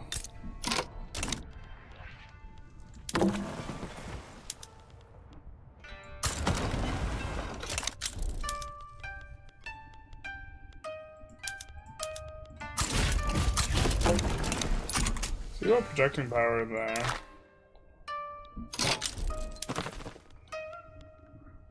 Yeah, we'd like to get it above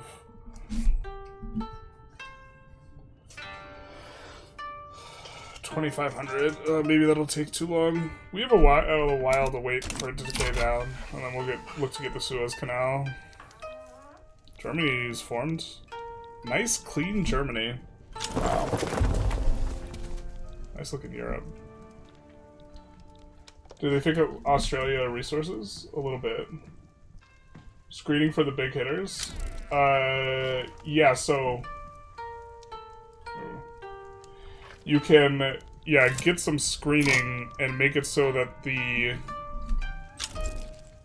thing is like, I'm not sure you want screening specifically like for your transports and your convoys more so than the big hitters. I feel like.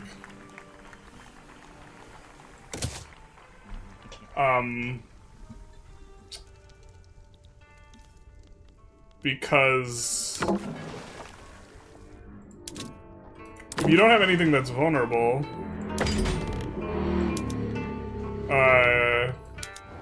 you actually don't mind stuff firing at your ironclads. And they have really high vulnerability. And so there's almost, if you have ironclads and subs, they will fire your ironclads over your subs, because the ironclads are a lot more vulnerable.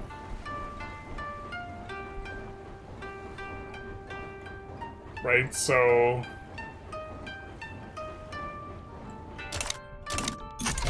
the solution isn't like screening ships, screening ships, it's just more ironclads. You're just like, oh, it's ironclad.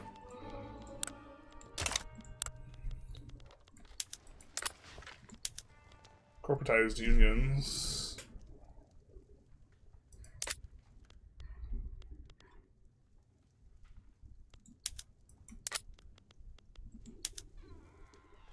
Do you want multiculturalism? Eventually. What was that 2% from?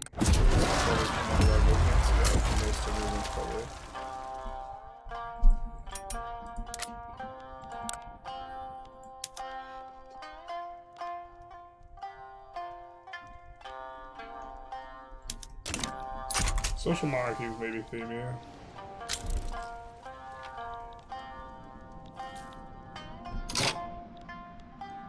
I wanted to click you.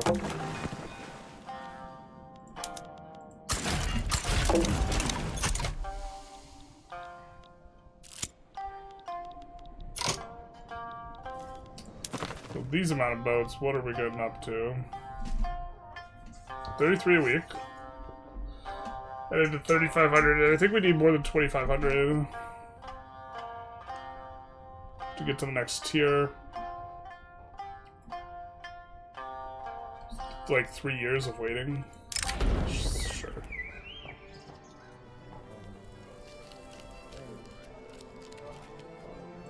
I'm gonna tell him to kick rocks.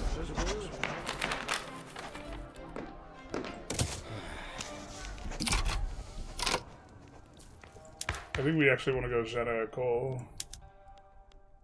Oh, we can't. The petite bourgeoisie like it.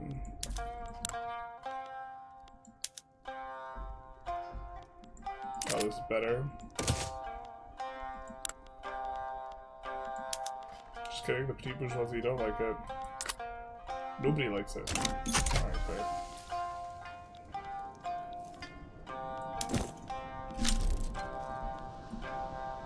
There's something that we were getting that gives us an additional company slot. What was it?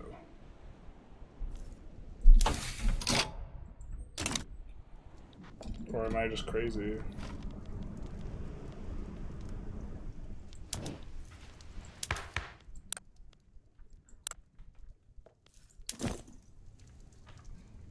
Maybe just crazy.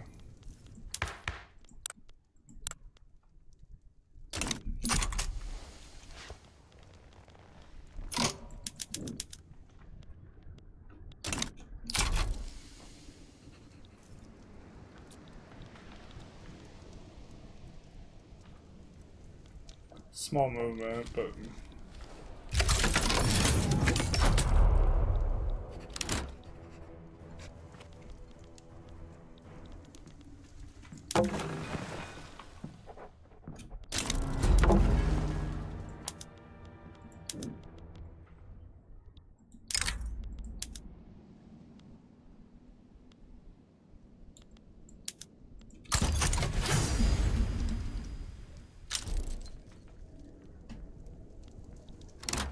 and I think this other one pops. No, guess not.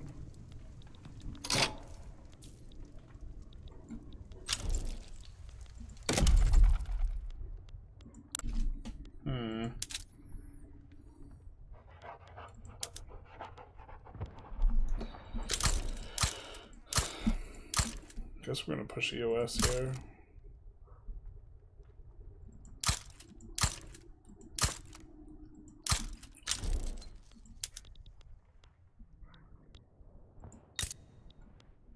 Gonna need way more infrastructure though.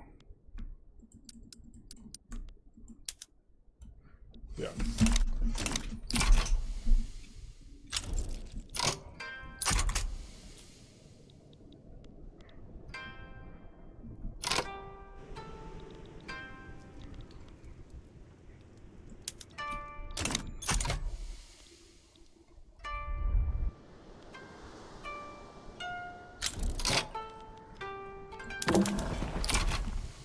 What are you doing?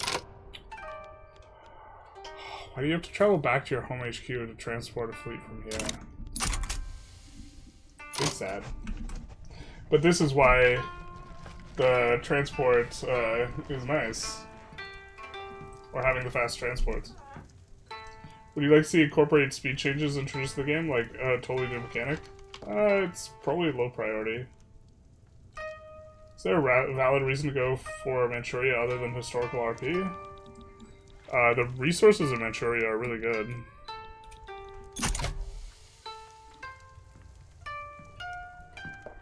I always like the premeditated movements for troops in victory. Now it doesn't feel as important now.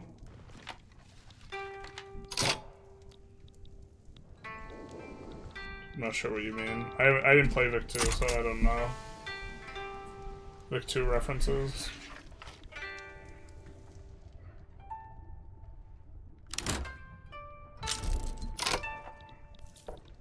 Why are we making so much money?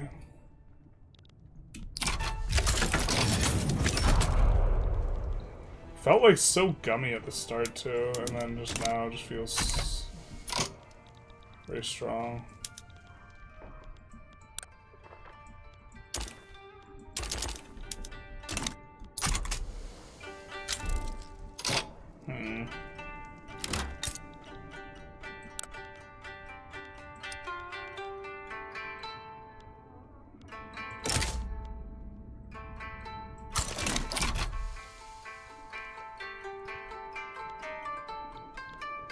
Are you not involved in this?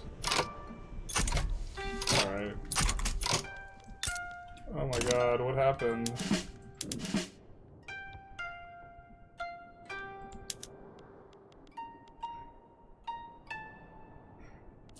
Why did our Navy go home and then park there?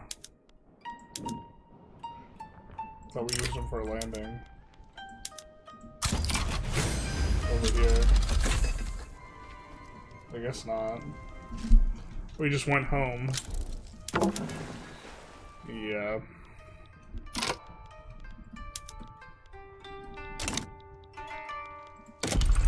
I wish there was a way to put the naval administration on like auto expand if you need more guys.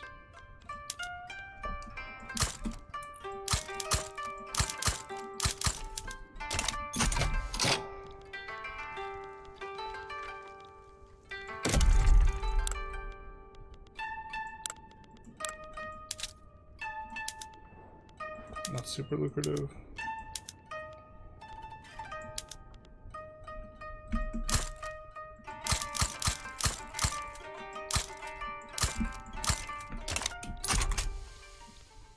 There we go. That should keep us going a little while.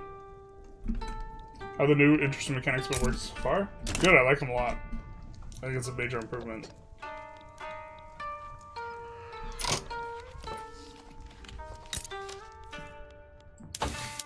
We're kind of trying to build up an interest here. Or we successfully built up an interest here.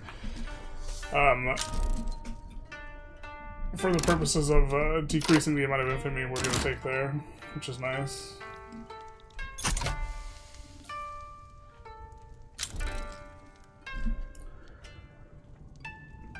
But we're getting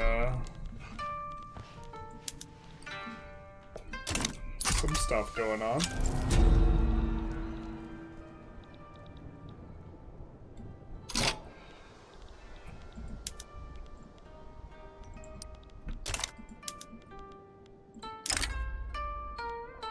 Looks like they won't have any assistance. Uganda and Darfur are kind of whatever.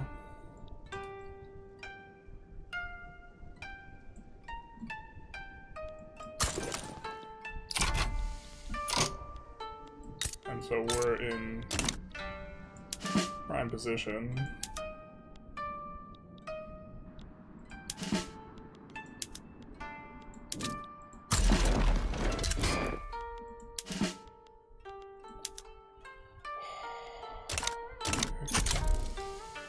Or we're not, because that guy can't assign to the front.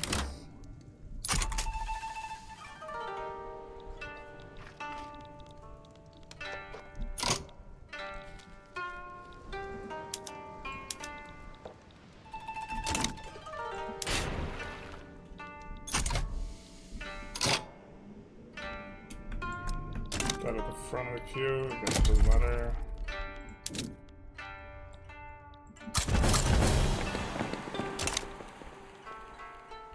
That's some stuff there.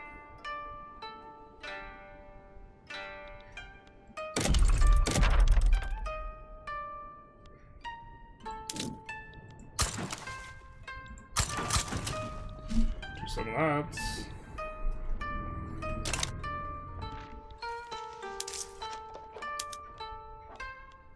I'm fired. Making some tax.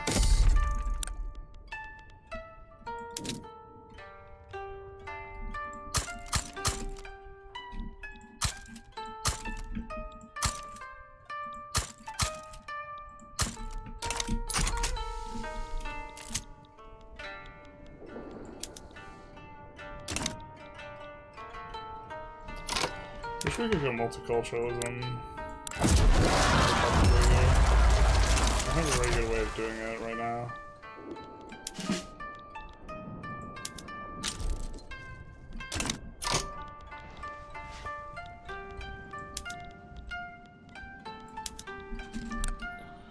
What was the Ottoman one?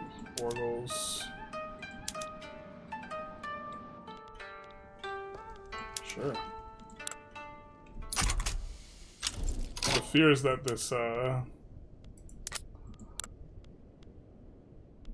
pulls in someone bigger than the Ottomans, I guess.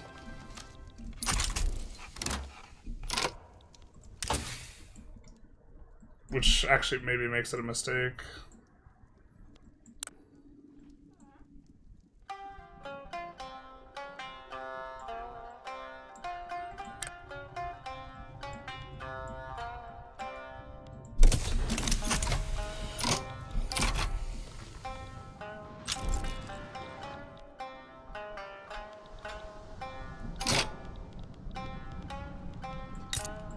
Get exiled, bug.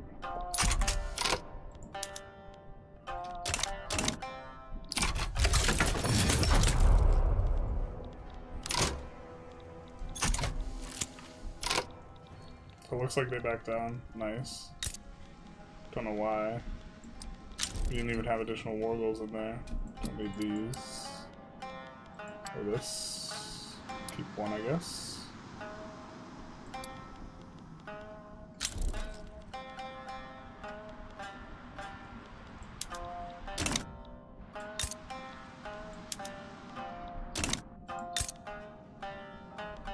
Surprising amount of pops there.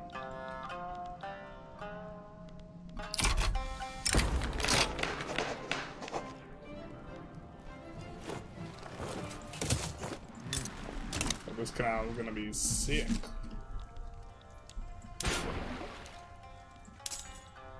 And no trades going through there.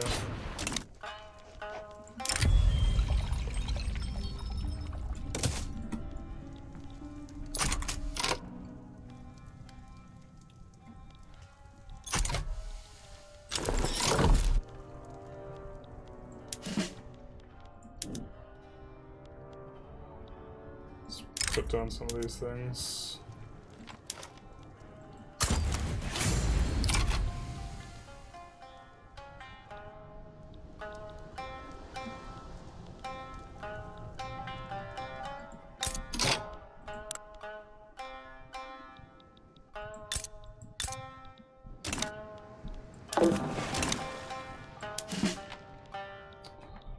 Well, let's maybe cancel this. And land their capital instead.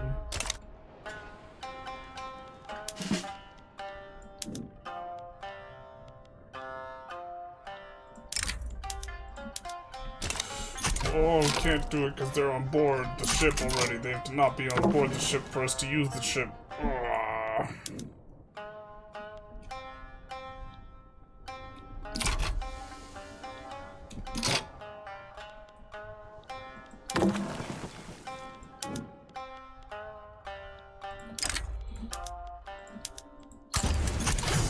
Let's do that.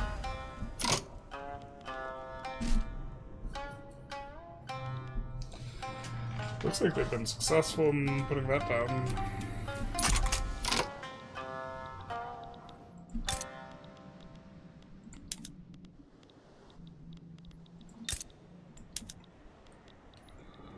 I think we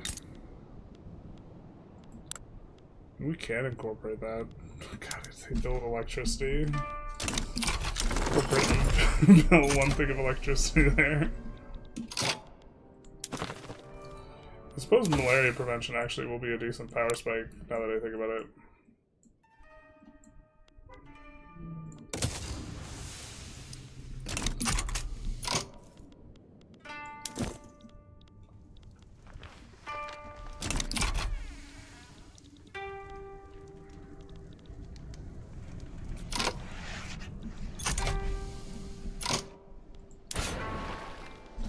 Wow, why is there so much trade going through here now?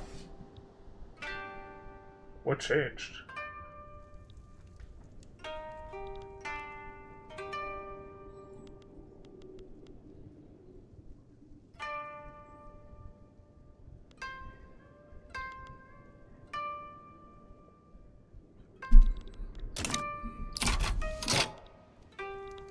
Weird. I guess this cut off Egypt's access up here.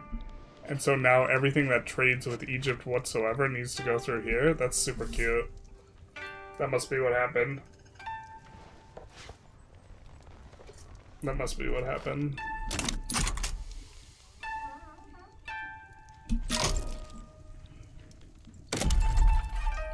The weight of the queue crushes us underfoot.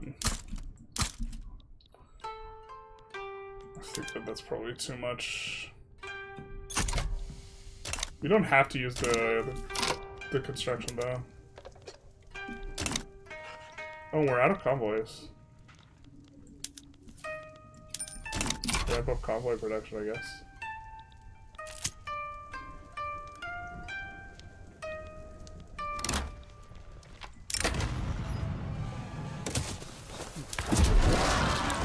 Seems like they're kind of expensive to just like overbuild by an enormous margin. We have an ethno-nationalist in the mix.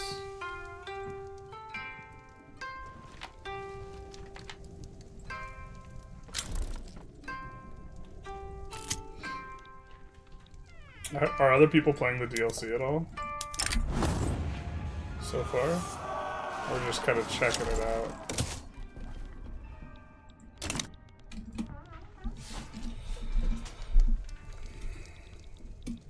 Oh, we need to...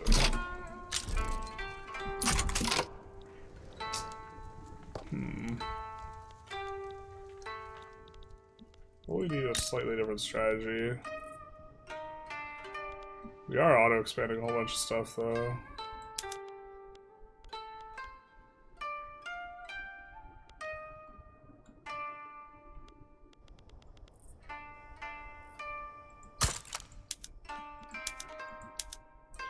It'd be cool if they decide for a trade post based exit point in the world market.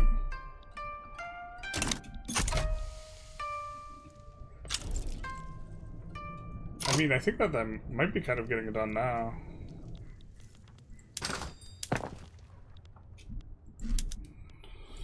We'll swap over. I don't know what we need to swap over, so we'll just swap everything. Or where we need.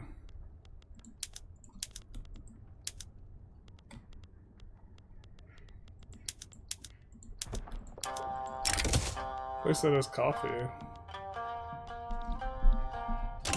How's the AI this patch? I thought it was a lot weaker with the boats, but we're actually seeing them build a decent amount of ships. I think maybe it was just an earlier version I was playing on before release where they didn't really build the boats that they needed to, and I was like, eh.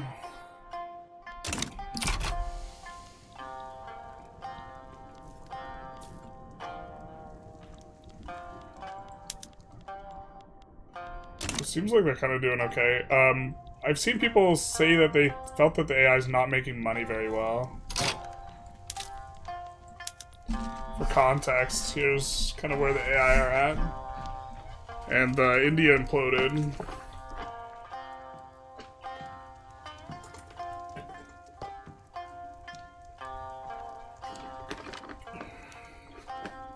In terms of getting GDP up and changing laws. Well, France is having trouble, but France lost a couple states. I'd say that France is kind of out. Brazil's doing hot. Some people said that they thought that AI was not really determining how many ships to build very well. Where are you from? Didn't add any skirmish infantry.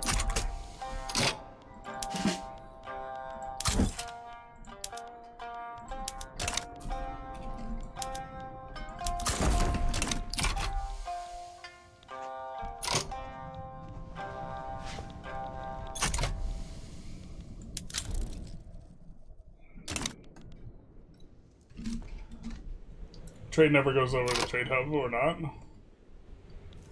Well, I mean, I think they know which location is entering the fact that they added directionality to the trade, I think, means that you're not just exiting from the node that is closest to the sea for every single one of them.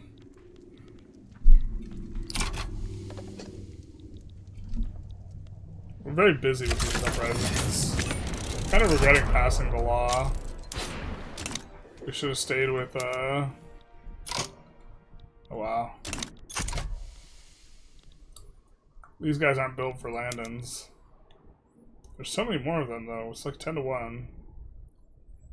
Do we overcome? Do we swing it back? Not with 3... whatever.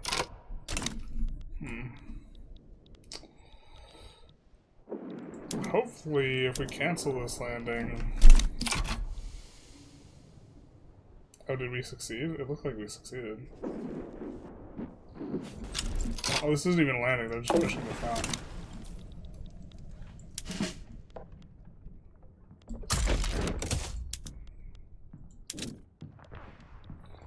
Let's station these guys here, it's a little bit more central.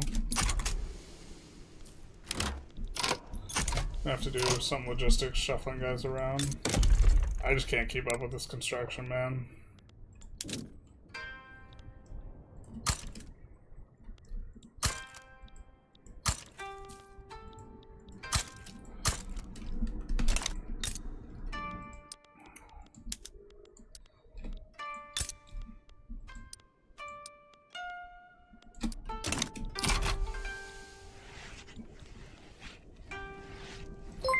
Underproducing construction by so much now.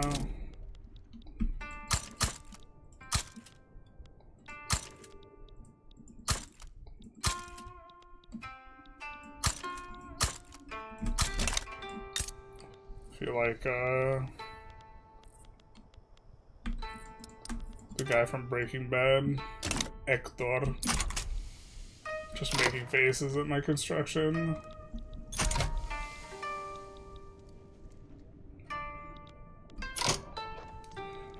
Lower taxes.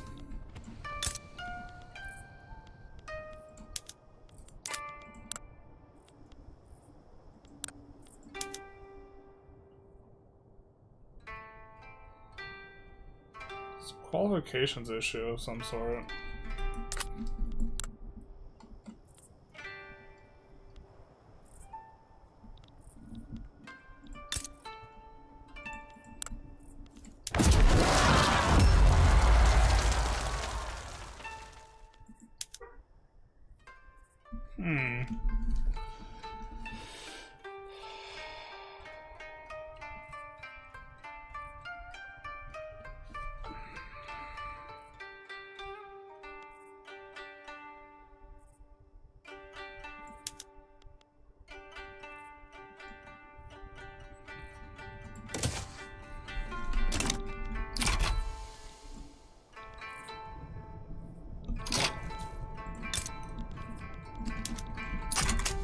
Kate isn't playing that.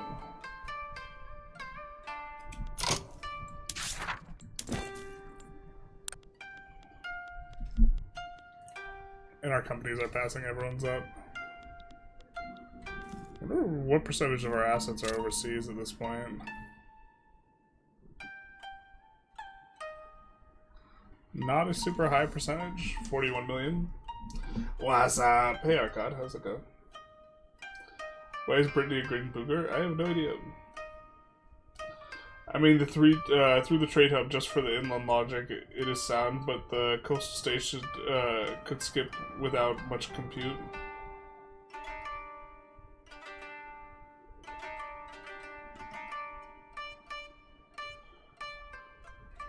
I mean, I think just they might be doing that now with the new system. I don't know. I haven't like looked at the flesh and guts of the new system. Economy Entropy, thank you for the subscription. Much appreciated, my guy. How did India implode? It wasn't us. We didn't contribute to that. They did that on their own. I don't really know. Bearded generalist is best generalist. I haven't been clean shaven for a while now. The beard's kind of grown on me.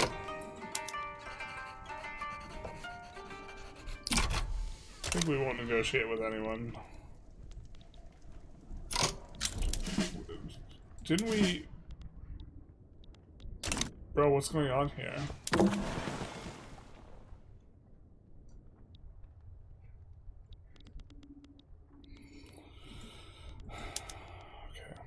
We lost an admiral. That's so crazy. We had like 0 issues for like a while with like some of the clunkiness, and now we're just getting them all. Yamamoto? Sure.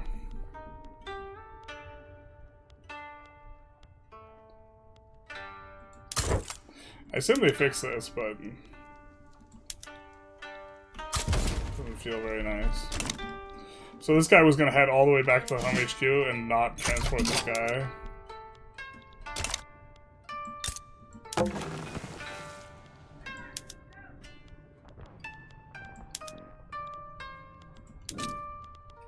Why can't we transport this army? You have to return from exile? Bro, that's exactly what we're trying to do.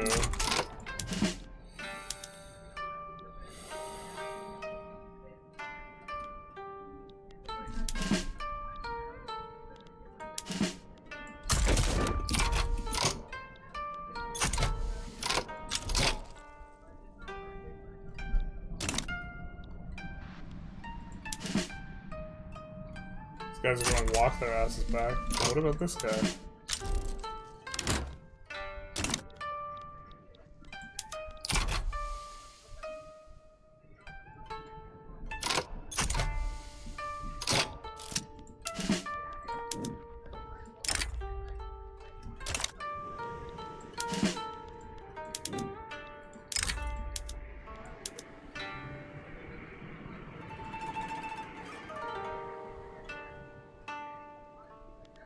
What? Alright, fair enough. Can't land with hyper small armies anymore.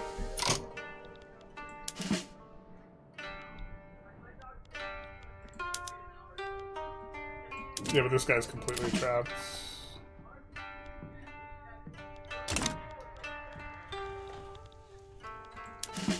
Specifically, I've had issues with it with Arabia, so maybe that's something to do with that.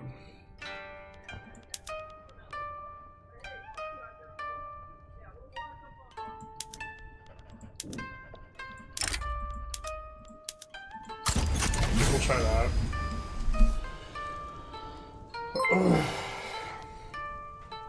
Boop. I think we're gonna wrap up soon here. I heard another boop.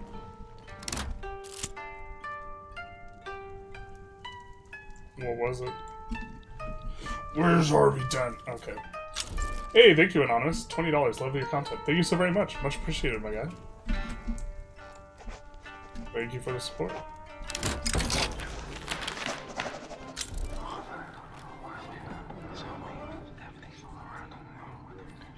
Does definitely help out. What happened here? Oh, there's an uprising. Oh, and that bricked this army, because this army had Koreans in it. Alright, let's raise the conscripts. Maybe this somehow works. God, this is so scuffed. So scuffed because this army's just trapped here. What's the most efficient way to develop an interest in a new region? Just sign a bunch of agreements and, like, yeah, send boats there. It's pretty easy to get to 5 if you, like, really, really wanted to, I think.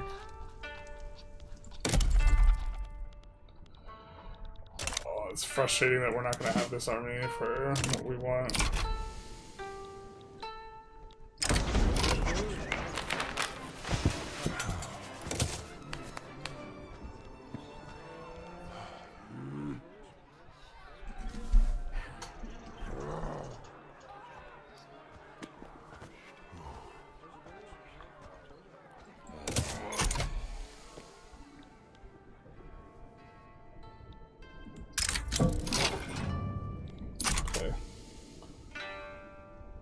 Are you gonna focus on Vicky again? Probably split. Yeah, especially like the next couple days, like EU5 new patch is just dropping. Also, a big function of it is how much like viewership I get. I have to see how the Vicky video did.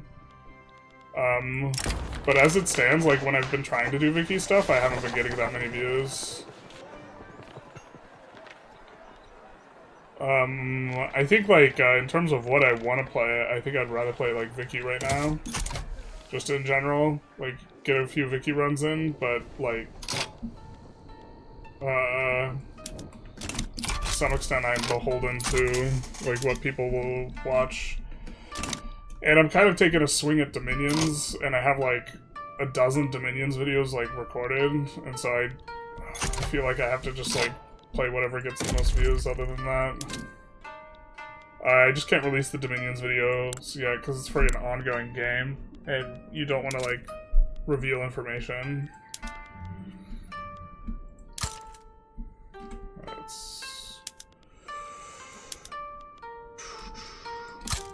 Guess we could add a 50 sec clothing. Could also be lazy and just reduce taxes as a way to spend more. Yeah, that's what we're talking about.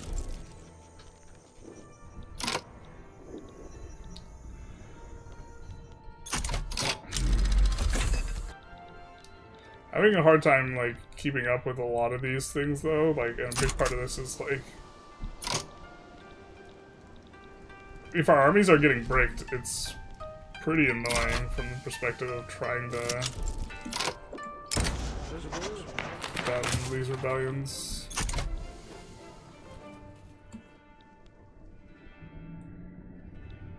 This one should be done soon. This one also affects the straits, which we're trying to control, so...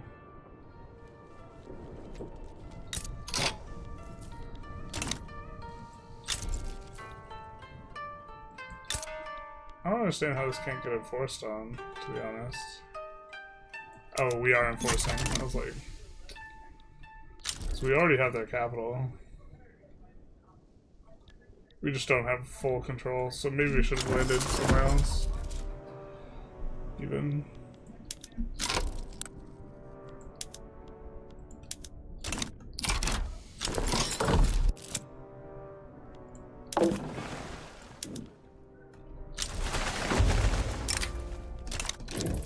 Which one's the capital?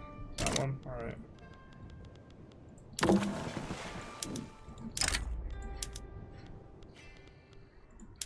We use the Marines. The few of the proud, the guys who get a land in combat bonus.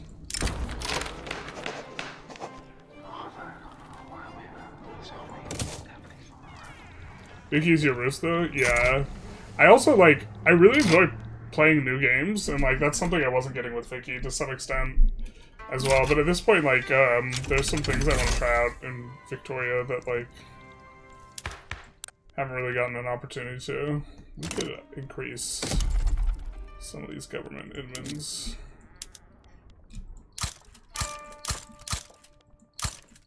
And upper institutions. Vicky is roots though? Yeah. Diplo is getting super valuable between the interest and power blocks. 100%. I'm super underutilizing it right now. I should be trying to Diplo pull people into the block, but...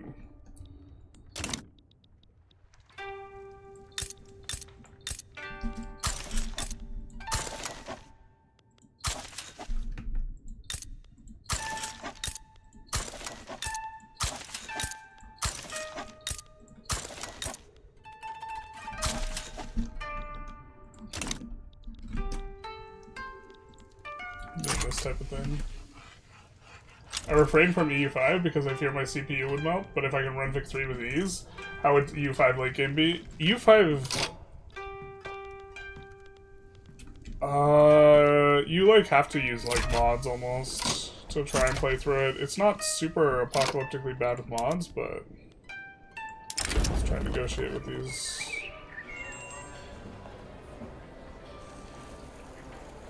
I think we just naturally can increase our light industries, yeah. Oh, it never ends.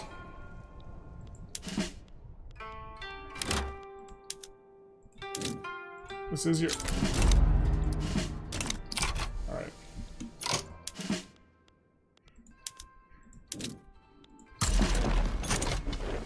Okay, that helps out. That being in the same HQ, we can actually go from there to there.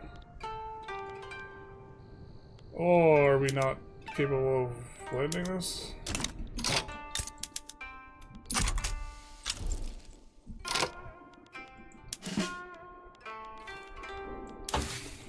We are gonna want the next stage with landing craft of the fleet. Marines are kind of an interesting thing. Let's actually check the stats on these bad boys.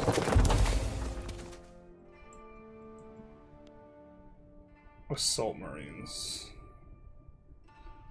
30-40. The offense is the thing you really care about with the Marines. And they're competing with...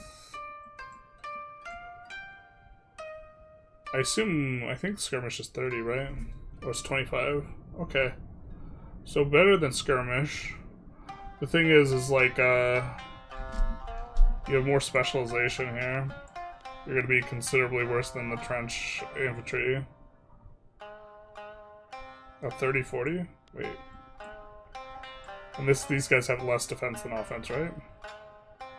30, 40, 80 morale loss. Why would we like trench infantry then?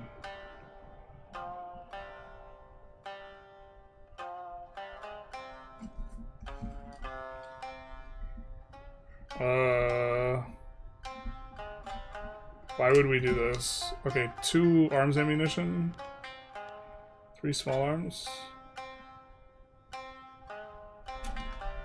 These guys demand more goods. Okay. That seems kind of fair.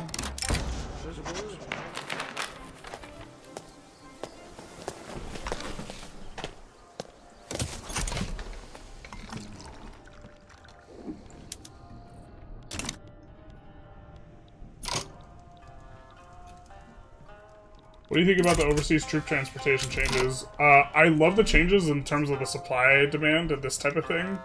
I'm not thrilled with some of the micro that goes on.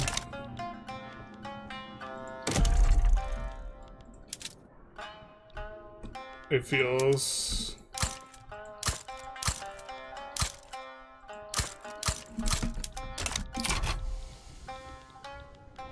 Looks like we're making progress here.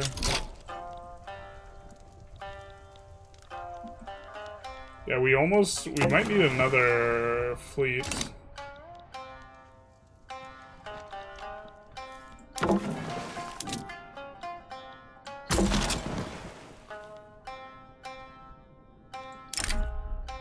We're just kind of getting buried.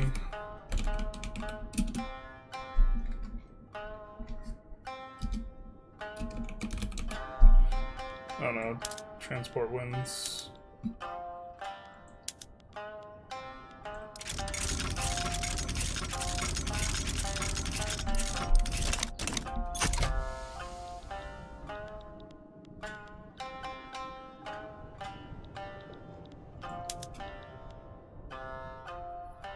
I do not like stutters. Alright. I thought you were saying I stuttered. You mean like performance-wise. Yeah, I mean it starts to chug on the month tick.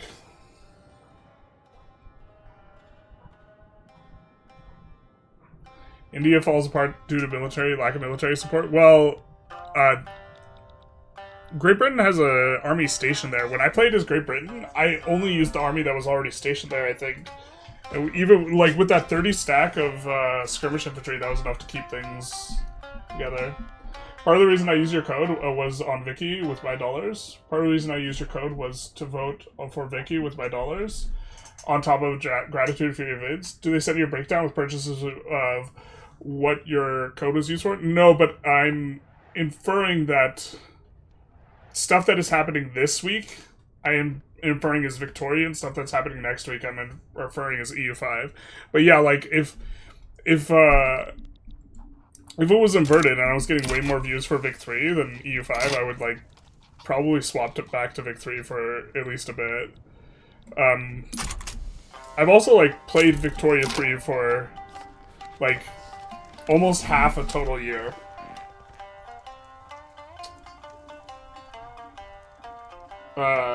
And I mean, like, in terms of real time, like, half a year of time. Like, I'm close to 4,000 hours. There's, like, 8,700 hours in a year. So, that was kind of one of the reasons I wanted to branch out to EU5 was because I was feeling burnt out on Vic 3, which now I don't feel as burnt out because I've been playing a bunch of EU5.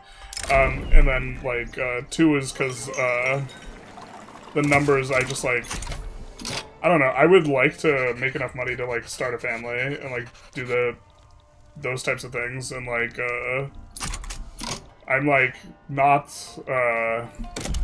like, food or housing insecure, but, like, I also, like, there's, like, no way I could have a kid, or something like this, in terms of, like, the macro, like, focusing on it, and it's, like, I don't know, this is some sort of clock ticking in terms of we built way too much bureaucracy. That's probably fine. We've been trying to spend money, so, like, Bureaucracy, I forget that we have the 20% extra throughput on all these things because we have the extra paper, because we have the washi paper, we get the throughput on all these things. But yeah, I do appreciate you using the code generalist in all caps on the official store.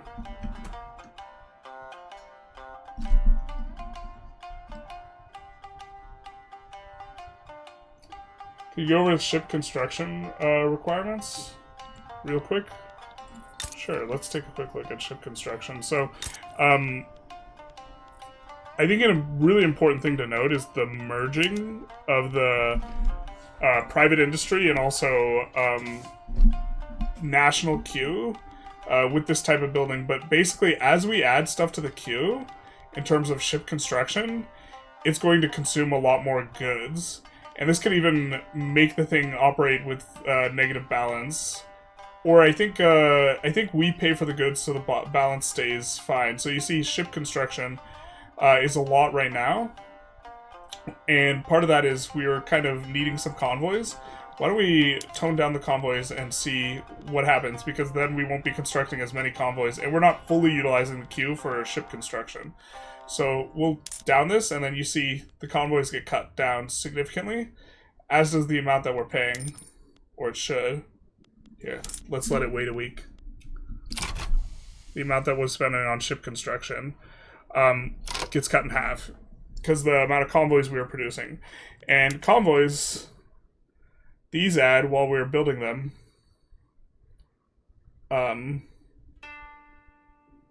Excuse me. They add a bunch of, like, hardwood and fabric. The military ships, our military queue, we don't have anything under construction. Which is crazy, because I could have sworn we just added 20. Well, we finished them. Alright, fair enough. So we have this new transport fleet now. These will also add stuff to the queue. So they add stuff to the queue based on a couple of things. Based on their...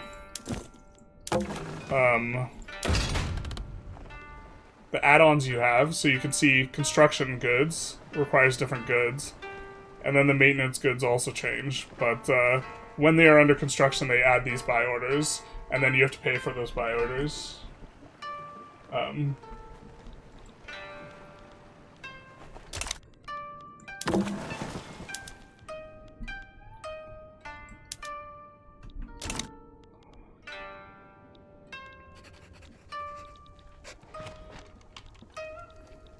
Let's see if we could deal with this.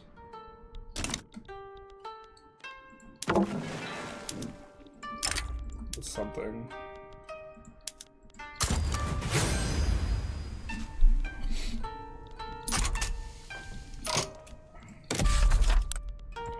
And so, one of the key things, though, is, like, as you expand your...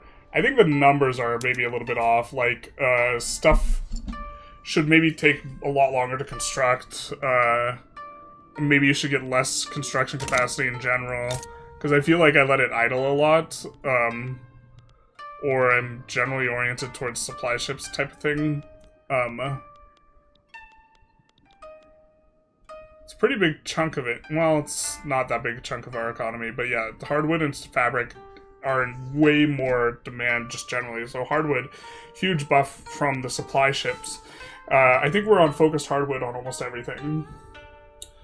But the thing we were saying is, if you focus on military, like Navy, then you naturally get a bonus towards trade, and if you focus on trade, you naturally get a bonus towards military, because you need the steamers for the ports, for the merchant marine. And so as you get a glut of steamers, it becomes really lucrative to actually just build ports for money, and then you get the downstream effect of having cheaper merchant marine. We're actually even getting throughput from the prestige goods, which I think just gives you more income. I don't think it increases trade capacity, I think it just increases income, which is very cute.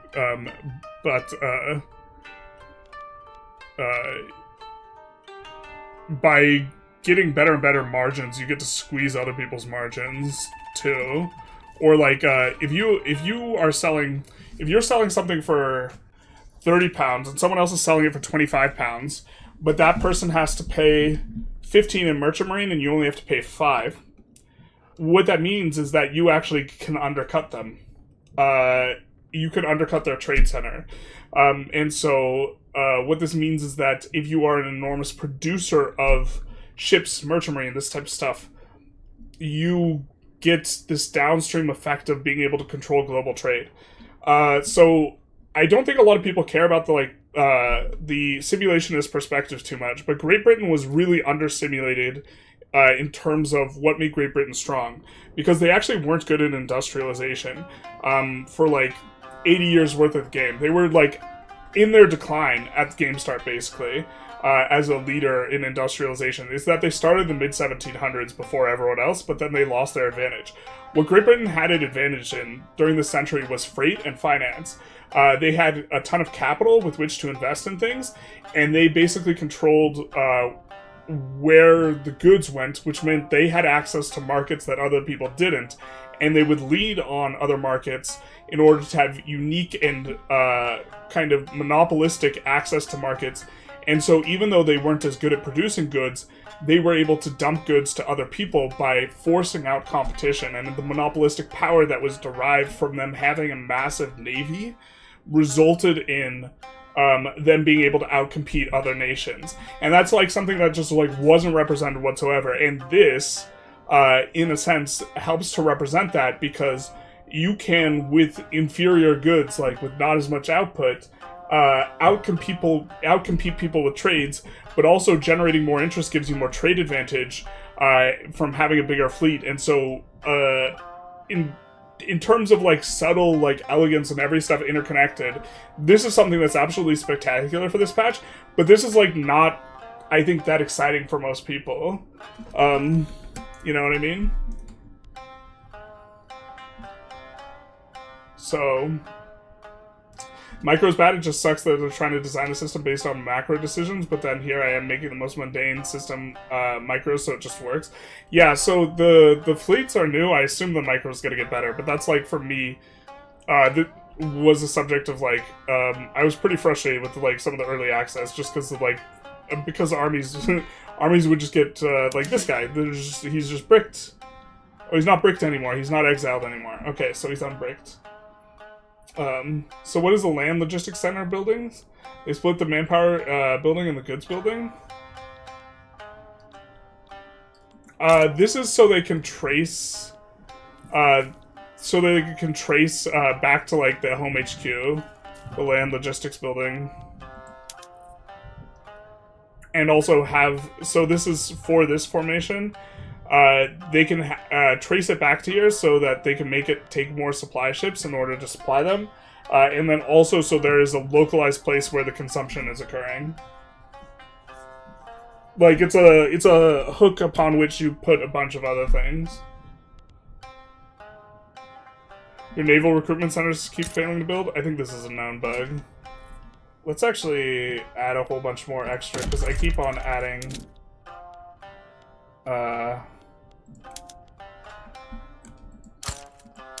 fleet and then not having the guys to support it. I would like to make enough money to start a family. Yeah, yeah, this is basically like the situation. And like, I don't know, like a lot of other people are in just a bad spot, so it just kind of like, to some extent, also makes me feel like a greedy pig, being like, I would like to make more money playing video games enough to start a family. And it's like, but at the same time, it's like, it's going to inform like what decisions of like what I can play. And I think I'm taking a swing with Dominions. That is like probably a mistake. I had no idea it would take this much of my time, and I think I regret it, but like, I'm gonna at least finish the multiplayer game I started. Should have played Japan instead of USA and GB this morning. Wrong chat. What? New NSF XL went. I have a spreadsheet for the boats. I don't know how much I'm going to do with it before I re-release it. I used to click on the ocean to quickly close menus. Now I have to reach my hand all the way over the escape key. Womp womp. My hand, like, stays on the escape key.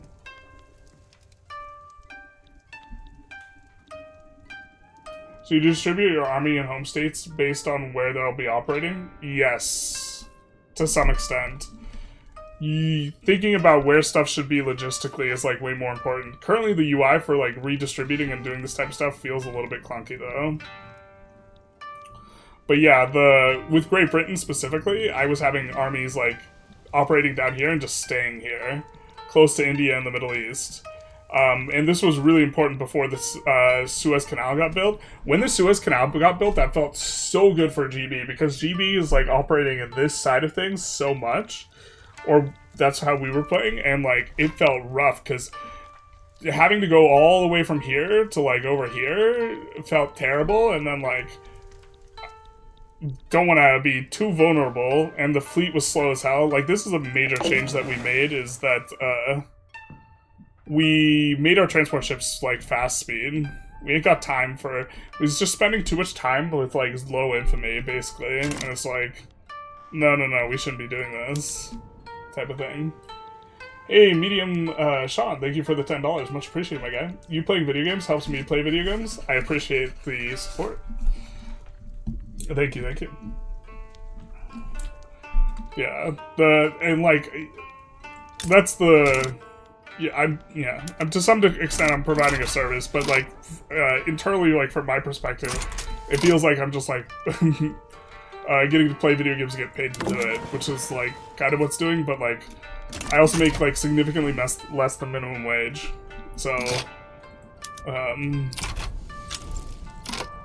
it's, I don't know, I might go into finance. This is still, like, something that's on the table. Or just say, sorry, Tommy, you're not gonna get born. Normandy and Brittany free. France is, to be fair, that's not Normandy free, that's more Brittany. France is actually, this is one of the weakest Frances I've seen, only 22 million GDP. I'm playing Ottomans, and it's interesting starting with zero involvement in Arabia and Persia. Like, I need Indian Ocean Fleet, it's interesting. Yeah. Well, to be fair, like, marching your ass over here, like, that's a vibe, huh? You should have some amount from adjacent stuff. Oh, this is where we were getting the company soon. I was thinking I know we get a company from somewhere sometime. Okay, that's where it was. I was like, where's the free company?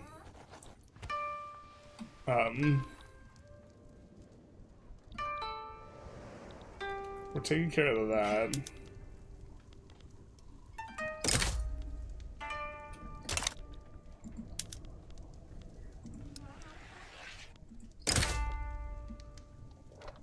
I don't think Germany interferes with us very much here.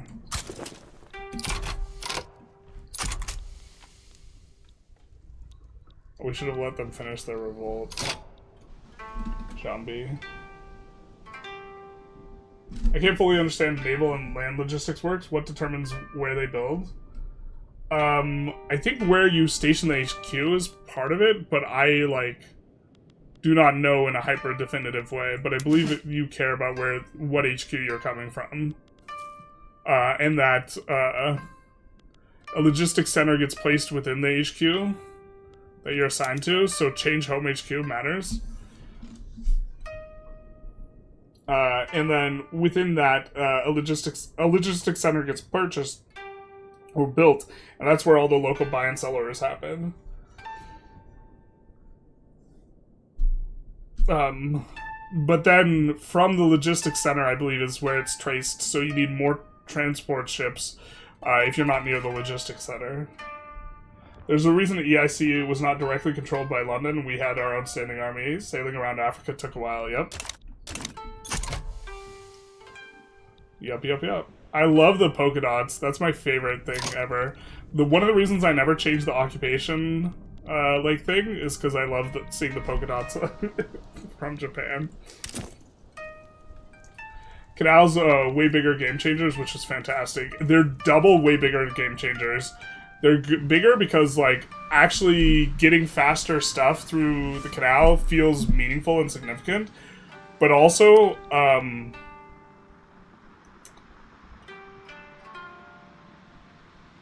this is a Japanese company. I can't put it in. Also with the canal company, the canals are also straits, so you get to toll them.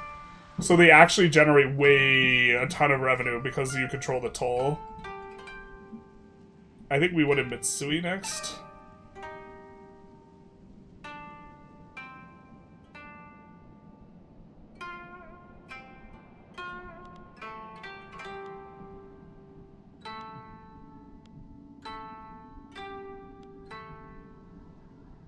And then we have an unfortunate situation where the additional company... Well, if we're doing this one, which we want to do all the Japanese companies, this is going to use up groceries, so we have to use our additional company on tea, or just not put in an additional company on Mitsui.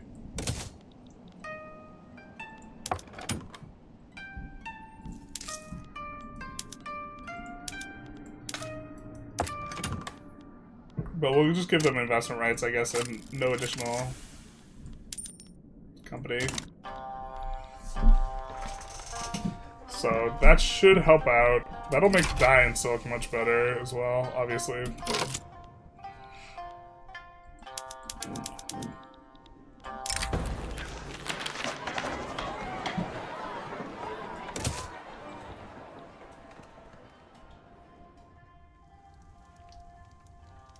Like, for trade purposes, I'm still in the 1840s. They do turn into straits, yeah. You can see here even...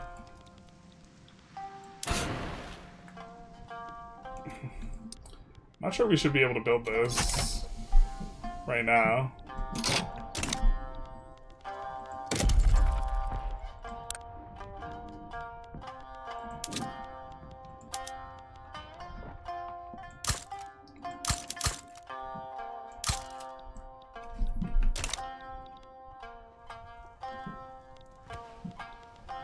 I guess we're just kind of popping off.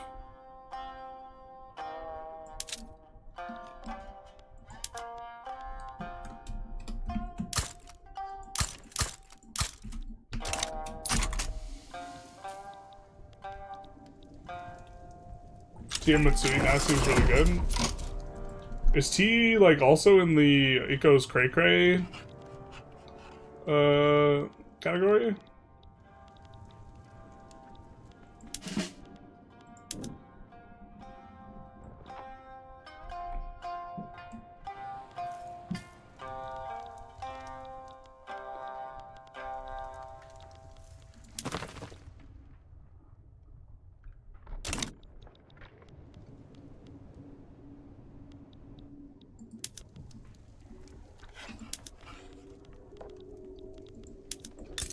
I feel like we have a claim here. I don't know what's going on. We have a claim here. Why can't we deck on them?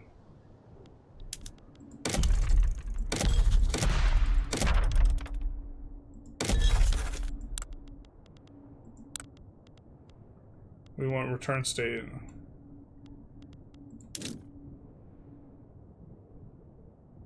Oh, because we currently have something. Yeah, okay. That makes sense. Escalating. Got it.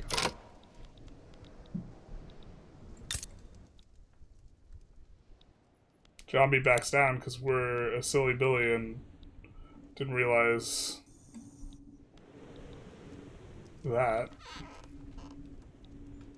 Wait, what?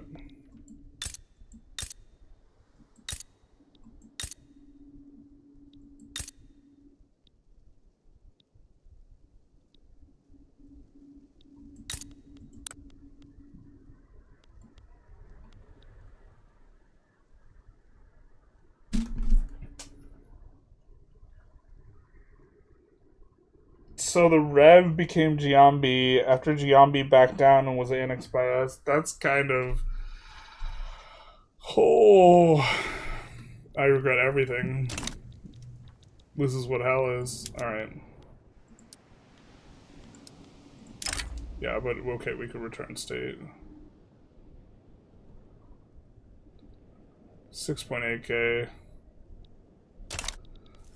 I mean, I guess I kind of want the landing squad first.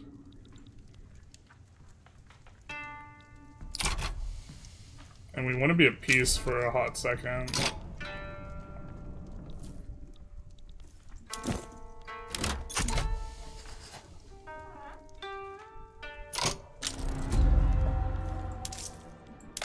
I guess we'll put in the T.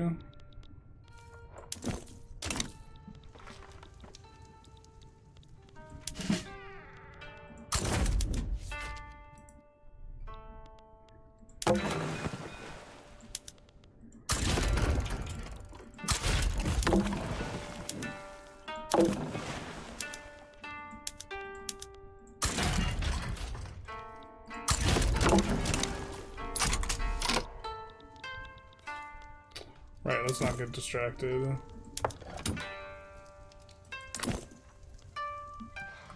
So we have coal, iron, sulfur tools, steel, engines. God, companies feel so sick on Japan because you just get everything. They're absolutely massive. But we know we're going to get food industries plus rice, so we already have glasswork plus coal, so tea is the only thing that makes sense.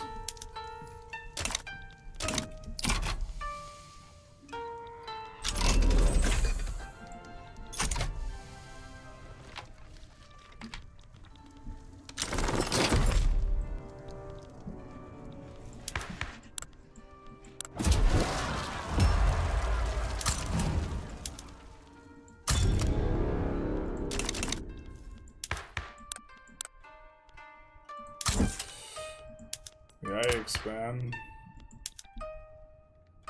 Why are we spawning so many ethno-nationalists?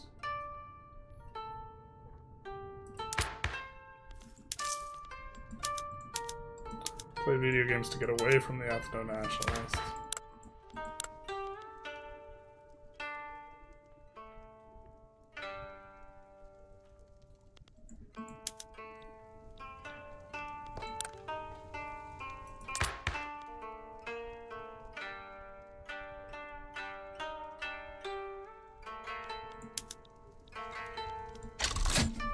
Okay.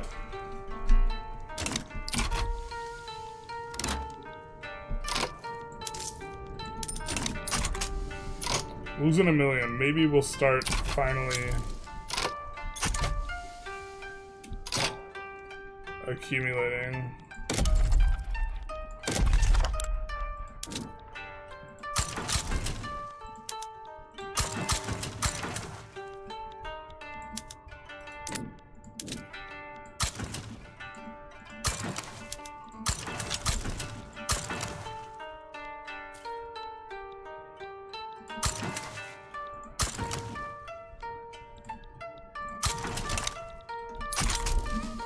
We just have the stuff for it. If you get a Sinai Treaty Port, do you control the strait? You control half of it. So now you actually like really want to take the full state. Last patch tea was pretty okay. Not as good as fruit, but better than wine or liquor. Okay. Oh, Kurt. I looked at the numbers for that, and like all the numbers were like insane. They just like decided to like turn like what was good on its head, because fruit went from being like the worst thing ever, like completely unusable, to just being god mode. We will call an ambulance, but not for fruit. Fruit stay winning.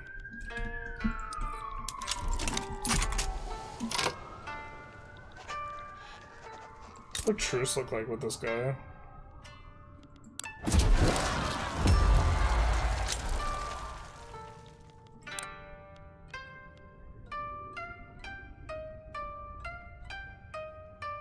February 97.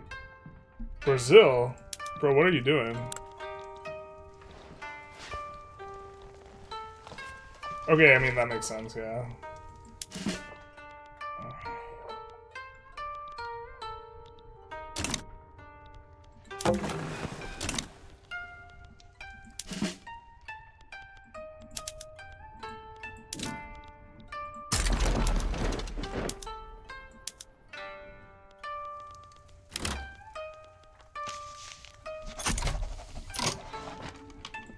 That makes sense.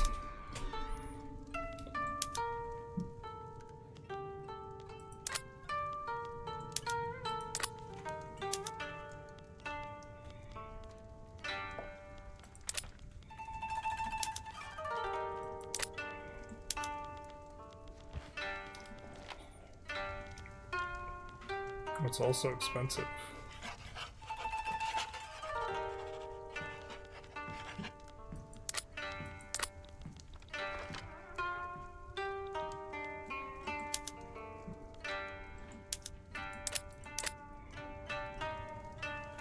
They started to play it and then they're fearful.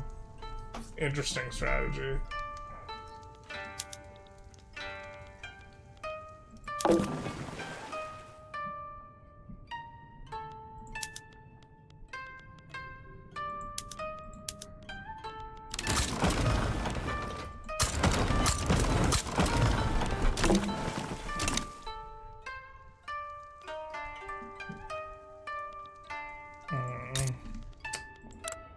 I feel like we should accrue some infamy, but like all of it kind of sucks.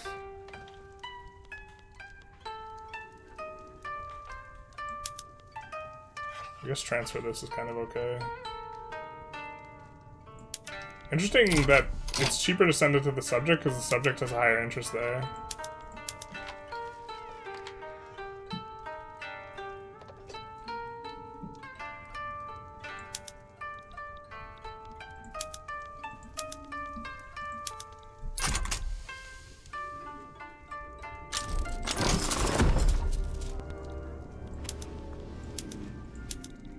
Just humiliate everyone.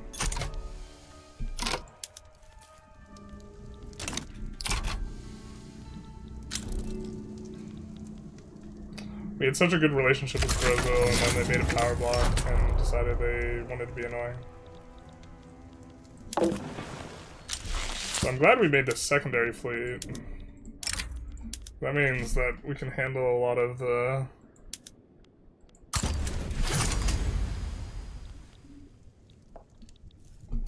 all the stuff a little easily.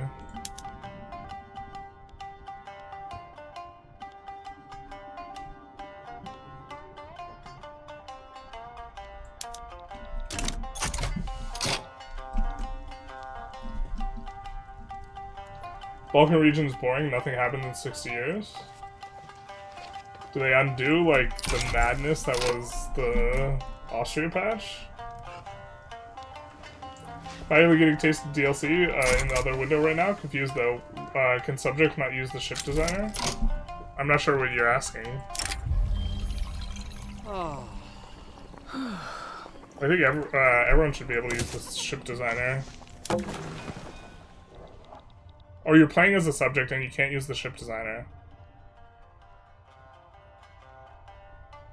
Am I understanding that right? You go through here, create ship template. You know the UI is a little bit funky, so when you make a boat, and then you do this, you have to... Oh, it looks like they already fixed it a little bit. But sometimes it doesn't... The feedback you get in the UI when you create a ship template doesn't feel that robust. If that makes sense. So here's a ship of the line. And that, like, kind of almost doesn't feel like we made something, right? But, if we take a look at ship of the line, you can see the mod that we just made is in there. But you have to swap over to it. So currently, our old ship of the line that we had as our standard ship of the line, that's what wants to be produced, not what we just made.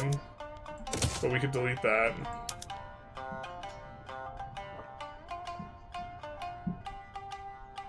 Owned half the US's GDP by 1920. Had US with the United Fruit Co. That was beast mode. Yeah, United Fruit Co. is like on another level.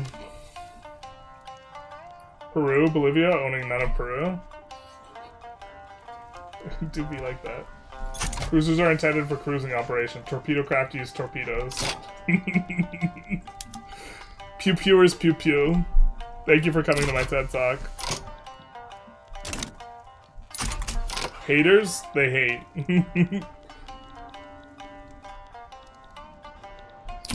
Confirmed.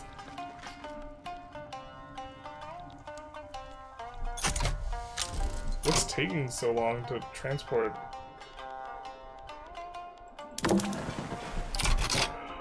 Oh my god.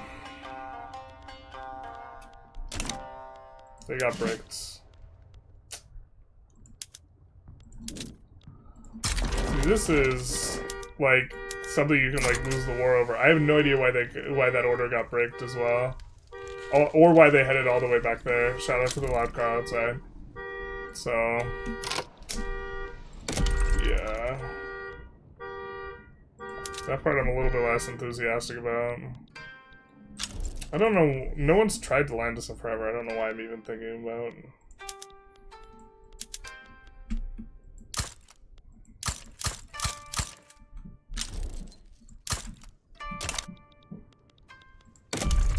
Ah! We're getting buried under the weight of our own construction. We hate to see it. We can't idle because it's bad, but we have to idle because... Actually, we're not idling. Oh, no, stop. Alright.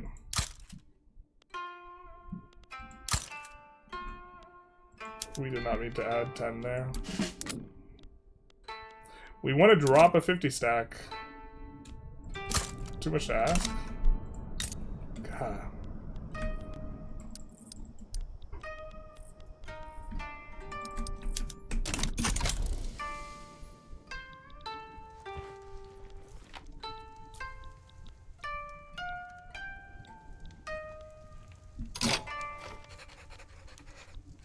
Oh, they just backed down.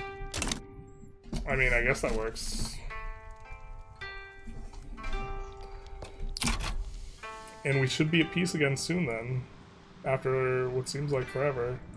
Unfortunately, this Rev bricked our canal. God, that feels so bad, man.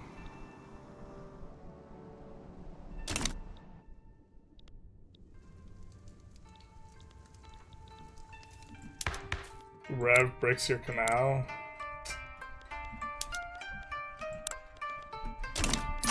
What's it like to suck like that? Not like this. I noticed change. The Mara-Yemen region is no longer connected to the Argentina, Somalia. I used to be able to attack one from the other. Is the DLC worth $30? In a purely, like, do you unlock enough from the DLC for it to justify $30? Probably not. I think that if you want to support the continued development of the game, though, there's a lot on the free patch. I think they're really cooking with this one. I think this is going to be one of those patches, though, that they introduce a bunch of mechanics that the really big payoffs are later. Like, companies were introduced in 1.5. They weren't very good in 1.5. The payoff was Charters of Commerce, which Charters was 1.7, right? Or was it 1.9? I think it was 1.7. I think this is going to be another one where interests are definitely an improvement, and it's better, and the cast of characters is definitely neat, and it lets you kind of, in a more nuanced way, determine the leaders of the country in a way that's kind of cool, and there's some more levers, more uses for authority. I think these are going to be really, really sweet later. But also, a lot of the stuff from how they do DLCs is in the free patch. But like in terms of relative to other DLC, relative to the price, I think that this is kind of expensive for what you're getting compared to other Paradox DLC. But I do think it's good. I think that right now the Navy stuff is like clunky in some ways, as kind of demonstrated by us getting bricked. Bricked up, that is. But I don't think that yeah, like I think generally the type of person that's asking the question, is it worth the $30? Like, you might just want to wait for a sale, like if you're gonna be asking the question. Seems like a broken DLC. I'll probably wait for a sale to buy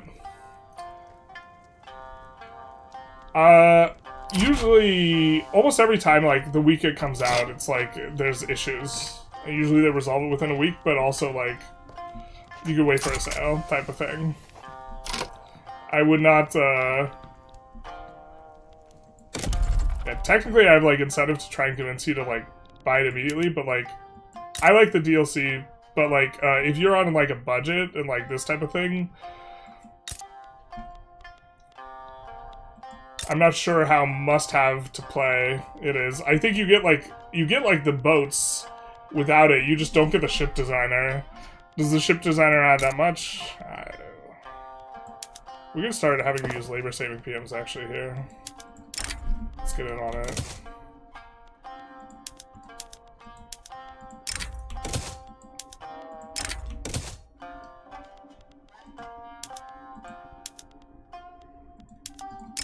Oh, Mechlum's is so efficient.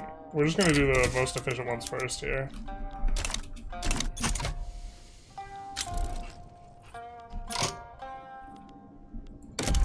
How many peasants do we have? 3 million. 500,000 unemployed, kind of what we just did. But we are getting to the point where we're not really having too many more.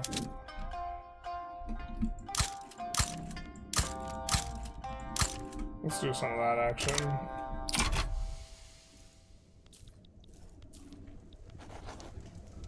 Probably need to be losing money at a faster clip. I mean, so there's also this thing of, like, is the investment pool valuable if, like, investment pool is dead once you get to, like, if you get to a point where you're just, like, never draining it successfully.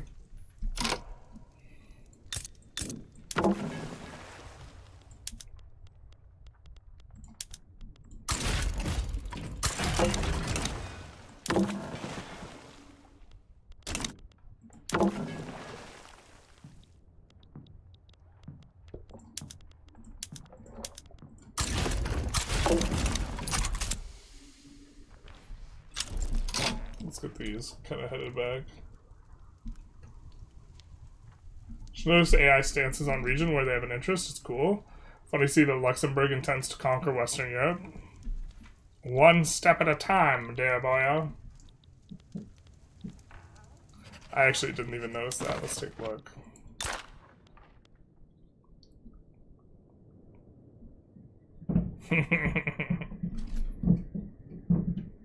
Okay. It must be because they have a split state. Did the past DLC add more micromanagement? I don't... moving around troops in the navies is a little bit more micro, yeah. I don't know if I would call it a ton of micro. It's not like you're... Well, also ship designing is micro, right? But I think that's supposed to be fun micro. I think it's fun. I guess it is micro. Micro's micro, right?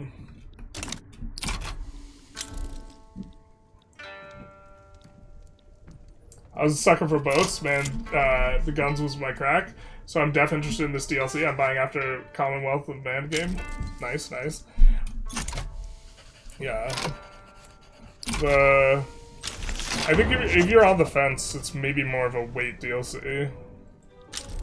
I still really like it. I wouldn't, like, argue it's bad. I also think, like, it's really hard to, like, convey this position that I'm really happy with this DLC because I think it's doing stuff that's going to be, like, long-term insanely fun. And I just don't think that the payout is, like, this patch as much.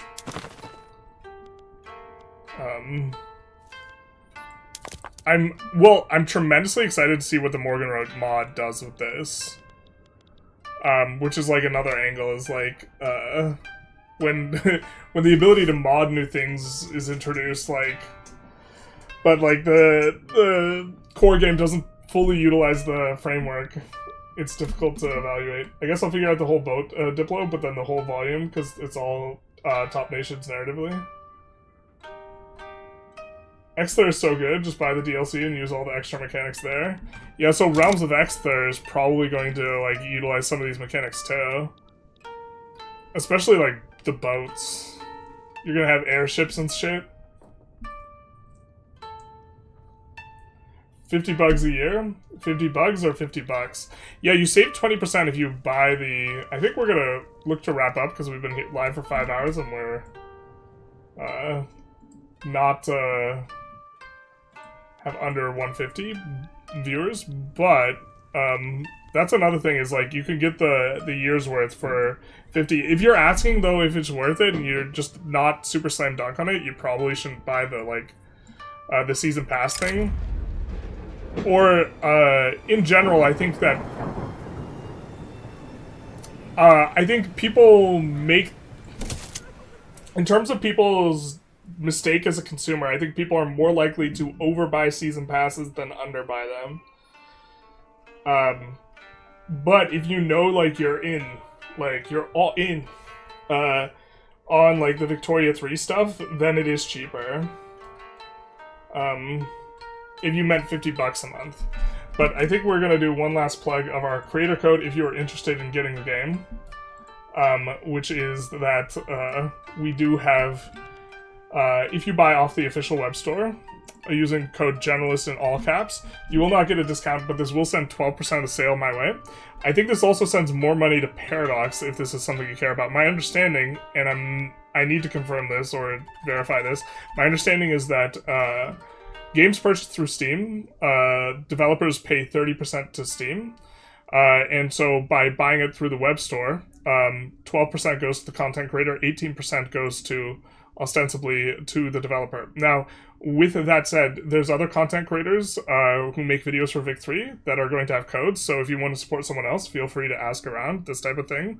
And it doesn't give a discount, and the way you will get it is it will be emailed to you, the activation code which you'll activate on Steam. And so, yeah, that's going to be it. I think that had a nice little productive chunk of time here. Started really popping off the economy.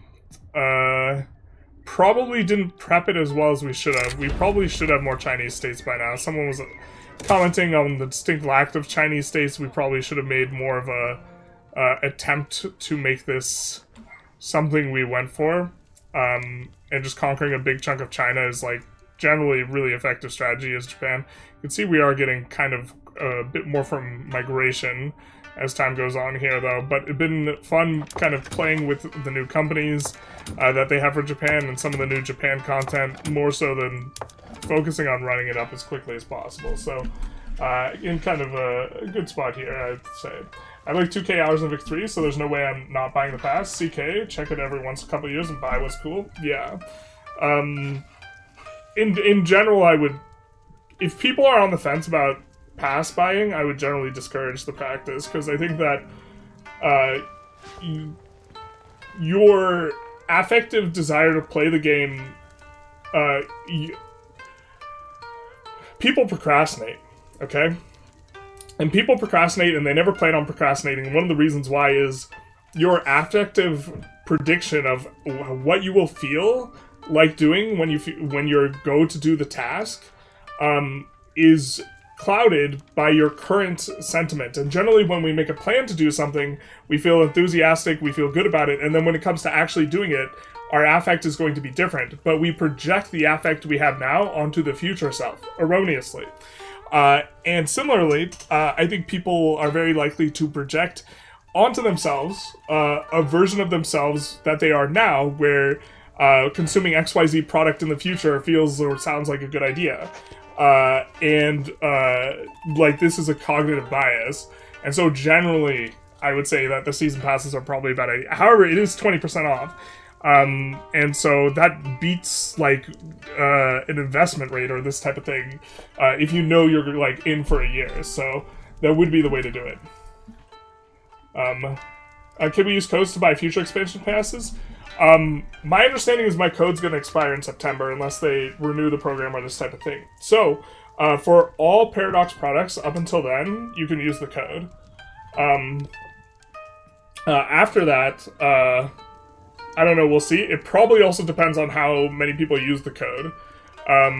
Whether or not they renew it with me or decide to do this type of thing. I don't know 100% like what's going on internally, but that's my understanding. But anyways, have a good. You'll work out. Yeah. How about everyone? We all take a walk after this too, because walking increases your affect. So like in terms of prediction of how happy something will make you, you're gonna like underrate walking because endorphins and such. Past self, future self is the king. Yeah, basically. I guess it depends if you play more EU5 or Vic3, considering another DLC is releasing next week. Which, do you play more? This is another way to look at it, too. Some people just play both, though. Generally speaking, I think the people who ask, should I get it, this type of thing, are more budget-oriented, and the people who, like, for them it doesn't matter, like, are less likely to ask, but for a lot of people it just, like, doesn't matter. They're just gonna buy both, and it's not a big deal. The way people are consumers, like, varies, like, super wildly. But anyways, I think we'll wrap up here. It's 1 a.m. Here, or it's 1 o'clock here. I'm walking here. I'm walking here. Yeah. It's 1 a.m., maybe a little bit late, but you could do push-ups or something. Anyways, we will take a brief look on Twitch, see if anyone we know is streaming the category, but other than that, we will be out of here. Maybe answer 1 or 2 more questions. Let's see, Victoria. I hate that there's some, like, I think I've clicked on her once just because I misclicked. Like, but there's, like, some, like, Gooner streamer, like, chick whose name is Victoria, and every time I search Twitch for Victoria, she pops up as, like, one of the results. And I'm just like, I can't handle it. I'm not with it. Also, Victoria is a really small category, so that makes sense. Not seeing anyone that we know, so I think we'll just, peace out for now. I hope you guys enjoyed. One more question. Are you walking here? I'm Christopher Walken. You're talking my man the wrong way. You do it again.